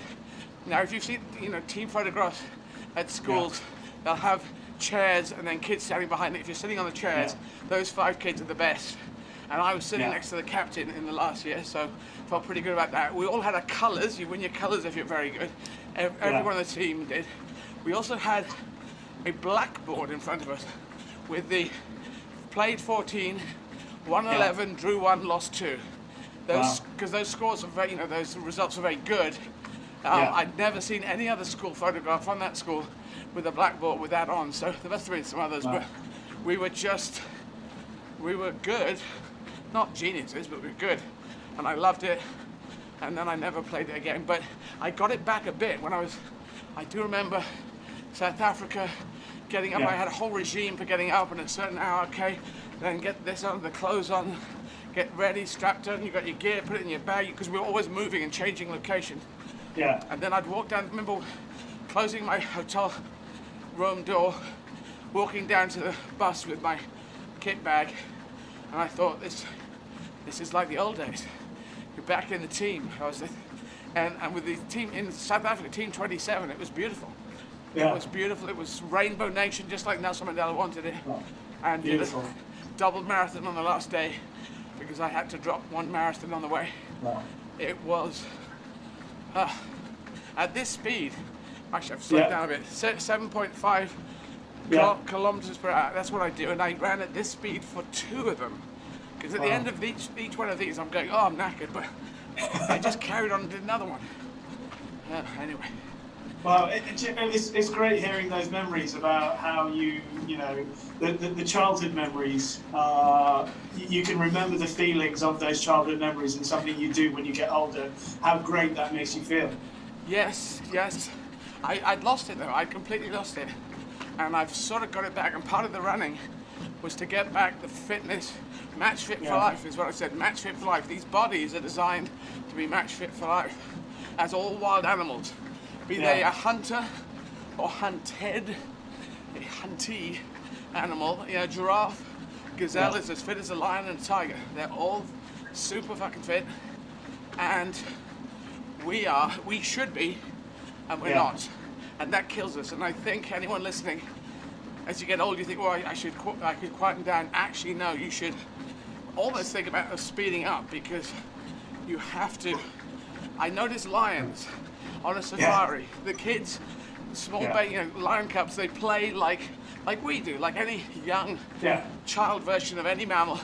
They do mock this, they mock hunting, mock whatever we do as humans. The adults don't. They just sit under the tree. But every 4 days they go out. They do a Pilates regime, yoga regime of creeping up to the animals, which is unbelievable. They're so low, so fit and supple, and then they run as fast as a small car. So if we did that every 4 days, we would be match fit for life. But that's what we're supposed to be, and if you don't lose it, if you don't use it, you lose it. So indeed, you're absolutely right. Eddie, thank you so much for your time. Thank you. I'm going to I think you've got obviously more people that want to talk to you, but I've really enjoyed this. I know people are complimenting you left, right and centre, but for what it's worth, from this corner of the world, you're a hero for what you're doing, so don't stop. I won't stop. Thanks, Rishi. You take care. Thank you. Good luck in this year and all the commentating and all the interviews you do. And good luck for the rest of this project. Thanks. All the best. Cheers. Okay, so now we're going to talk to Erin Conroy, who has already donated via crowdfunder. Yes, so you can go to eddyizzard.com to donate. You can pay in US dollars or euros or pounds, and you can, as you can see on the screen, if you've got a UK phone, you can use a text to donate as well. Now, Erin has 4 kids. She's a small town lawyer, lives near the Canadian border called Bottineau in North Dakota, that's in the US. 2 of her kids are adopted from Colombia, and they spent several months there during the process. So I take it that Erin is in the process of adopting her children. The whole family have been fans of mine since Erin, since she was on The Richest. Thank you very much. And Erin likes my ability to synergize comedy with important current events. Okay, also pretty jazzed about the big blue win in Georgia. Yes, very good Democratic win in Georgia. The president-elect won, and as did both Democratic senators, which I don't think has ever happened. Anyway, it's Dave. Are we close to talking to Erin? We're very close. We're just working on that. Very good. Sarah, a bit more water would be good.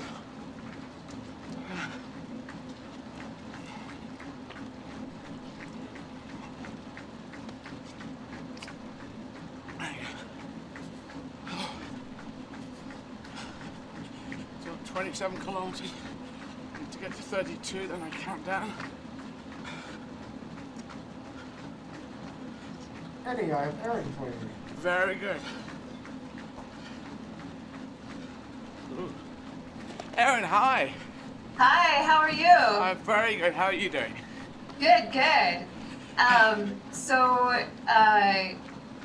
I was going to take you through some of the historical events about Sofia. Oh, yes, do. For Sofia in Bulgaria, where we're running today.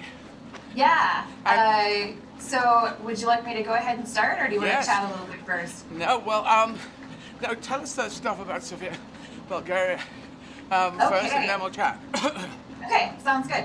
So we actually have a close relative from Sofia. His name is Uncle Svet. Right. And my kids wanted to tell you that he has a nice accent and a really good sense of humor. Great, excellent. So Sofia historically wasn't always called Sofia. It has actually undergone several names, and it depended on who the occupying force was. Sofia is one of the oldest capital cities in Europe, dating back 7,000 years when we first have evidence of a settlement. Right. And its strategic location between the Mediterranean, Eastern Europe, and Asia has made it ripe for a lot of interesting history. So one of the things, so what makes it such an old place? And the answer is that it's the home to several thermal springs, which continues to attract visitors, and some of the thermal springs are actually still in use today. Oh, that's good. Yeah. Well, I thought thermal springs go on forever, or did some of them just run out of puff or something? Well, they're not actually used as like baths, Right. but some of the springs are used as actually as drinking fountains still. People can fill up their water bottles. And some are used for religious purposes. Right. So you can't actually go take a bath at some of them, but you can use them for other things. Okay, I understand. Yeah. So initially we'll go back to Sophia being occupied by Philip of Macedon and Okay. his son Alexander the Great.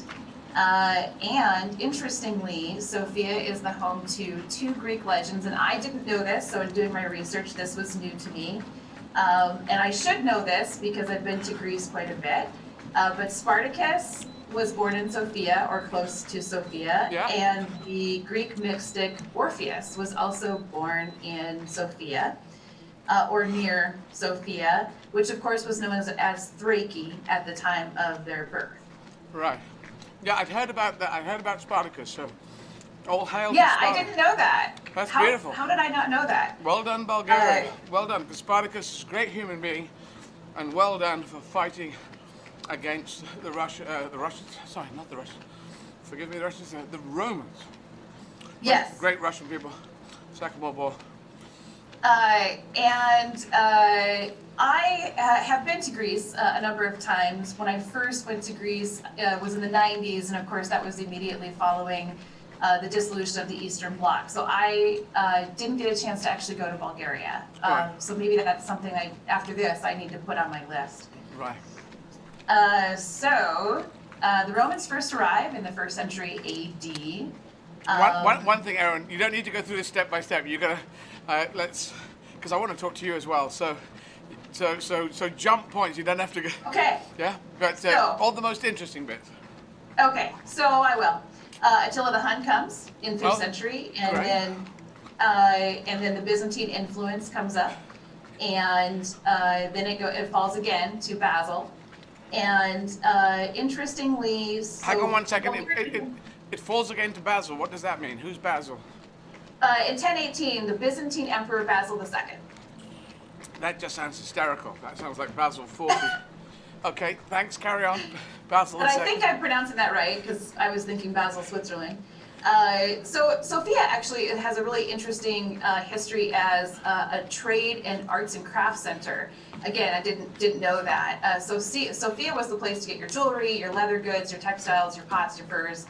And the reason for that is because it's next to some gold-rich mountains, or at least what used to be gold-rich mountains, due to a lot of seismic activity, ancient seismic activity. All right. So in the 1300s, Sophia is invaded by the Ottoman Turks, and it remains under Ottoman control for 500 years. It then collapses at the end, or the Ottoman Empire collapses at the end of the 18th century. And this, unfortunately, has severe economic consequences for Sophia, which means that an influx of mass-produced Western goods comes in, and all of these former craftspeople that did jewelry and leather goods, unfortunately, lose their income. And so that has devastating consequences for the city. So in 1879, Sophia becomes the capital of Bulgaria after liberation from the Ottomans by the Russian troops. So this is an interesting thing, I think, Eddie, that you will like to know, because I know this is a part of history that you have a lot of intense interest in, which is that during World War II, Bulgaria actually sides with the Axis powers. Yeah. And so obviously we don't love that part. But one thing that Bulgaria did, or that the residents of Sofia insisted on, because it had at that time 30% of the population was Jewish.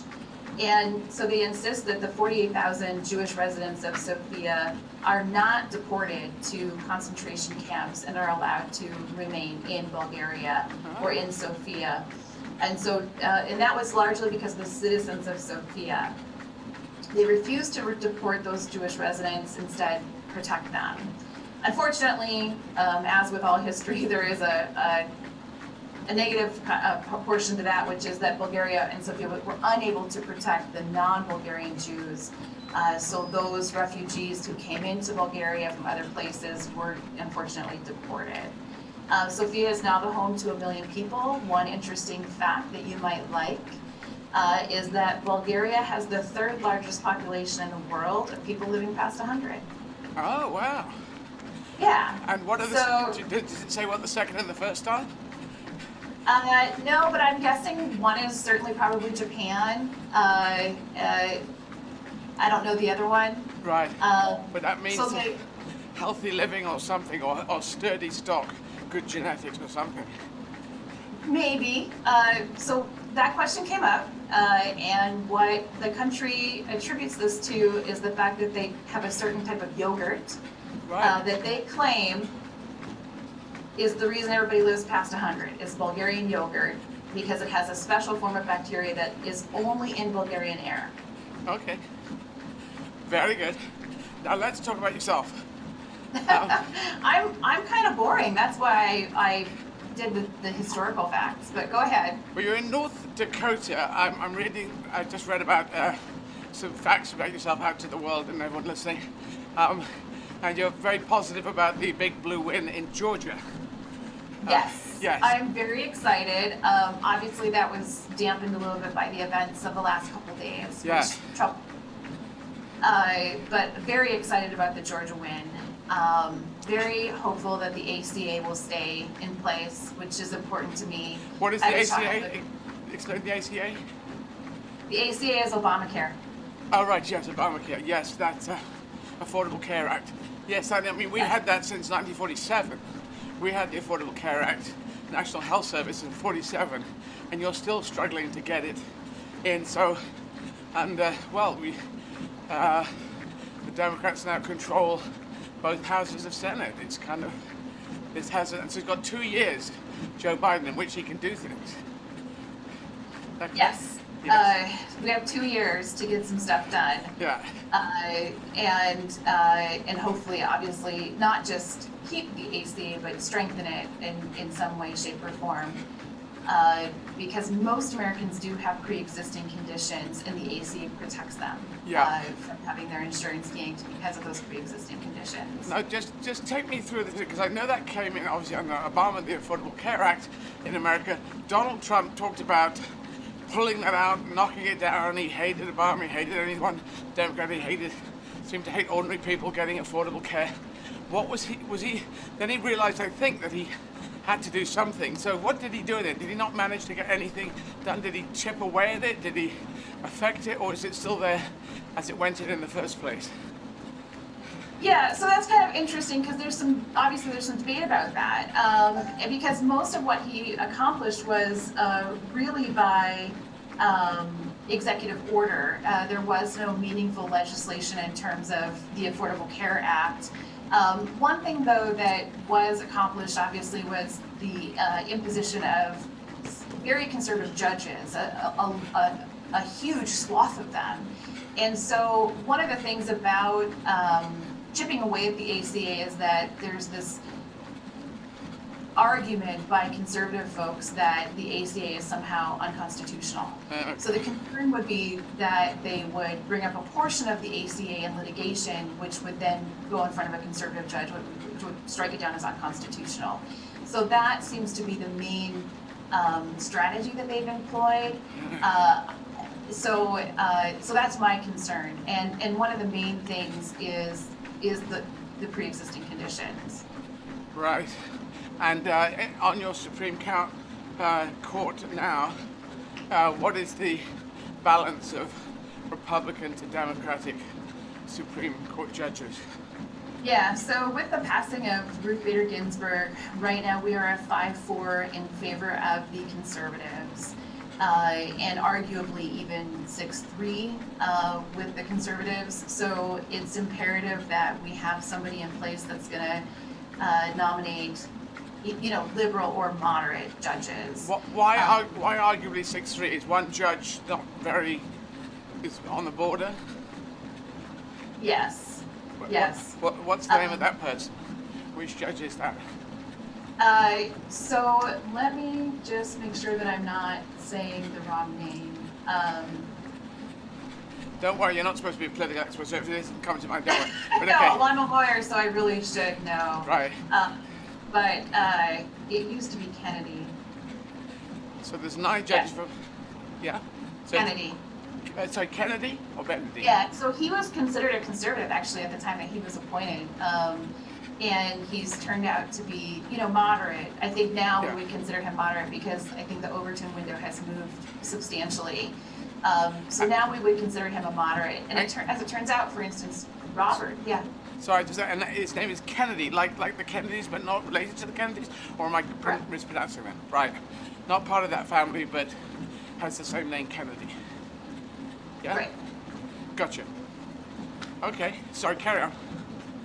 No, so the Supreme Court is imperative, but more than that, what's important is the lesser courts, and they have been packed with extremely conservative judges, and they really pose a significant danger in terms of chipping away at some of the important legislation that the Obama administration was able to get into place. Okay, here's a question: if the Supreme Court judge passes away, then even though Obama was supposed to be able to appoint one at the end of his administration, he wasn't. He was blocked out of that, so that's a load of rubbish. But that's how that changes. All the other judges on the lower courts, how do they get changed over? How was that? How did Trump pack in a load of extreme right-wing judges in there? You just choose them? Did people? Yeah, they are lifetime appointments, and so you're appointed, and. But my point is, did people have to die? Did the judges who were sitting there on the lower courts have to pass away in order for him to be able to put loads of new guys on? Yes. Yeah. Oh, right. Okay. So unfortunately, a number of people died, even not only in the Supreme Court but in the lower courts, and he just packed it with right-wing judges. Yes, and unfortunately, a lot of the courts had vacancies, and just were sitting empty. And so the conservative movement with Trump really took advantage of that and just started packing the courts with very conservative judges. And when I say conservative, I'm not using an extreme enough word. There's nothing wrong with the idea of being conservative. These weren't just conservative judges. These were judges that were going to do his bidding. You mean far right judges? We use the words Yes. far right, yeah. Extreme right judges. Well, that's not good. And are there any judges positions vacant that Joe Biden can put more reasonable people in, or have they all gone now? So there are some, and he's already started putting really highly qualified people into important positions. So, for instance, the former Supreme Court nominee, Garland, has now been appointed for the Attorney General position under Joe Biden's administration, which is going to be great. Yeah. He's highly qualified. He is, I think, what most people would call a technocrat, which means he's rule-abiding and highly expert in his field. Excellent. So very excited about his appointment to AG because he will certainly follow the rules. Well, this is a weird thing. If you're a positive person, progressive person, we're trying to put people on who are fair and balanced on either side, and the extreme right are trying to put people on who are completely partisan and don't give a damn about anything that anyone else says. Just they want an extreme right, simplistic view of politics. That's what they follow. So we always kind of lose this way because we would try to put forward not people who are extreme the other way, extremely progressive, but extremely balanced, extremely fair, open-minded. I always find that's a slight problem with, we have to go along with it because we're trying to be positive, open-minded and fair, but it always works against us. Yes, it's very frustrating, and I think we've talked a lot about the Overton window in the United States, right? What does that mean? What's the Overton window? Yeah, so this is really, you'll like this. So the Overton window is sort of the middle. So if I were to take politics on a line, far right, far left, you know, we always try to keep that Overton window in the middle, right? Okay. And maybe it vacillates a little, Bush 1, back to Clinton, that kind of thing. Yeah. But we always try to keep it in the middle, right? Yeah. Well, what has happened over the last 20 years is that Overton window has continuously moved to the right. Yeah. So what we consider to be moderate is now over to the far right, right? So the left is really just trying to bring it back to the middle. Yeah. Not to swing it to the far left, but really to keep it in that middle place because it's moved so far to the right. So it's, you know, Bush 1, I think, was really quite open about the fact that you know, he was pro-choice. And now as a conservative or as a person on the right, that's unacceptable. Nobody who is pro-choice is going to be elected as a Republican in this country, whereas Bush 1 was really pretty open about it. So the far right have demonized women's choice, women's rights. Yeah, it's the demonization of this, and then a lot of dollars, you know, billionaires putting lots of dollars into demonizing positive and open-minded ideas or balanced ideas. This is a problem for our times, I think, a problem for humanity. And why is it called the Overton window? What's the word Overton mean in this situation? Well, it was the scholar that came up with the idea that there was this kind of middle ground that we were always kind of striving to keep that balance in. And then it has significantly moved, you know, to the right in the last 20 years. Basically since, well, really 40 years, I think, you know, Reagan moved the Overton window pretty far to the right. Yeah. Because if you listen to political candidates in 1976 and 1972, really what they say is things like, yeah, we know immigrants are fine. We want immigrants. We just want to make sure that we, you know, have them come in the right way, or, you know, there's always, but there was never this talk about like no immigration ever, it's all bad, which is where we're at now. Yeah. And, you know, they're not even really hiding it anymore, where Northern European immigrants are fine. We just don't want any brown people, right? Right. And as the parent of immigrants, you know, 2 of my kids are internationally adopted. That is hard for me. Yes. Yes, it's got to this toxic situation. Well, I'm saying, you might have heard me say this, but I say this is the 21st century, the coming of age of humanity. And we have to, the world view that I'm fighting for is everyone should have the right to have a fair chance in life.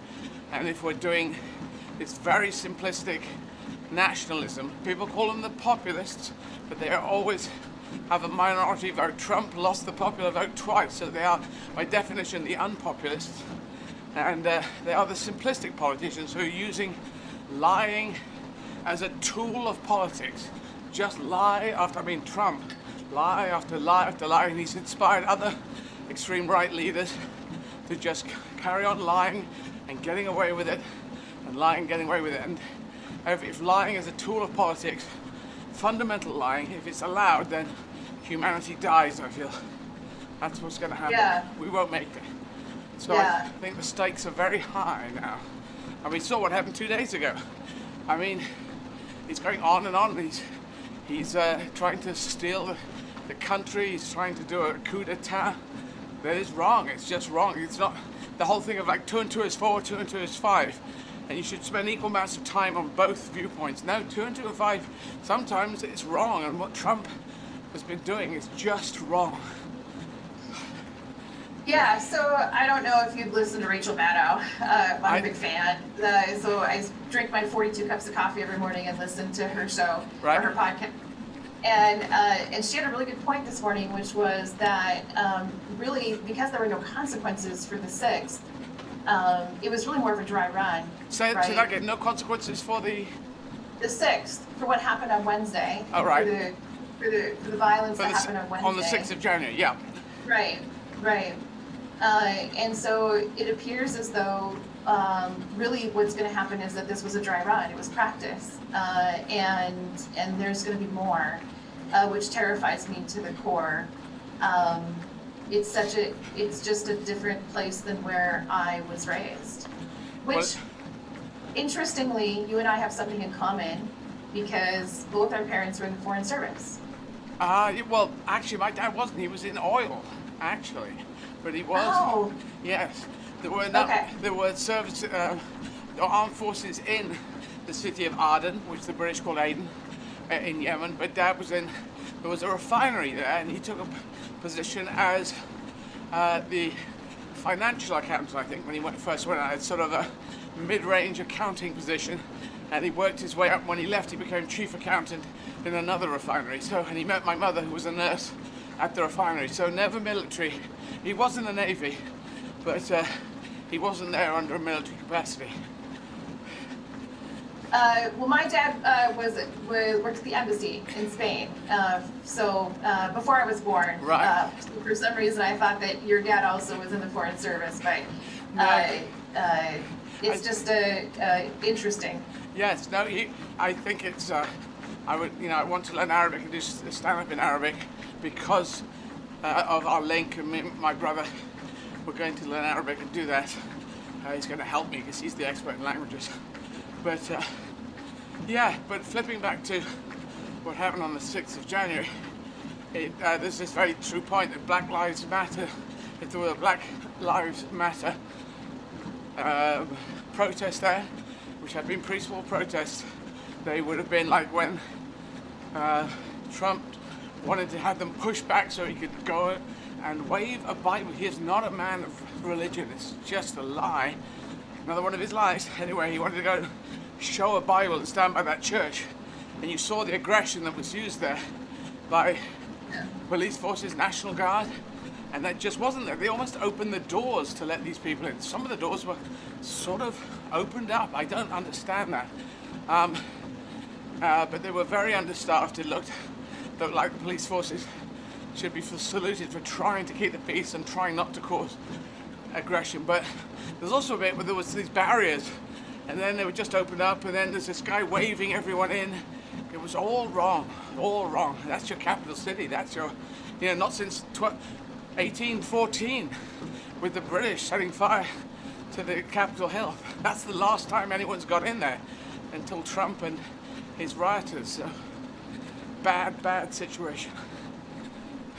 Yeah, so on Rachel's show today, she also analyzed that same situation and the delay with federal law enforcement being dispatched, including an hour-and-a-half delay. I saw the same photograph that you saw, or the same video, where it appears to me, and I think anybody that watches it, that law enforcement did actually open the barriers that were set up. I also read an analysis by, I think, a French law enforcement officer about the way that you would do crowd control in a situation like that. And there's 3 levels of crowd control, essentially. And only one of them was employed, and that was that barrier that you saw in that video, and then the barrier being basically opened. Yeah. And so it doesn't make a lot of sense to me. And I don't think it made a lot of sense to anyone that saw that video. Oh, hell. Well, I hope you've got a new president, a new vice president, Joe Biden, Kamala Harris. Anyone who wants to make humanity great welcomes them coming onto the scene. Fairness, wisdom. What's with wisdom? Not one wise thing was ever done by Donald Trump, maybe in his entire life. And if there is a poster of Donald Trump, I think fake president needs to be written across the front. He came up with this idea. He was the fake president. And he will go down in the history books as that. Thank you for coming on, Erin. I'm going to talk to another guest in a couple of minutes. Yeah. But great to talk to you. Also, we just want to invite you that if you ever want to learn how to ski, my kids are great skiers. So. Well, thank you. I did learn skiing and snowboarding when I was a kid. It's a wonderful, I just love being up in the Alps. The Alps are beautiful. And I don't do anything fancy, but snowboarding holidays are my future. If I could possibly get there, if I ever have time. But thank you. All right. We'll see you on the slopes then. Take care. Bye. See you. Bye. Okay. So, going for another quick pee, guys. So if you could tell Catherine, Dame Catherine, I'll be with her just to say, having a quick loo break.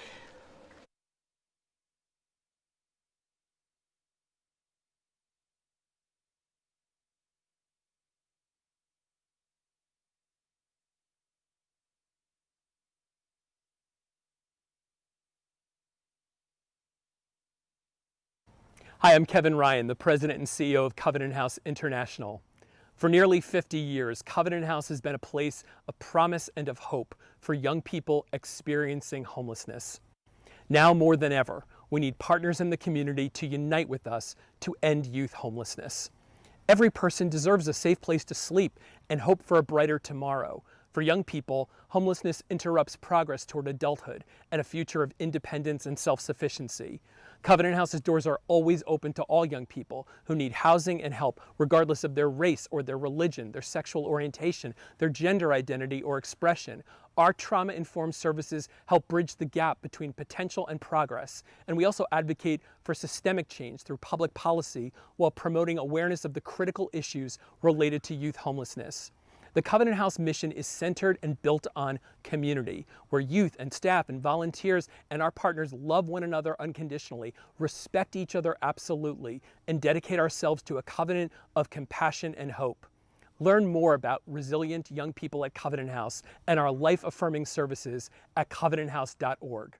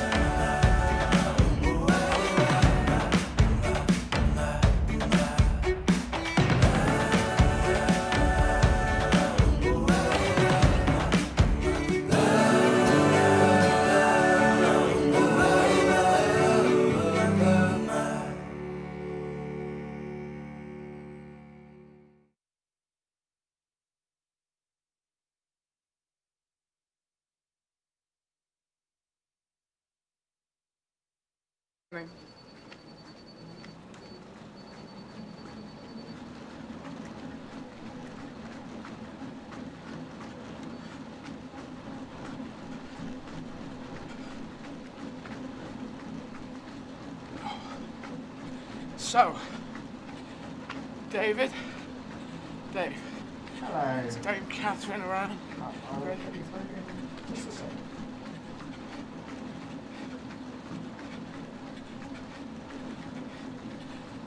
Eddie, here's Catherine. Hi, Catherine. Eddie. How you doing? I'm doing easy because I'm sitting in a chair doing absolutely nothing, watching you doing absolutely everything. Well, no, that's better for me because some people have joined me on treadmills and stuff, and that just makes me feel tired because I can see them being tired. So it's actually easier if you're sitting around and having a cake. If you want. I forgot the cake. I should have got the cake. I'll get the cake next time. Cup of tea or whatever. You're getting towards the end. How are you feeling today? Not too bad today. I should be moaning a lot more at this point. I think it's maybe I'm getting better at doing the interviews. The interviews are saving my life, you see. I didn't have this on any of my other things because obviously you're running away. You're running out in the countryside, wherever you are. But the chatting, I found that even if I am running, I don't know if you've ever done if you're doing long distance running, because I know you're rowing and current chair of UK sport, but you don't row for that long, do you? The longest rows are not that long, hopefully. Not for... No, the longest we'd probably do in a boat is about 2 hours, and that's long enough. Oh, really? Now, what race would be the 2-hour race? It wouldn't be a race, that would just be training. So our training times were anything between 1.5 hours and 2 hours. And that's a very kind of low intensity, just long periods of time to get the endurance up. And I should tell you, you got five Olympic medals, yeah? Yeah, I'm just really old now. I just kept going. So I did 5 Olympics. I loved it though. I loved the Olympics, and my first one was back in Sydney in 2000, which feels a long time ago now. Right. So I think like you're going around all the countries right now. I got to 5 different countries, different continents, different experiences, all of them amazing, absolutely amazing. And what colours of medals, may I ask? What A-levels? This is what A-levels you get. What colours did you get? Okay, it's when you start judging me on my results. I managed out of the 5. I did get 4. I liked silver in the end. It turns out I got 4 silvers, and I did get my gold, which was in 2012. Which, if you're going to get a gold, do it for us the home games. Yes, so exactly. And did it go silver, gold, or did you do one more? I did silver, gold, and then I was like, you know what? This is still fabulous. Why not one more go? And that was Rio. So that was a nice finish in South America. And that was the days when we travelled. Oh wow, yes. And Rio, was that a gold as well, or was that silver? That was a silver, but it was a good silver. It was a hard one. Leading up to London Games, everything was going right. I was in this boat with this amazing girl, Anna Watkins, and we were just like winning everything and having the time of our lives. And then the run up to Rio was much tougher. I'd taken some time out. Vicky Thorney, who I was rowing with then, we were in a new combination, and we had so much fun together, but we hadn't really competed masses, and we hadn't really won masses, so we were kind of, if you were betting folk, you wouldn't be putting bets on us at that point. So we were really pleased to come out with anything on that one. So the silver medal was a big result. Well, well done. The trick I do is I get gold medal every one. Do you know, I was listening to you speaking to Rishi and saying, well, you win every marathon you do. Yeah. There's no opposition. It's a good choice. When I was running around the UK, there was a young lesbian woman runner. She came with me for the entire thing. So she'd done a marathon, I'd done a marathon. At the end I said, please can I win? I always win. And she let me win. It was a bit pathetic. But I'm a ridiculous person because I'm very competitive, but I'm not like in running. I try and do holistic marathons. This is interesting because if I'm not going to win the world record 2 hours, and I'm doing 6-hour marathons, so that's not going to happen. I'm 58, so I'm not bothered about anything else. The fastest 47-year-old who's only got one. I'm not doing that. So I may as well try and have fun, which is tricky enough as it is. But I talk to cats and dogs and people. I stopped at a pub and they went, hey, do you want a drink? Oh, and I thought, I don't want a big lager, so I had a double vodka. Because at some point I'll be running in Russia, so I thought I should get used to necking vodka. And someone wonderfully, when I ran around the UK, drove around to find us and gave me a bottle of Glenfiddich whiskey. And I'm not really a whiskey drinker, but at the end of each marathon, I just sat there and went and just sort of necked. Not a huge amount, but I was just sipping and sipping as if it was my mother's milk. But well, it is for many. So if you don't get competitive about marathons, what do you get competitive about? Everything else. Well, I'm sort of competitive in a, you know, I'm looking around for, you know, there's no one nearby that I can see who's doing 31 in 31 days right now. But people have run much more. So that's my competition. I'll set up such a bonkers event. Then they've got to do a comedy gig afterwards. And so it's a bit like I'm the only trans woman running doing 31s with gigs afterwards in this month. Aren't I? And then, yeah, okay, you've won your own idiot medal for that. So that's what are you going to do in February? Sleeping. Sleeping is booked in for a few days, and then I have to go down and see my model railway in Bexhill. You're probably not into model railways, but because I'm kind of like a tomboy tom girl. I love model railways as a kid, and my brother did, and my dad did. Our mum died back in '68, and so Dad, he liked railways, and he bought bits and encouraged us to get into it and building one, you know, quite a large one. He built a wooden structure with a hole in the middle so we could get up and we could make, you do chicken wire, and you do plaster of Paris, and you make a sort of mounted effect, all this kind of stuff. We weren't brilliant at it, but we were pretty good at it. And then you get older and you pack it away, and it sits in the attic for years. And it was going to be sold, and my brother said, do we need this? And I had an epiphany moment. I said, let's give it to Bexhill Museum. So Bexhill's here on the south coast near Eastbourne, Hastings area. I said, I'd give it to the museum because it could be the Izzard family one. And Dad had grown up there, and we'd spent a lot of time growing up there. And this is our family one. I got a bit of profile, so we'll get a model railway club, but I could give them some money. He said, can you build a really good one, the one that we should have built? And then we'll put buttons on it so kids can press the buttons and the trains go around. And then it'll help the museum. So that happened. So that's one model railway. And then I wanted to put snow on it. I was playing in South Carolina, and they had set up in the atrium of the hotel around Christmas an amazingly snow train set with skiers and skaters. I said, we need snow on it. I said to the guys, can we put a snow effect on in the winter and take it off in the spring? They said, no, because the snow sticks to it. You can't get it off. So they said, we'll build another one, but it has to be specifically for with a snow look. I said, I know it might be boring you. I'll get to I'm almost finished. But, and I was talking to my dad. He said, talking about the old days, he was evacuated in 1940 from Bexhill, was the invasion coast, you know. The Nazis were going to come in. He had to go to St. Albans. He came back, first time he came back from evacuation was Christmas 1940, when things had calmed down a bit. And his grandmother had passed away, unfortunately, and he really loved his grandmother 7 days before, so he was very thrown by that.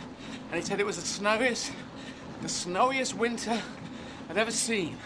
The snow was so thick, they didn't clear it, they just they pushed it down and drove cars on top of it, and they was chucking stuff in the sea.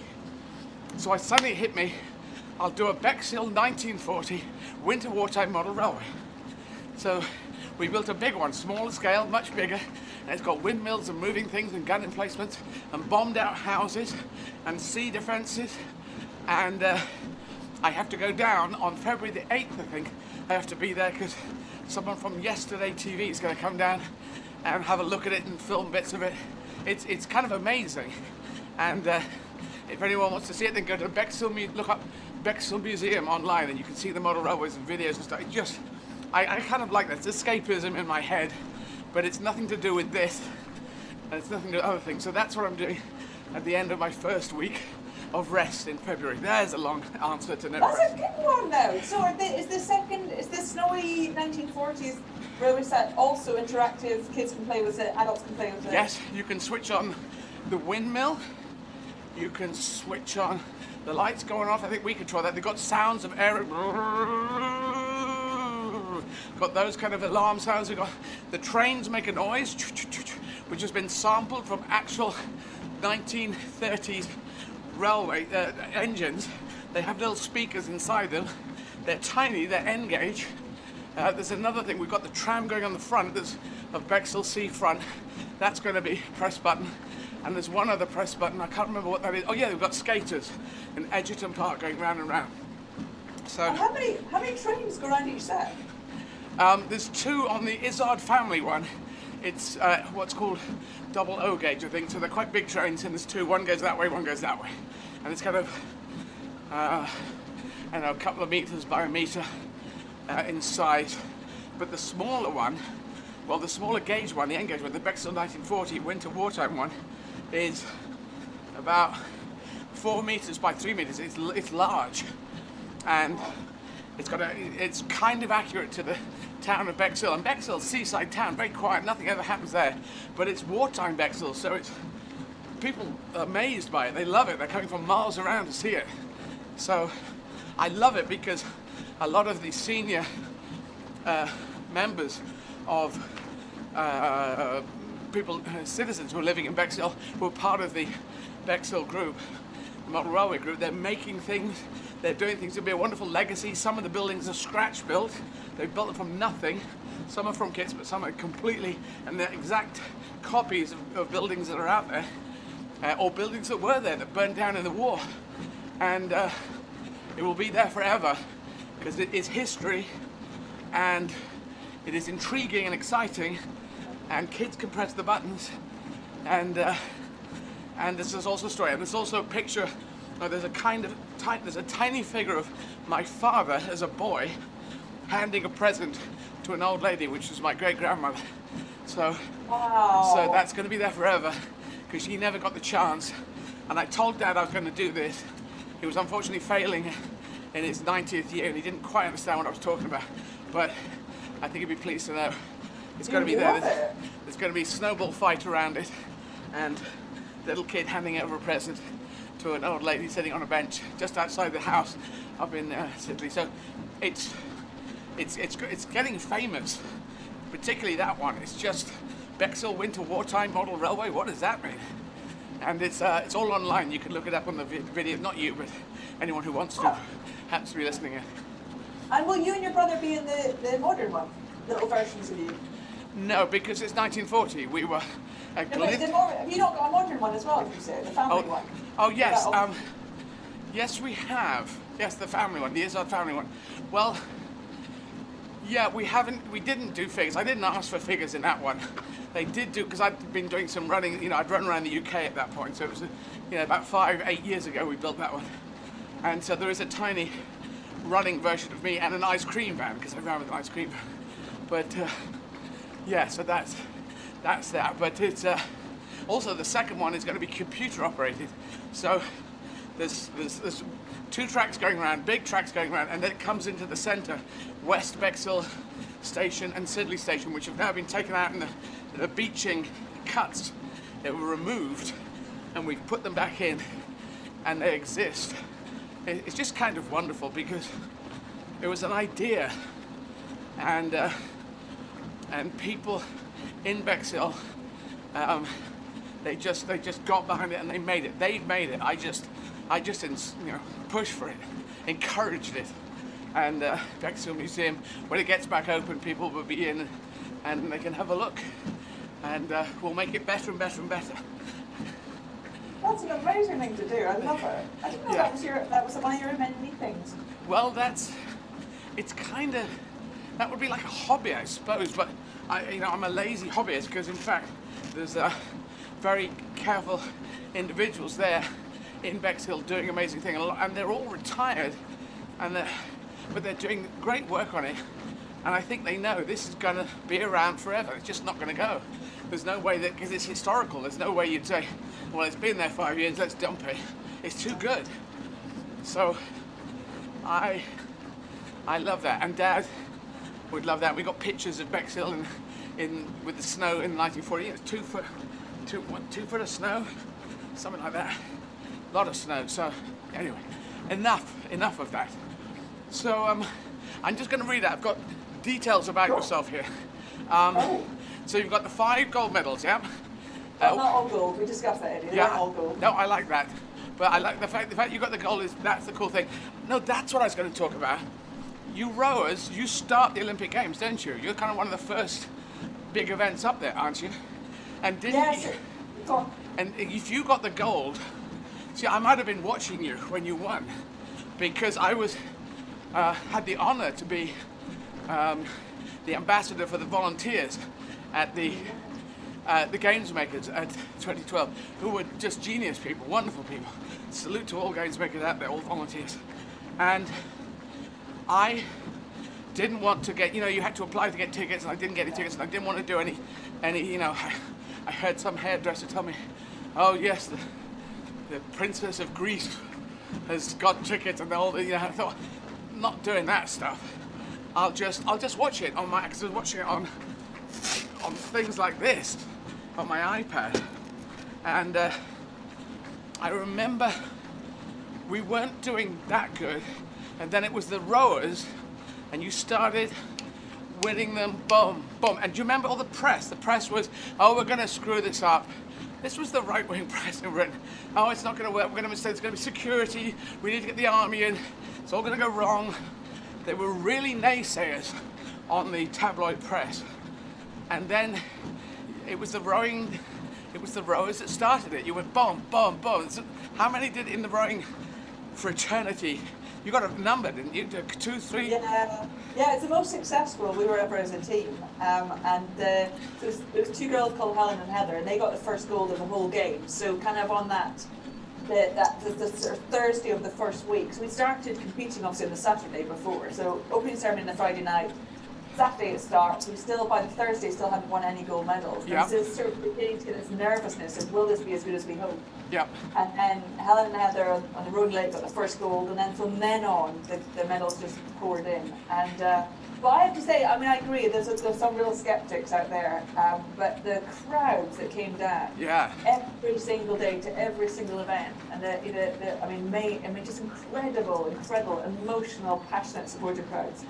Were just made it, and it was just for everyone, every athlete who competed. I think it was the sports people, the athletes, the public, and the volunteers, and the whole organisation. They made it happen. And I saw all this spinning negative, and I was saying to people, this is the one. You won't see it here again in your lifetime, because there's too many countries that are developed enough that want to do it, and they won't give it us again. So you've got to be like 2 years old to be able to see it when you're 80. That's, if you look at the mathematics, this is it. This is the one. Get behind the Olympics. And I was really bullish about it. I did my first marathons, the 43 around the UK, and we happened to start, we found out later, on the day that the Olympics started. I think it was, July the 9th? I should remember. Yeah. It's something like July the 9th. 20. So did we start on that day? Yeah, we did, and thought, oh, that's good. And that was in 2012, and we were in 2009. I made a point of going all the way around, coming in a certain way to get to what's the big railway station that was modernised for the thing, quite close to the grounds. Anyway, that part of Stratford. Stratford, that's it. I was thinking, I was going to call it Shakespeare. It's not called Shakespeare. I was thinking, Stratford, that's where it's from. So Stratford, and I was near Stratford. I'd lost the cameras that were following me. They were on rickshaws, Ted on the rickshaws, axles were going. I was going as fast as I'd ever been. I was doing faster than this. And I'd lost everyone. And I had the chance to run in and finish the marathon with no cameras. Now, part of it was ego, but part of it was I've run 42 marathons. This is the 43rd. I'm not going to do this with no one covering it. So we do it and say, yeah, we just have to assume that's not going to work. I had to wait for a rickshaw to catch up with the camera. And so I had to wait for 20 minutes in Stratford, just clicking our heels. And then we said, there he is. And I'd already found this. I'd done a test run. This is interesting. I'd done a test run out to Stratford to find a place that I could run in and show the UK the Olympic site that was being developed. And there's one flyover just to the south and east of the Olympic Park that's high enough. And I found that. I think it's a dual carriageway, and I thought, I'm going to run up this dual carriageway. And no, it's a single level, so I was running on that side of the road. So I found our rickshaw. I said, get ahead of me, we're going up, we're going to stop on the top of that bridge, and we went out and I said, here it is, here's the Olympic Park, this will be here 3 years' time, know this. And I said that same argument, and you will not see another one in Britain. You will not see, if you're this age, there will come again, but not in our lifetime. And then I ran on, and I did I broke my record, personal record for that, on that marathon, even with a 20-minute gap. But it was good to show that off. I remember when it's happening, and you were there. So how many golds were won? I'm saying golds now. How many golds or medals were won by the rowers in particularly on the 2012? The big thing for the rowing team in 2012 was we've had really successful men's sides. The men's team have been successful for a very long time. We had Steve Redgrave and Matthew Pinson and big names that have gone on repeatedly won at the very top level. But 2012 was the first time we ever had a woman winning gold, and 3 different women's boats won gold. And also we had lightweights winning gold, which we've got heavyweights and lightweights in rowing. So the most incredible thing was we kind of won 4 golds in total, but across a much wider range than we've ever had before. So suddenly the rowing fan money grew on that sort of middle weekend. That's it. So it was. It was, and everyone would say the crowds helped every single one of us get across those lines. Well, it is a home crowd, and maybe that's to be expected, but still, I do remember that we were nowhere. You say the days were ticking by and nothing was happening. And again, the carping from the tabloid press, they just thought, they always want to be on the side of whatever's happening. It's going to lose, and we were there first saying it was going to lose. And then you guys made it win, and they said, it's going to win, and we were always saying that before what we were saying, just ignore that. But I remember. You did an amazing, I have to say, you did an incredible job with the games makers, because I know quite a lot of people who became games makers, and there was quite a lot of training for those games makers behind the scenes leading up to it. And I know you hosted a lot in London, and there was every games maker I met, and everyone would say the same, there was such joy and pride and real passion behind people who were basically, sport flourishes because of volunteers, but people giving up their time for free and doing jobs that really weren't very glamorous and really weren't very exciting, but they all felt part of something really important, and that came across.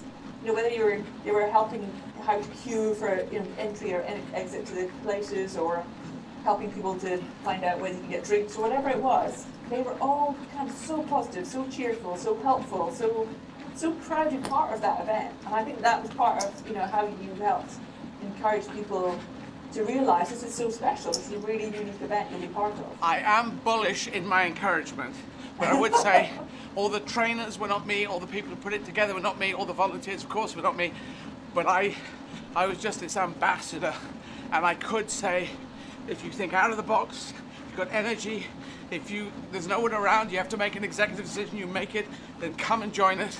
And we had thousands of volunteers. We couldn't take them all, and I just kept going around. And I said, please, I don't need to see the events and who's winning who. I need to see the games makers when it was on. That's what I did. I asked if I could go and visit the games makers and say thank you and encourage them on. And as you say, some of them were doing stuff which was like, just say, could you park over there, please? Could you park over there? Seeing nothing really, and hopefully going home and they've recorded stuff to watch from the Olympics. But it was a wonderful feeling. The games makers, they were gorgeous people. So, that is a wonderful time. Now, I'm also going to say, because I'm going to have to jump off in a little bit, I'm going to read this rest of the thing. So you graduated in law. Wow, that's a heavy thing. I almost did law, but well done you from Edinburgh University. You went on to achieve you got an MPhil in medical law and medical ethics, Glasgow University. So you're locked into the Scottish thing, and completed a PhD in the sentencing of homicide at King's College. Now tell me about all that's fascinating. But how does that work? Sentencing of homicide PhD. What was the title of your PhD? It was the implications of the whole life tariff. So this is going from, obviously, lovely positive news about volunteers at Olympics, Paralympics, to a rather more somber piece of work. But so I studied law, and I did law because I didn't know what I wanted to do, like most people when you grow up. And I really felt motivated by issues around justice and injustice. And to me, law was an area that helped address balance. And I know you talked about the Supreme Court earlier. Yeah. And so you think, you know, when law does the right thing, it really, it's there for a very good reason, and it's there to help people in all different ways. So I can say, and also because I was, you know, child grew up in the 80s and like watching LA Law, if I'm honest. So you know, they're kind of the glamorous side that TV can portray very well, the great speeches, the great kind of, you know, cross-examination scenes, and I quite fancy all that. Yeah. And then you go and study it, and like you say, it's quite different when you study it. It's a bit more heavy, a bit more serious, a bit less glamorous. But I loved criminal law and I loved medical law and kind of the very human elements to those bits. And it's probably looking at people's lives in the extreme when you look at those kind of cases. So for my master's, my final dissertation was on mental health law. And I did it on the issues of psychopaths in criminal law. Right. And then off the back of that, if you go on to do a PhD, and I only really did the PhD because I was also competing for the training for the Olympics. So the PhD is quite a flexible degree to take. So I did that because of flexibility. And I used my sort of thesis for my master's to go into my PhD, and it was looking at, in this country, it was the first time we brought in a criminal sentence that meant you could sentence someone to life, meaning they would never have any hope of being redeemed and being let out. So I was looking at this first time this thing came into our sentencing kind of arsenal, and what that meant for our criminal law. Right. Did you, what can I ask what conclusion you came to over the life meaning life? Or is that very long? It was interesting. I mean, I spoke to a lot of incredible people. You know, I spoke to judges, and I spoke to lawyers, and I spoke to people on the police investigation side, people who dealt with homicides. I dealt with sort of people who were serving the sentence, and I spoke to people who'd sort of been victims of it as well. And it's a really hard one because it does challenge all our kind of ethics that sit behind why we punish and what it means. Yeah. And a lot of the thing was we do have some criminals who will never be safe to be released, and some people, it's a very small number, but some that are likely to spend the rest of their life in prison. But we've always had the ability to be able to keep them in prison because we can extend through parole and things, we can deny parole and keep people in. So this was seen as a much more of a public statement of almost sort of slightly politicised, and it's sort of a very clear statement from the point of sentence of when we now think what you have done is so bad and it's almost such a hurt to our society and the people we have that we don't think, irrespective of what you do from now on, you will never be released. And it does slightly jar against a lot of our principles of punishment. Yeah. But it's the idea is that it's kept only used very, very rarely because it is such a harsh punishment to give out, so it should only be used for the most extreme kind of cases. And it's partly the crime that's committed, but it's also the message that sits behind it of, almost you're done from our world. We're done from society. It's interesting, the word society. I think Margaret Thatcher said there's no such thing as society. Did she say that, or community? She was against that, and I think she was very, very wrong because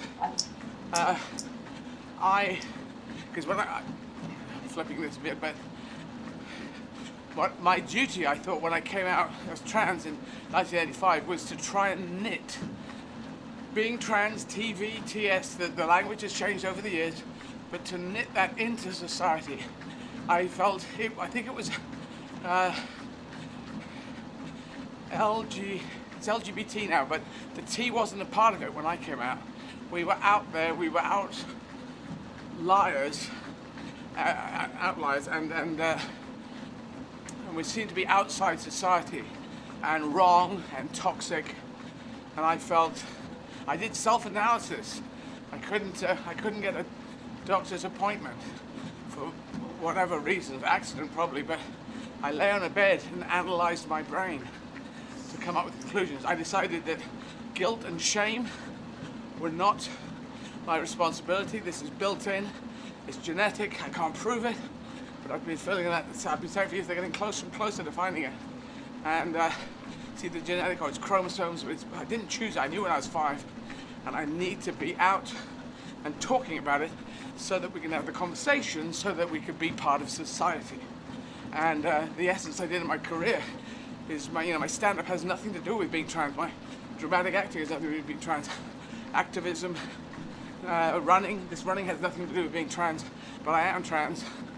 But society is important because those values, I think Donald Trump is someone who's decided he's going to lie, he's going to incite people to insurrection, do things which he is not a member of society. He's a fake, I'm saying fake president. He came up with these words. He's a fake president. It's just wrong. Certain things are wrong. You know, you always have to be balanced. That guy is wrong. He's wrong for the world. Make humanity great again. He's made humanity worse for 4 years.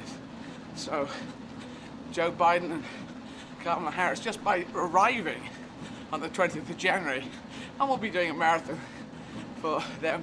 So whichever city we're in, I don't know, Sarah, what city we're in on the 20th, but we should twin it with Washington, D.C., I think, on the 20th. We are Helsinki. Helsinki. Helsinki, well, that's a good place. So Helsinki in Finland, and we must twin that with Washington, D.C., I think. That'd be a nice thing to do. It'd be lovely, and let's hope there's hopefully the inauguration will be as smooth as we all would hope it would be, with no violence and no... Yeah, well, they're digging themselves into a corner. They've just showed what they could do. The fact there was a Confederate flag in there, and, you know, slavery is crimes against humanity. No matter which way, I'm semi-encyclopedic on the Civil War, and leading up to it, and they talk about states' rights, but it was if the Confederate side, and this is not a conversation that I'm saying to you, but I feel if the South really wanted to have all states' rights and not about slavery, they would have released all the slaves on day one that they seceded, but they didn't, so it is all about slavery. And that was a bad war, but we came through it. But still, they didn't get civil rights. Black Lives Matter still is going on, and they didn't get Civil Rights Act from Lyndon Baines Johnson until 99 years after the end of that Civil War. That's when an African American person got the right to be able to vote. Horrible things happened in those 99 years. Just horrible, as horrible as the 400 years before it. Not a good history. Anyway, there's lots of bad things in the world, but I think lots of positives. Yeah, and the fact that, you know, Georgia got the first black, yes, you know, senator now, is incredible progress. Two African American senators, one African American senator voted in, but also 2 Democrats and a Democratic presidential. They voted for Georgia voted for Joe Biden, so that is amazing. As Tecumseh Sherman was the person who went into Georgia, was one of the central cities, big cities, making lots of goods and armaments and things for the Confederate forces. So for that to happen means that time has changed. I filmed and played in Atlanta. It's a very groovy city. It's a good place to be in. So, you know, I hope we're going a little forward as we go a little back, a little bit forward, a little bit back. You know, 3 steps forward, 1 step back. I'll allow that. 2 steps forward, 1 step back. Okay. But if it's my hope, okay, here's my hope. Sorry, I'm just bombarding you with things here. But my hope is that, just like after Hitler in the Second World War, civil rights, all the rights he'd gone back to medieval times in Germany, and all the rights snapped back to civil rights, the equivalent of in all European countries and all developed countries in 1945, just snap back, boom. And I hope that's what happens with Joe Biden. President Biden will reform the agreements, the Paris Accord, climate change, all these kind of agreements will move forward. The Affordable Care Act, Obamacare, hopefully that will get strengthened, move forward. All the logical things that help humanity that he will be able to, especially in the 2 years, because they've got the Senate. So we'll hope. Like you said, as long as it's keeping stepping forward, we need progress. Yes, making progress. But unfortunately, the other side thinks they're doing progress, as I think that's more regression. Progression and regression. Anyway, sorry. I'm going off the tangent. Now, well done. I'm going to have to talk to more people.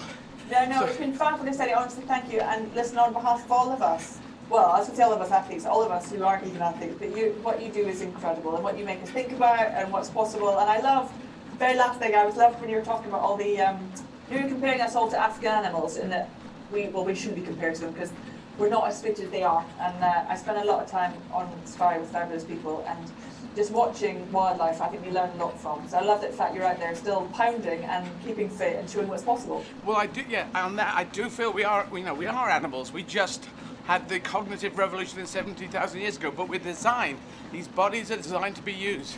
So anyone that's getting older who's not using them, that is actually giving you illness. I think the more I work the body, the healthier I get, the more it gives back to me, more energy, even though I'm knackered at the moment.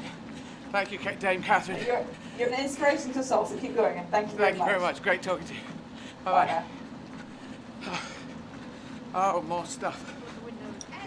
Hi. I love you.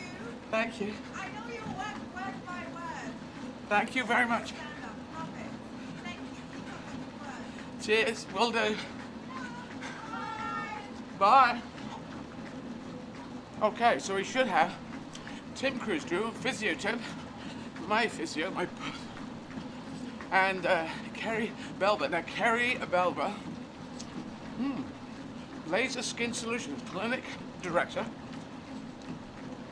laser consultant, laser trainer, lots of laser stuff. You met me in Bechtel, and she's a successful businesswoman and pro-women's place in the world. Well, very good, that's very good. Come on, let's have a talk with Tim and Kerry. Sorry?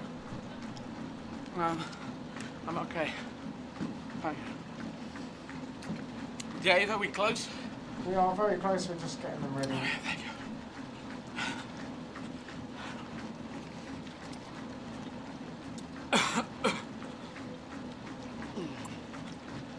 Oh, so less than an hour to go.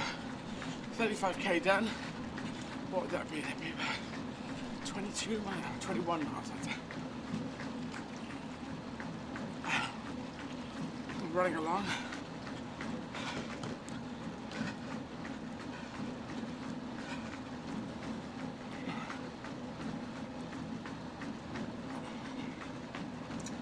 So there's 22 Swift runners nearby, thank you. Swift runners. We're celebrating Sofia, Bulgaria today. And we're running. Oh. Oh.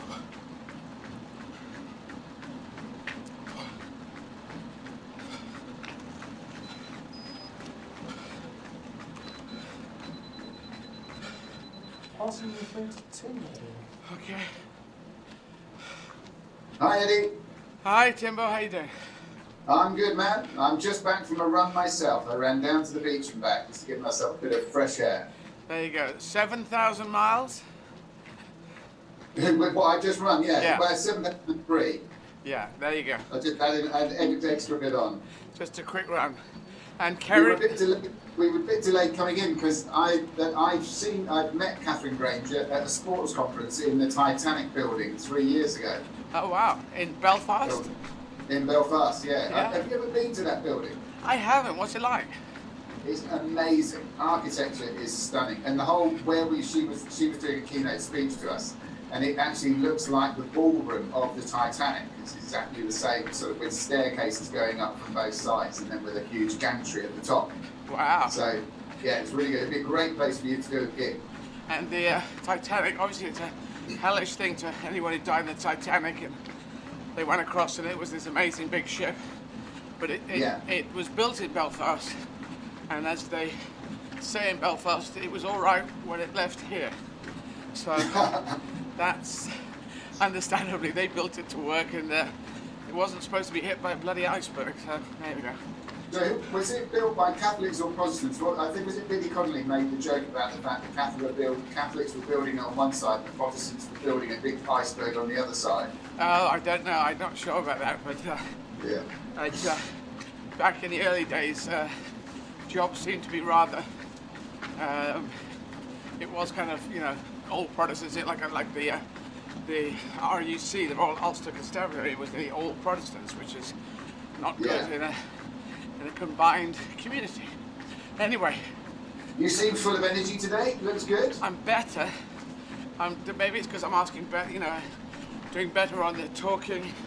I mean, 'cause just talking to Catherine, and then I stopped, and you weren't quite on, and then I was feeling okay, and suddenly I thought, oh God, I feel really tired now. So I think I'm just going to keep my head out. She's an amazing individual though, isn't she? Absolutely, or inspiring. Her story is fantastic. Yeah. Well, I like the fact I could go back and talk about the Olympics in 2012, because I was trying to encourage people to get behind it, and it was so, I don't know if you remember that time, but tabloid press was against it. They just against the whole idea. They said it was going to go wrong. They said we were going to fail. They said you brought the army in, security, that's no good. It's actually tabloid right-wing press was sort of talking it down. They were downward psyching it. And then the rowers won. She said 4 gold medals. I think they won a bunch more. One wants the silvers as well, whatever. But they suddenly went bam, bam, bam, bam. And then it just took off. And the whole country was going wild. And these papers had to hurriedly change their tune. Oh, we liked it all along. It was always, we always knew it would be fine. I saw it happen. And that's always the sort of propaganda put forward by the press, is that, you know, good news doesn't sell. But I mean, the 2012 Olympics proved that to be untrue unequivocally, didn't it? It was just such an upbeat time. Yep, it absolutely was. It's yes, that's an interesting thing, isn't it? Good news, they say, doesn't work, but good news, pussycats in trees works. So you've got, it's the juxtaposition. I think we were all pussycats being pulled from trees. But who's or monkey trees. So now Kerry's with you. So yeah, we've got a, talking of successful women, a lady who used to work alongside me at my old clinic, and I'll let her explain what she is, but yeah, incredibly successful, and I will let her tell you her story. Hi, Kerry. Hello, how are you doing? Fine, thanks. How are you, Kerry? Oh, it's such a pleasure to speak to you, honestly. I've been a fan of you for years, and yeah, I never thought I'd be chatting to you whilst you're doing your last leg in Sofia in Bulgaria. Yes, thank you for noticing. It is kind of weird where I'm running a virtual Sofia. That's how I'm doing it. And it's flashing on the pictures behind us. They're all from Sofia. I know. I've been actually to Sofia a few times because my dad's wife was Bulgarian. So yeah, amazing. There you go. So tell us your story. Oh my God! Well, what is my story? So basically, I never actually really knew exactly what I wanted to do. I always just studied my subjects because, you know, for the pure love of them. And I think one of the reasons I love your show so much is because you always talk often about two of my favourite subjects, which is French, right, and classics, which is, you know, often you talk about those things, but I studied those, didn't really know what I wanted to do, but I then very quickly got into laser treatments. Right. And if you'd asked me maybe even a year ago what I do, I'd say, oh, you know, I do laser treatments, but actually I've been working with an amazing business coach called Richard, and he asked me the same question. He's like, so tell me your story, what do you do? I was like, oh, well, I do laser treatments, blah, blah, blah. He said, well, what do you actually do? And I was like, oh, right, what do I actually do? Well, actually, I basically change people's lives one at a time through the magic of laser. And everyone's story, the thing that fascinates me the most is why people are in my clinic and what their story is and what it is they're trying to achieve. So it can be anyone from like someone who is literally kind of crippled with severe acne, that's stopping them from progressing at university or getting that job, to literally dealing with many transgender clients. So I have I'm an approved provider of the NHS to treat trans clients. So I've been very privileged over the years to be, you know, part of their transitioning and their journeys. But yeah, it's just, I've always been fascinated by the whole sort of mind-body link. You know, I am in the world of aesthetics, which I think can be a little bit bonkers sometimes, the way it's going, but equally, I think if you can feel and look good and go out, you can actually conquer the world and actually deal with the issues that are really important. So yeah, so I love what I do, and I yeah, I love people basically. I'm always intrigued by what makes people tick and their stories. And I'm very lucky because on an average day, I can be literally talking to so many different kinds of people. Anyone from an RAF pilot to a transgender client to a university student to a mum at home to anybody really. And it's the stories that fascinate me. So I do feel very lucky and very privileged. So. And this is your business, yeah? Yeah, this is my business. So I have a clinic in Bournemouth, and I work. I'm also a laser trainer, so I work for Linton Lasers. So if doctors or dermatologists or clinicians buy medical grade equipment, I am one of their trainers. So I work with lasers, not the same kind of laser on your Death Star, but yeah, a different kind of laser. And I'm interested in your setting up business because I did accounting and financial management with mathematics. You may not know this, but at uni, at Sheffield University, and dropped out after 1 year. But I could do it. It's in my bones, and I'm interested. Anyone who sets up on their own their business, I'm fascinated by that because. Well, I've set up my own business, which is me and my career, but it's tricky, isn't it? It's different. Before and after, the journey I find fascinating, because I remember thinking, VAT registered, setting up as a sole trader, isn't that too difficult? Did you always, well, you obviously weren't, you mentioned you weren't quite sure what you wanted to do. What was the point where you thought, I'm going to set up on my own? And did that scare you? Yeah, it did, and it's really funny now because growing up, I always thought the one thing I knew for absolutely sure is that I never ever wanted to have my own business. So, as a child, I was basically traipsed around the world, living in various weird and wonderful places. And my stepfather used to set up these ridiculous businesses that invariably used to fail, and then we used to move somewhere else.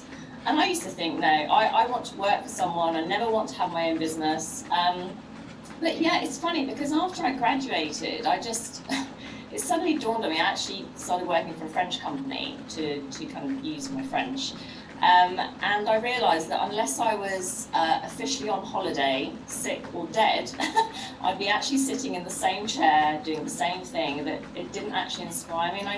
And it was then that point that actually I thought I want to do something of my own, but it had to involve people and it had to involve helping people to progress, helping people become the best possible version of themselves. Initially I thought it might be coaching, right. But it's funny because as a laser practitioner, you kind of end up being a bit of a counsellor anyway, because people, tell you their stories. But yeah, it was that really. I wanted the freedom and the ability to be able to do something that can help change lives.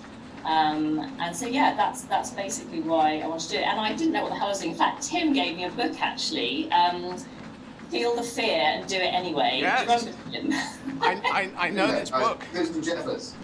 Yeah, and it was quite American, obviously, towards an American audience, etc. But yeah, it was a really good book. And of course, but I think it's that fear that. And also, I was listening to what you were saying the other day, actually, Eddie, and I think your why has to be strong enough. It's like I couldn't do what you're doing, but if your why is strong enough, then you can do anything. You mean by the why? You mean why am I doing this? The why? Yeah, your why, your motivation behind why you're actually running. Because I'm sure what is able to get you through. Yeah. So yeah, I think with anything in life, if your why is strong enough, then yeah, you're able to succeed and do what you want to do. On that point, I'm going to put a point in, even though I'm asking you questions, I'm going to explain my why on this, because it's make humanity great again, as opposed to there was a make America great again, make Britain great again, France. But you may know I want to go into politics. I'm trying to get a seat in the last election. I will push, remember the Labour Party, so I'm looking for a by-election or the next elections, and I'm serious about getting in. But you will argue then your constituency and your area or country, but that's kind of it. And I thought, I played 45 countries, I was born in Yemen, I'm interested in the world, I'm performing in 4 languages. I'm going to make this title, so, obviously it came to Make Humanity Great Again, and I'm arguing my why is I want to politically talk about this century, the coming of age of humanity. Everyone should have the right to have a fair chance in life. If we're not fighting for that world, that's my world vision, my world identity, my world, the direction I think we have to go in. Any other thing saying, okay, this part of the world is going to be fine, this part of the world is not going to be fine, will not work. The right to have a fair chance in life, and that's why I'm doing it. I'm in a position to do it, bizarrely, because I have a certain amount of profile, and I will fight. So that's my why, and it's a global why as opposed to a national or a continental why, but it's an entire world, 7.8 billion. I thought I'll try and fight for that. It's going to be difficult. Can't really do it. Once you get into politics, you'll be voting on constituency issues and local issues and national issues, but I'm going to try and fight for the entire thing. So that's, just to mention it, that's my why. That's my motivation. Amazing, and it is so great because there are so many people, I feel, who have that celebrity status, who have the ability, who have the voice, have God knows how many people following them on Instagram and on Twitter, and all they're more obsessed with taking selfies of themselves and showing their latest, whatever. And you think, God, if you were in that position and you had that many people listening and tuned into you, why not put it to such, God, I often think, God, if I was in that position, what I would do. And so it's so great that you are actually doing what you do and that you're getting so many people to listen. And I've been loving what you've been saying about nationalism because, on a certain level, nationalism, in my opinion, is fine. I'm half Greek. I'm very proud of being half Greek. In fact, I saw you were running in Athens yesterday. Let me say, Kerry, that's your patriotism as opposed to your nationalism. Proud of your country, absolutely. You go for the patriotism. Nationalism is my country is better than your country, and that's when it gets wrong. Yeah. And that's the thing, and I think, and there's a healthy amount of patriotism, when we've got the European Cup or whatever, but it's when it becomes, racist, homophobic, or whatever level it is, it's just, there is no place for it. And, my partner's half Mauritian, and our daughter, who's 5, is half British, quarter Mauritian, quarter Greek, and I think actually the more we all mix as well, better, the world is going to be. Have you heard my line on that? Sorry, I've got theories on everything, but this is not even a theory. This is just obvious.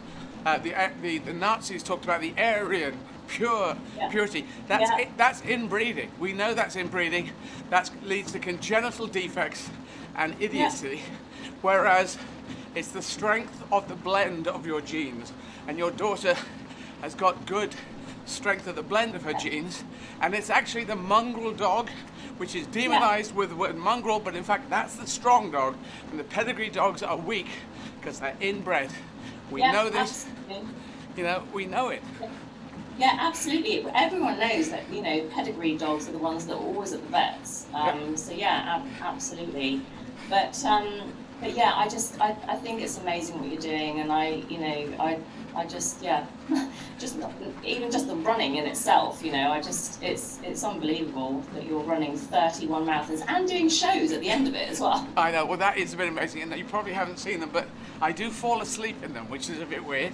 Last night I've got a bar stool in the back, and I never sit down and stand up, but because I'm so tired, I've been sitting on this bar stool, and it feels really, this is so good. I'm sitting down and doing stand-up, which is a bit weird for me. But towards the end of the last show, yesterday's show, I think I fell asleep, and then I woke up, like a split second of sleep, and I woke up and I said a word or 2 words that have nothing to do with what I was talking about. And I couldn't remember the word bucket as well. I was losing my powers of speech. But at least I'm struggling. Well, I'm sure everyone will be very understanding. But yeah, going back to what you were saying about the Aryan race, I mean, my grandfather flew Hurricanes in the war. Oh, excellent. And he was also one of the first people to go into Belsen, when he was quality. And he said, it was just unbelievable. You can't even imagine that people could do things like that, to each other. So yeah, absolutely. But you're right. It's patriotism, isn't it? Patriotism is good. Nationalism is bad. And Hitler encouraged people to do completely horrible things, and he lied and he lied and he lied. And then came Trump, and he lied and he lied. It's a similar playbook without maybe the end point of violence. But the one thing I will say to the German people, because I do my shows in German, since 45, I think the German people have tried to be as positive a country as they can.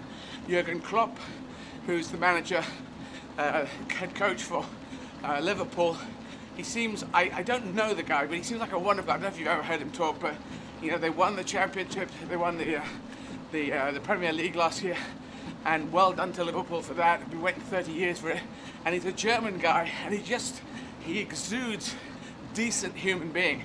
And of course, before 33, Germany was just another country like us. After 45, they have been, and then for 12 years, Hitler encouraged them to become mass murderers. And that's not what Germany is. They're the Germany of before and the Germany of after. So that's what I say. Absolutely, but also I think as well, you know, we were kind of partly responsible for the creation of the Third Reich anyway, because of the Treaty of Versailles after the First World War. So if we hadn't absolutely stripped Germany of so much, and there's our coalfield, and you know, not allowed to have an army and everything else, you know, maybe he wouldn't have become so popular in the first place. Well, we could say that, but I can add a fact to that, which actually dilutes that. I'm not saying that the Versailles Treaty was a great treaty, but you could understand, because no one had wanted to have the war, that they wanted to punish the people who started it. But it's seen as a draconian treaty, the Versailles Treaty. Now, that was, the war, of course, ended in 1918. In 1917, the Germans under the Kaiser and that administration, did a deal with Russia, and I think the Mensheviks, who were stopping the war before the Bolsheviks came in. That deal was as draconian as the Versailles Treaty.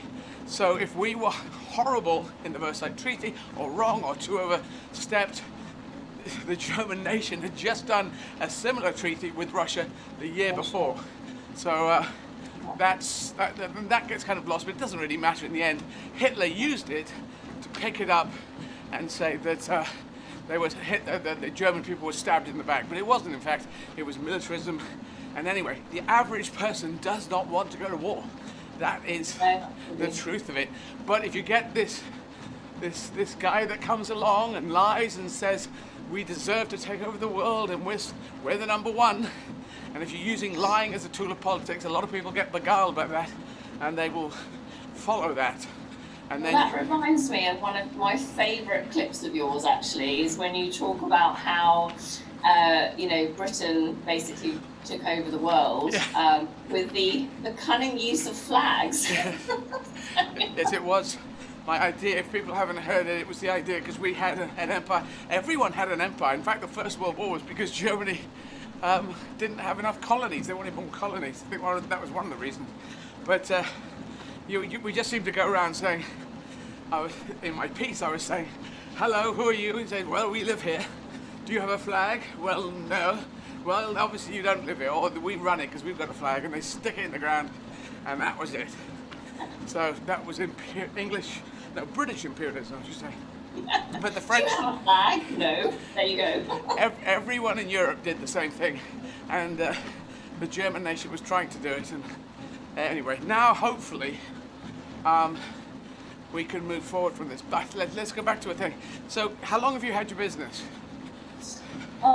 15 years now. And was the beginning a nightmare? Was it tricky? Was it scary? Yeah, very, very tricky, very scary. I want you to say things for other women, particularly women or men who want to start up a business. Just tell them how it felt and how long it took you to get on your feet, and so you think, no, this is good. And what was in your head? So what was in my head was that I wanted to build something, I wanted to create something, I wanted to measure my own successes and failures, basically. One thing I used to hate about working for other people was the yearly appraisal. So how do you think you've done? Well, actually, I wanted to measure that myself. Right. And I wanted to do something that was going to, at the same time, help basically change people's lives. So as I say, initially I thought that was going to be some kind of sort of coaching. But I did get into laser. I saw how amazing that was, and I knew. So I'm not a risk-averse person, but I'm not someone who takes lots of risks either. Right. It was a calculated risk, and I was very lucky that I'd met Tim and his crew, and you know they had a room available, so it felt to me like a logical step. Yeah. And it was great to have them around, because obviously they'd also set up, you know, their physio practice as well. Not that long before, actually, was it, Tim? No, I think it was only, well, we took over in 2003. Yeah, and I started business in 2005 and then was operating 2006. So yeah, so basically what I would say to women out there is, I know it sounds like a cliche, like, you know, follow your passion, but actually really drill down to what is it you want to be doing on a daily basis, and how does that fit in with your life purpose, the purpose of the planet, you know, how you want to fit into that bigger picture. And it's obviously quite a tricky thing, because you're trying to combine so many elements. You know, you have to earn a wage, you have to be able to live at the same time. But I think if you focus and really drill down on what is important to you, how you want to be spending that time, do you want to be chatting to people all day, do you not want to be chatting? You know, everything plays an element. And then to really go for it, knowing what you want to do is half the problem. You know, knowing once you know that, then it's much easier to, you know, to have a plan and go forward. But yeah, I would say absolutely go for it. Now I have my daughter's 5, and I really hope that, you know, she does have her own business and does something for herself one day. Although at the moment she tells me, do you know what she said she wants to be, Ezzy? What? I mean, this is like the best kid's job I have ever heard of. She said, Mummy, she said, do you know what I want to be when I'm older? I said, what, darling? She said, a doctor, astronaut. And I was like, wow. I said, Zara, why do you want to be a doctor, astronaut? She said, because they need doctors even in space. So I was like, amazing. I think you should absolutely do that. So yeah, I think when it comes to... Can I just say to your daughter, she is saying it right at the time that if she's 5, when she's getting to early 20s, there will be bigger stations up there, or maybe on Mars, or maybe bases on, and they will need Delta astronauts. So that is very forward thinking. It's like, it's not even something I would talk to her about, you know what I mean? It's just like, where did that come from? It would be amazing if she actually ends up doing that. Yeah. But yeah, I think, you know, for everybody, you know, women, but everybody, is to really try and support, inspire. You know, I heard a terrible story recently. My best friend told me that her teacher at school, she went to her teacher at school and said that she wanted to try for Uxbridge. Yeah. And her teacher laughed and actually said, I don't think you'd be able to do that. I mean, talk about being in the wrong job, you know, and it did actually affect her for life, until she realised, you know, what had been holding her back all these years about not pushing herself forward because somebody made one comment, and she realised it actually affected, you know, her throughout her life. So I think it's always about encouragement, and even if you think, gosh, that's a little bit out of that person's league, to go, well, you know what? We actually put the work in, and you're willing to do this and this, then let's go for it, and you know, see what happens. So yeah, I would say to anyone, so it's a very long-winded answer, and I would say to any women out there, any girls thinking about you know, what they want to do, is think about your why. Why is it you want to do what you want to do? Check the right motivations are in place, and go for it. Have a really good plan. Obviously, you know, I've got an amazing my coach, Richard Crawford Small, I don't know if he's watching, but yeah, he's, you know, people who can help direct you and help sort of gather that energy and funnel it and put it in the right direction. People are going to be able to get the best out of you as well. You know, don't feel that you have to do this alone. Tap into other people's expertise and get the best kind of team around you, especially if you're going to do it alone. So Tim, I would again echo something that Eddie and I have talked about in the past, is that everybody is capable of more than they think they are. And I think you epitomise that, because I remember when we first met and you had, the same as everybody else is going into business, just like a huge fear of like, well, you know, shit, can I actually do this? You know, will I make enough money? Is this going to be successful?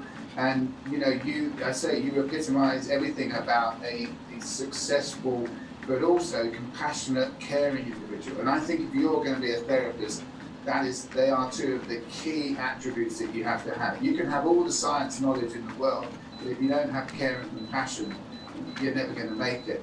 And I think the other thing I would like, kind of Eddie to know really is the world you went into. It wasn't just it wasn't like, well, here's a laser and this is, now I'm going to do hair removal and now I'm going to do tattoo removal. There were multiple machines. The technology and the science that you had to kind of research and then plump for, okay, well, I'm going to go for this rather than that. It isn't as a cake, it's not like buying a chocolate cake versus a coffee cake. There was masses of stuff that you had to kind of wrestle with in the start, as well as setting up the business. So, and there's so many of the people we talk to who are successful and have done really well like you have. You're also humble and so modest. I just wish you would all sort of like, put your hands in the air, put the t-shirt over your head and go, fuck, I am good. I'm fucking awesome. Well, I do think I'm good, but I was also very lucky, when I was trying to decipher between, God, what machine am I going to get and everything, I was very lucky to meet the most fantastic physicist and all-round amazing, decent human being called John Exley, Dr. John Exley, and his PhD project was this actual laser sitting behind me, my beautiful Lumina. So from a PhD project, him literally at university making this thing, which now sits in God knows how many clinics around the country, literally transforming people's lives. From, as I say, anyone suffering from acne to transgender to anybody. And you think, isn't that amazing how it all panned out? And I love that link between science and aesthetics. As I say, I am in an industry which can be a little bit bonkers sometimes, to be honest, the things that people are willing to do in order to look a certain way. But it's like everything, it's that healthy balance of, isn't it amazing how if there's something that actually really bothers you now, then pretty much there's a technology out there that can probably help. And I don't think there's anything wrong with that. I think it's when it's taken to extremes that it can be, an issue. But have you ever said no? Have you ever said, no, actually, you know what? I don't think this is for you. You need to see a therapist? Well, yes, I have, but yes, but not quite like that. So basically, whilst we were in lockdown, I'm not known for my subtlety. No, you're not too. But we love you for it, though. But yeah, so basically, I've been doing some webinars during lockdown, sort of helping to train other clinicians, and I was discussing this, and I have actually come across what we call body dysmorphic people during my 15 years, and and the problem is, I think, people who suffer with body dysmorphia, so anyone who doesn't know what that is, it's basically where people have a distorted perception of, what they look like, and just go into overdrive in terms of cosmetic procedures and surgeries, etc. And I did have one lady who sat down in front of me, and one of the first things she said was, my plastic surgeon refuses to do any more treatments on me, and I think that's always a bit of a red flag, So yeah, and people like that, it'd be very easy just to take money off them, basically, because they'll just be coming back forever. But I think we have a moral and ethical duty, especially as laser practitioners, not to be treating people like that, because they'll never be happy as well with the results in any event. But actually, it's not laser they need; it's a very, very different kind of help. And yes, I have suggested that they might want to talk to people, but yeah, I can't really say, listen, love, I think you need to go and see a therapist. But yeah, there are ways of saying that, and I have refused to treat people before. They do put up a fight, though. That's the problem. They argue with you. I want this treatment. I have a right to have this treatment, and actually, in my four walls, the client isn't actually always right. So, but yeah. But it's an interesting thing. You're talking about the bonkers nature of the industry. Would you define yourself as being in the beauty industry, or what would be the title of your industry? Yeah, so I mean, I suppose aesthetics. So I think beauty is probably a bit more synonymous with nails and eyelashes and things like that, which is all good stuff. But I think aesthetics really now deals with sort of very high-tech sort of equipment that is used, sort of non-invasive, non-surgical treatments. Well, see, I've looked at this thing, and some people might say that makeup shouldn't be used. That if you're not happy with your nose, you shouldn't change that. But we need to accept. I've looked at this. We need to accept that there is an aesthetic look that we generally all share.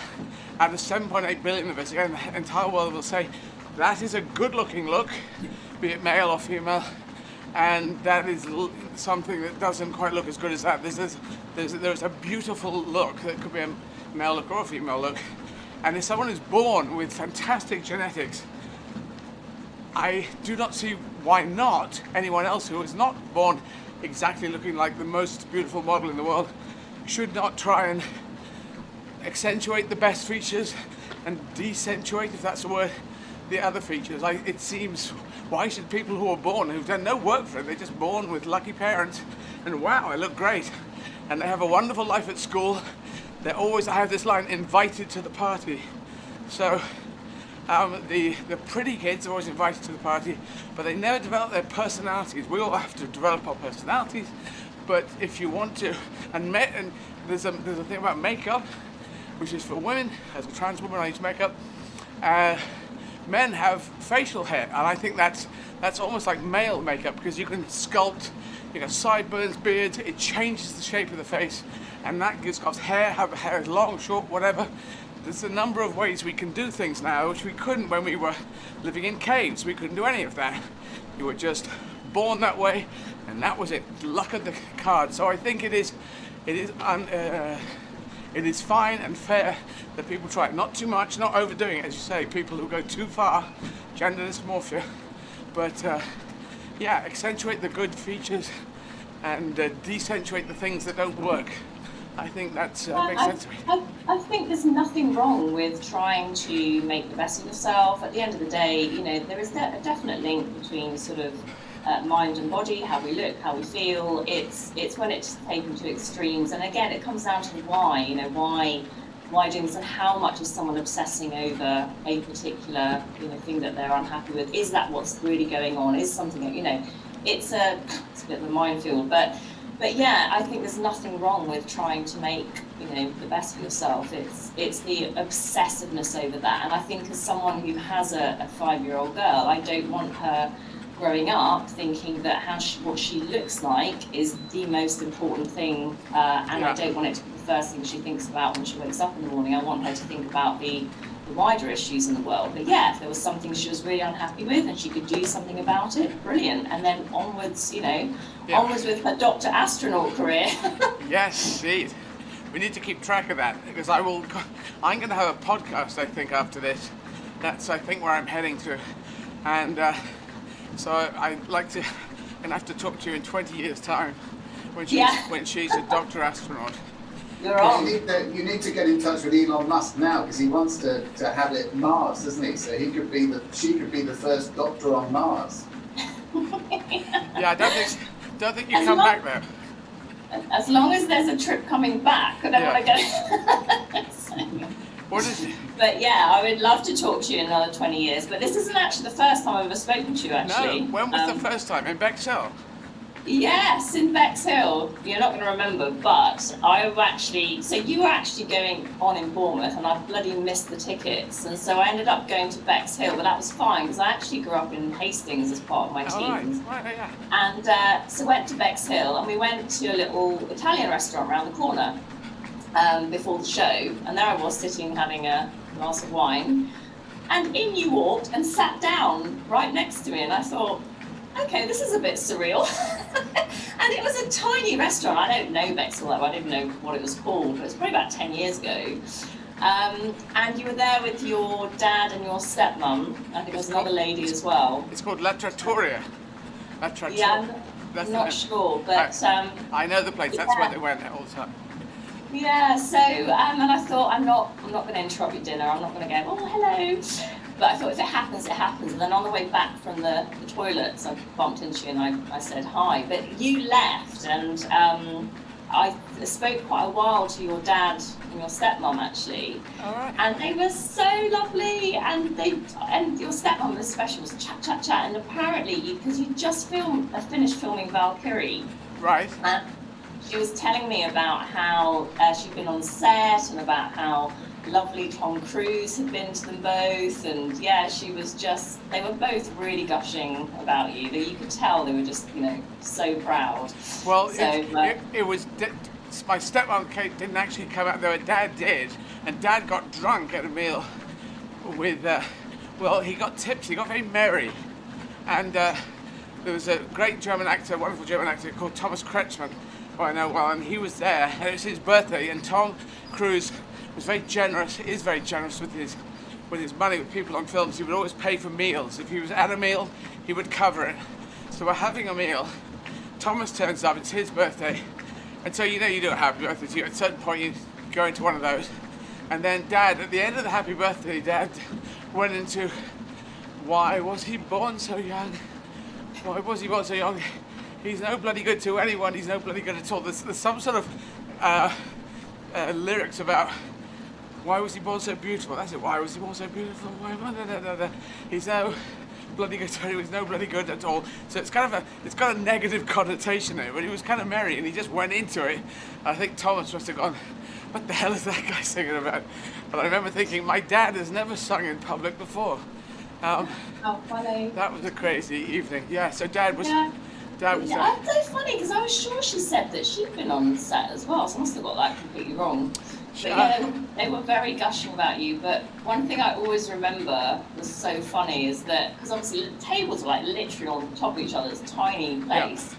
And I remember you asked to look at the dessert menu first. Yeah. And as you were looking down at you talked about Mrs. Bad Crumble, and I literally nearly spat my wine out.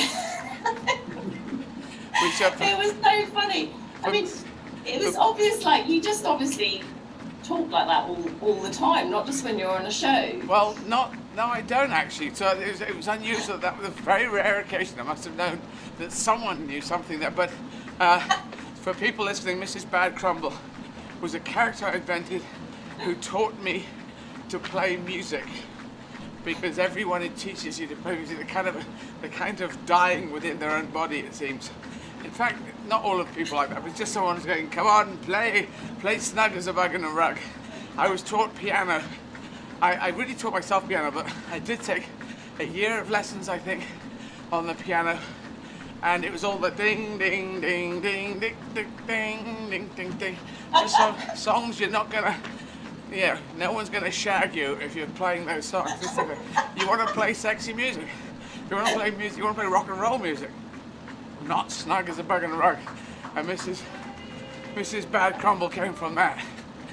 That was one of the first DVDs that I'd ever watched of you. I was just hooked. It was just so funny, and it's amazing. Like, I think what I love is you managed to talk about complete and utter rubbish with really important stuff as well, and a whole history lesson mixed in there as well. So that is the trick. I think if you track it all the way back, my early stuff, and it really does mirror Monty Python and their career, because they were a big influence on me.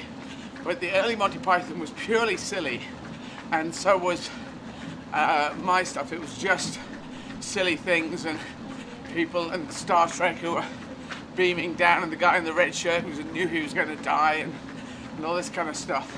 And then gradually you go on and you realize if you put a layer into it, then it has this weight. It has an interesting thing, which took me to the point of talking about human sacrifice. Why on earth did we ever do that? And I had this, I came down, I was trying to boil down the essence of what human sacrifice was about. Some obviously religious person obviously said to their tribe, the weather is bad, the crops have failed, the gods obviously hate us, so we're going to kill Steve. And that's job done. There we go. We're going to rip his heart out, entrails everywhere, and then next year, excellent crops. You just think everyone's going, what? Hang on, based on what?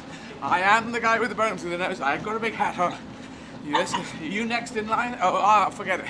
Good luck, Steve. So it was all taking this silly, beautifully, it's childlike comedy, but then you put it into levels like that, and then you could talk about what the hell were we doing ever? And that has a nice resonance when you can get the levels in there. I know, and that's what I love, because sometimes when you talk about certain subjects, like some people in the audience will know exactly what you're talking about, that period of history, whatever. Other people won't really, but you get people to actually think about it, like, what the hell are we actually doing, you know? And that's what I love. It's funny, but there's actually quite a serious point, and it's massively educating at the same time. So yeah, it's amazing, but yeah. So, and also, although you said about, earlier it used to be kind of, silly Monty Python thing, but I remember one of the DVDs I watched for you, I think you were in San Francisco or something, and it was in that same show that you were talking actually about quite serious issues about guns, talking about whoever's, went to his grandfather's arsenal, etc. But it's the same one where you were talking about the squirrel, where they kind of look sideways, and then I left the gas on. It was, I said, I'm all about, squirrel who'd run up trees and then keep a transgender squirrel who would keep makeup up the trees and he would eat nuts, and then they stop and they look around and go, well, I left the gas on. That's that. But that was the turning point. That's the one. That's why I won 2 Emmys for that show, and I was talking about Pol Pot and the murder. And if you kill 1 person, you go to prison. You kill 2, but if you 10, you're a serial murderer. And if you got 100,000, then people almost impressed. And it's weird. It goes into this other thing. He wasn't even shot. He was kept under house arrest, I think, at the end of his life. House arrest, Pol Pot. I mean, he should have been life in prison and whatever. But it's a bit bizarre. The more horrendous people do things, they seem to get away with it. It's very weird. Crime doesn't pay unless you take over a country and become a dictator, and then you can run it into the ground, it seems. So that's the unfortunate Robert Mugabe. What the hell is that about? Yeah. So there's a lot of, unfortunately, it's a problem for humanity. We still have to work out an answer to these questions. And I'm predicting this is our century. We make it a farewell for everyone this century, but we're not going to make it. That's what I'm saying. That's my prediction. Well, you're definitely doing a good job of bringing everyone's attention to that. So I'm trying to do it. So Timbo, I've talked a lot. So you ask questions now. My last 15 minutes, 13 minutes, 12 minutes. Well, one of the things that Kerry does is obviously hair removal with the lasers. And I was just wondering, how long would it take to remove the hair off a gorilla? Oh my God. 6 minutes is 6 minutes, isn't it, Kerry? Are you talking about my partner David there? Well, yeah, so basically, depends how big an area you're treating, and also it's not a one-off session. So yeah, active hair follicles in the body, there is only a certain amount that are actively growing, so it's a course of treatment, actually. Have you ever had any laser treatment, Eddie? Yes, I've had some hair removal, but you can't do it on blonde hairs. It has to be dark hair, doesn't it? Yeah. Yeah. And what's an albino gorilla would be they'd have no hope. No, that would be electrolysis, and I think they'd just be too big a job, quite frankly. Yeah. But yeah, I tried waxing my legs, but I prefer just shaving them because the waxing's a lot of bother and it comes back too quickly. But I can just shave my legs, so I just do it that way. It seems easier to me. Well, you know what to do next time you're in Bournemouth, Eddie. Yes, come and get all my hair removed. I'm trying to get. Okay, here's a question. You may not know the answer to this, but it's interesting.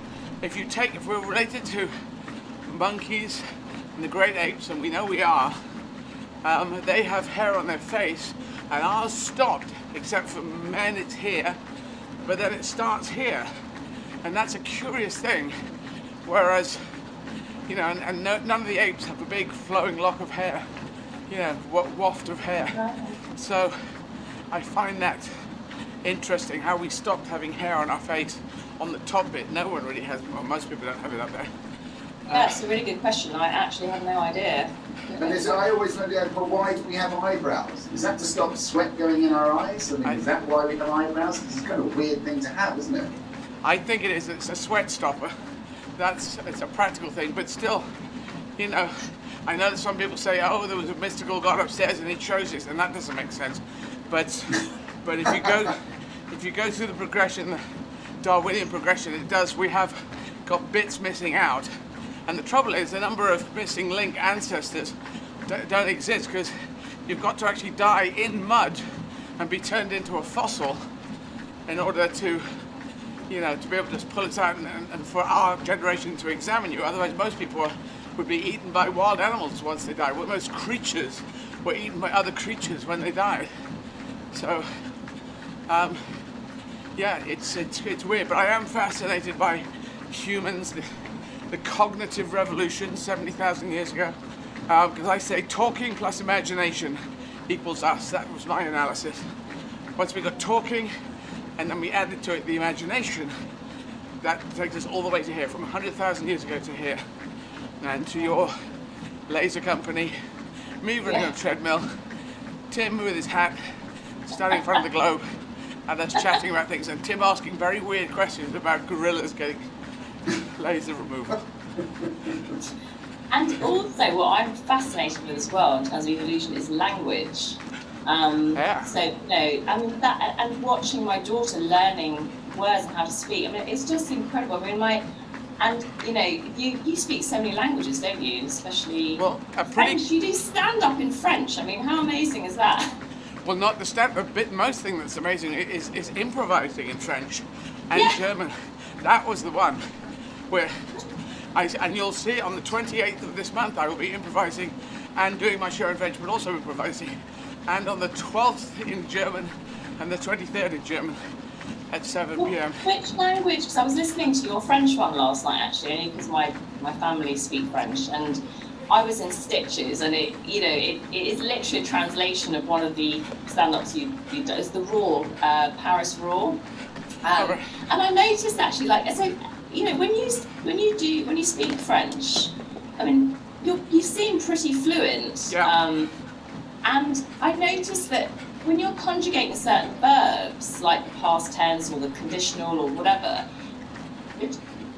do you look those up beforehand, or do you just know them? Because I noticed, like, sometimes the genders are not always correct on certain words, but your verb conjugation is, like, spot on. Well, I think it's more like the masculine and feminines, they are whatever they are, you know? And bizarrely, most of make-up words are masculine. Most of words about war are feminine. What the fuck is that? So you have to just memorize each and every one. It doesn't really help you if you know that battle is la bataille and rouge à lèvres, lipstick is le rouge à lèvres.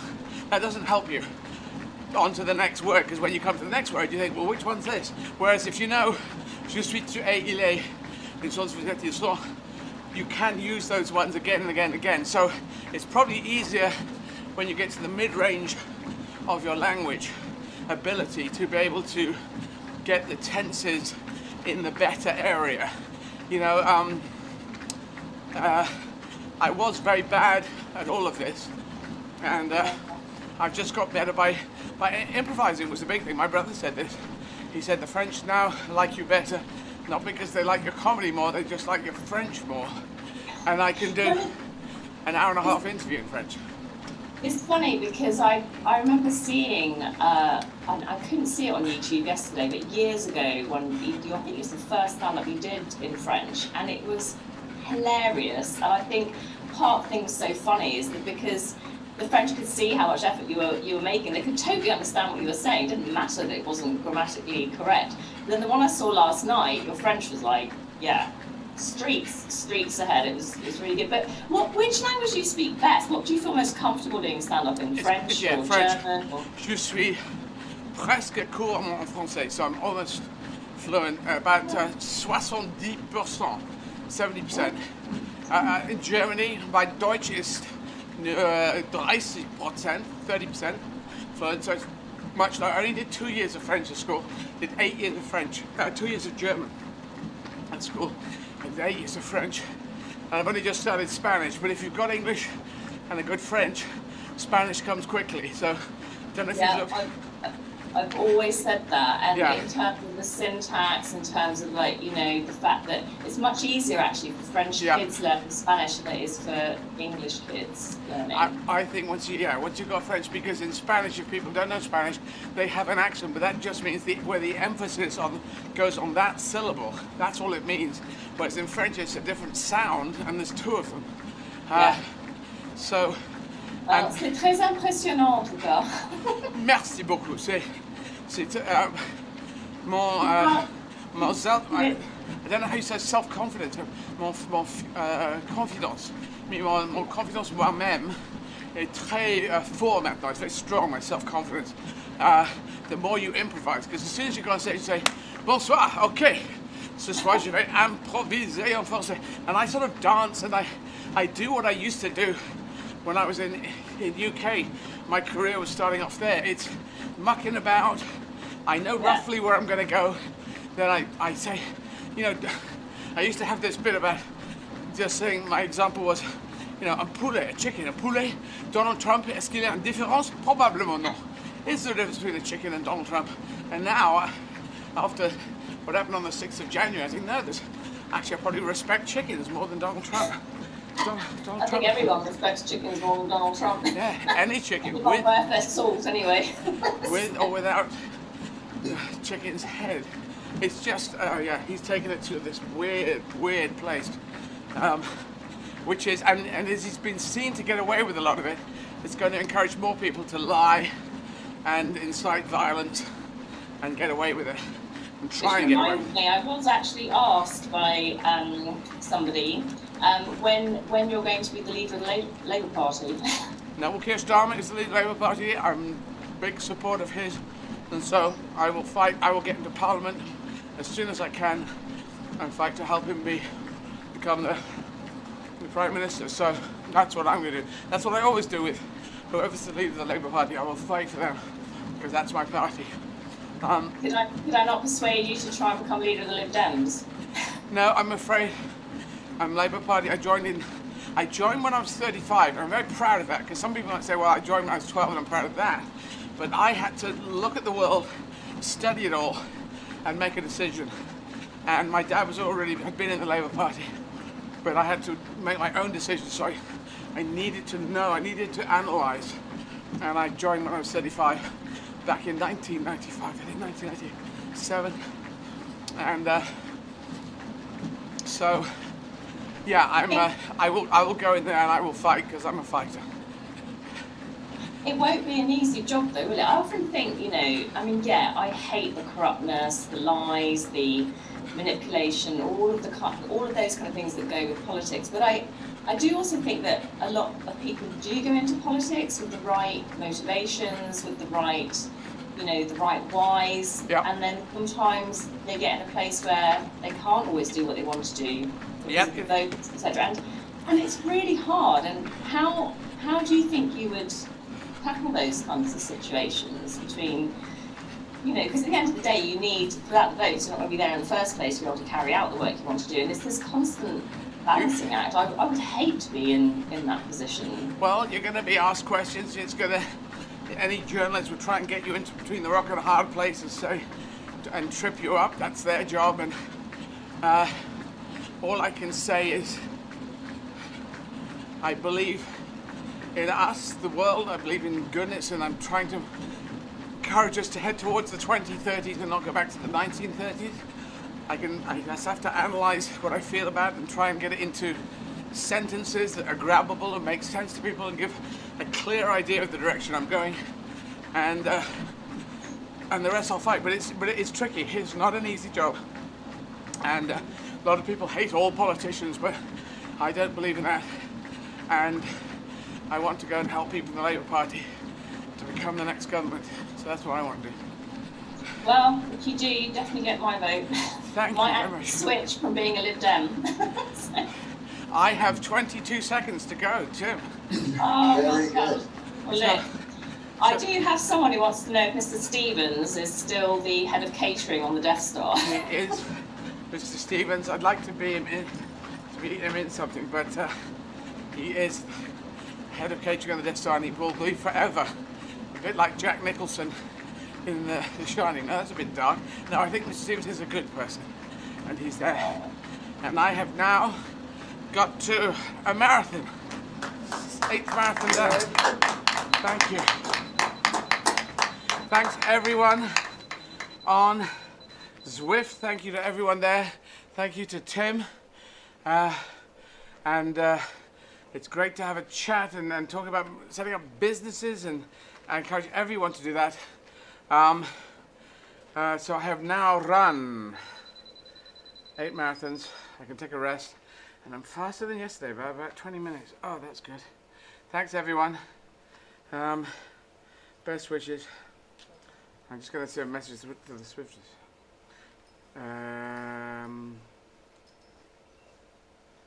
Thanks to everyone on Zwift. See you tomorrow. Well done, Ed. Cheers. Thank See you tomorrow. See you tomorrow. Cheers.